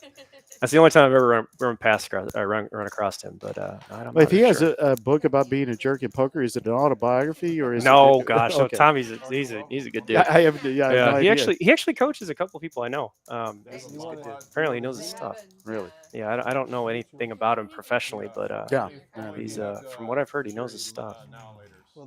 Yeah, one of my good friends. He actually coaches one of my good friends. Actually. Alizé Matt. Wow. Matt just calling out his liquor preference here. What did Alizé. Oh, it's this liquor. I used to drink that stuff in college. What is it? It's like some fruity liquor. It's I don't even know what it is. Say it one more time. Alizé. Alizé. Yeah. Now, see, I love liqueurs and aperitifs, and I have no idea what that is. No, it's like a 30 proof liqueur. It's really. You can stomach it when you're 18. It's kind of like Jägermeister. No, it's a really soft, it's barely even. It's really fruity on the front, really fruity flavors or something. I guess it's just like a really forward fruity thing. Yeah, I loved it when I was at Arizona State. I drank that shit all the time. Sorry, my mom and dad are listening. No, I didn't drink till I was 21. Peach schnapps was that for me. I got sick on peach schnapps once. And when something comes up exactly as it goes down, that's like fluid. So I don't drink Captain Morgan's anymore. When in college, I got the bright idea of playing chess for a shot apiece, and we played to a stalemate. So you can imagine how I left that place. Oh my gosh! On my knees. I haven't touched it since. Gross. Yeah, Diego with another big one here. Sam calls the 40 in front. It's always frustrating when you're sitting there with a premium hand and Sam gets in there in front of you. Painless poker. All right. Kenny looked it up. Diego with a pretty decent hand here. Probably thinking on whether he's supposed to make this a larger bet. Generally, he's going to, if I know Diego enough, he's going to go for that. Yeah. Yep. Going to make a good raise, exploit his position. He does. That is a reliable pattern with him. Ray taking that to the face from the small blind. Don't try that at home, kids. It's like TK. TK, our new player here with ace, king, king, 6. He's calling with all red chips. Double suited aces and kings. You can find high-low players out there who would argue you should be folding this in this situation. I'm not sure I would make that argument. Just too much? Some players agree that we have two better players in there. You know all the aces are gone. And you're probably drawing at half.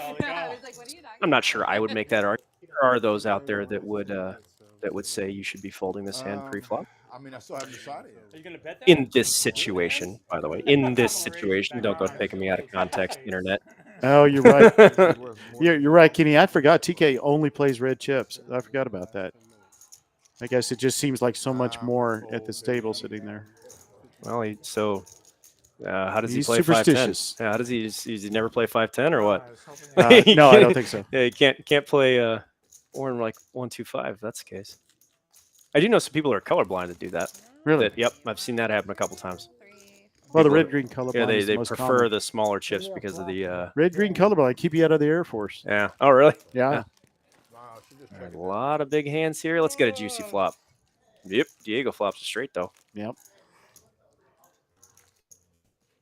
I'd imagine Diego's probably going to mash this when he's checked too, because he knows Sam's in front of him. Sam's not going to lead into that bet. He's probably going to put pretty large bet in here. I'd imagine 400 to 600 somewhere in there. Is there a more relaxed look you've ever seen? Just kind of chewing. That is the look of a man who has it and he knows it. Yes. Just kind for of those of you who enjoying like his it, that food. it's a man who has it. He knows it.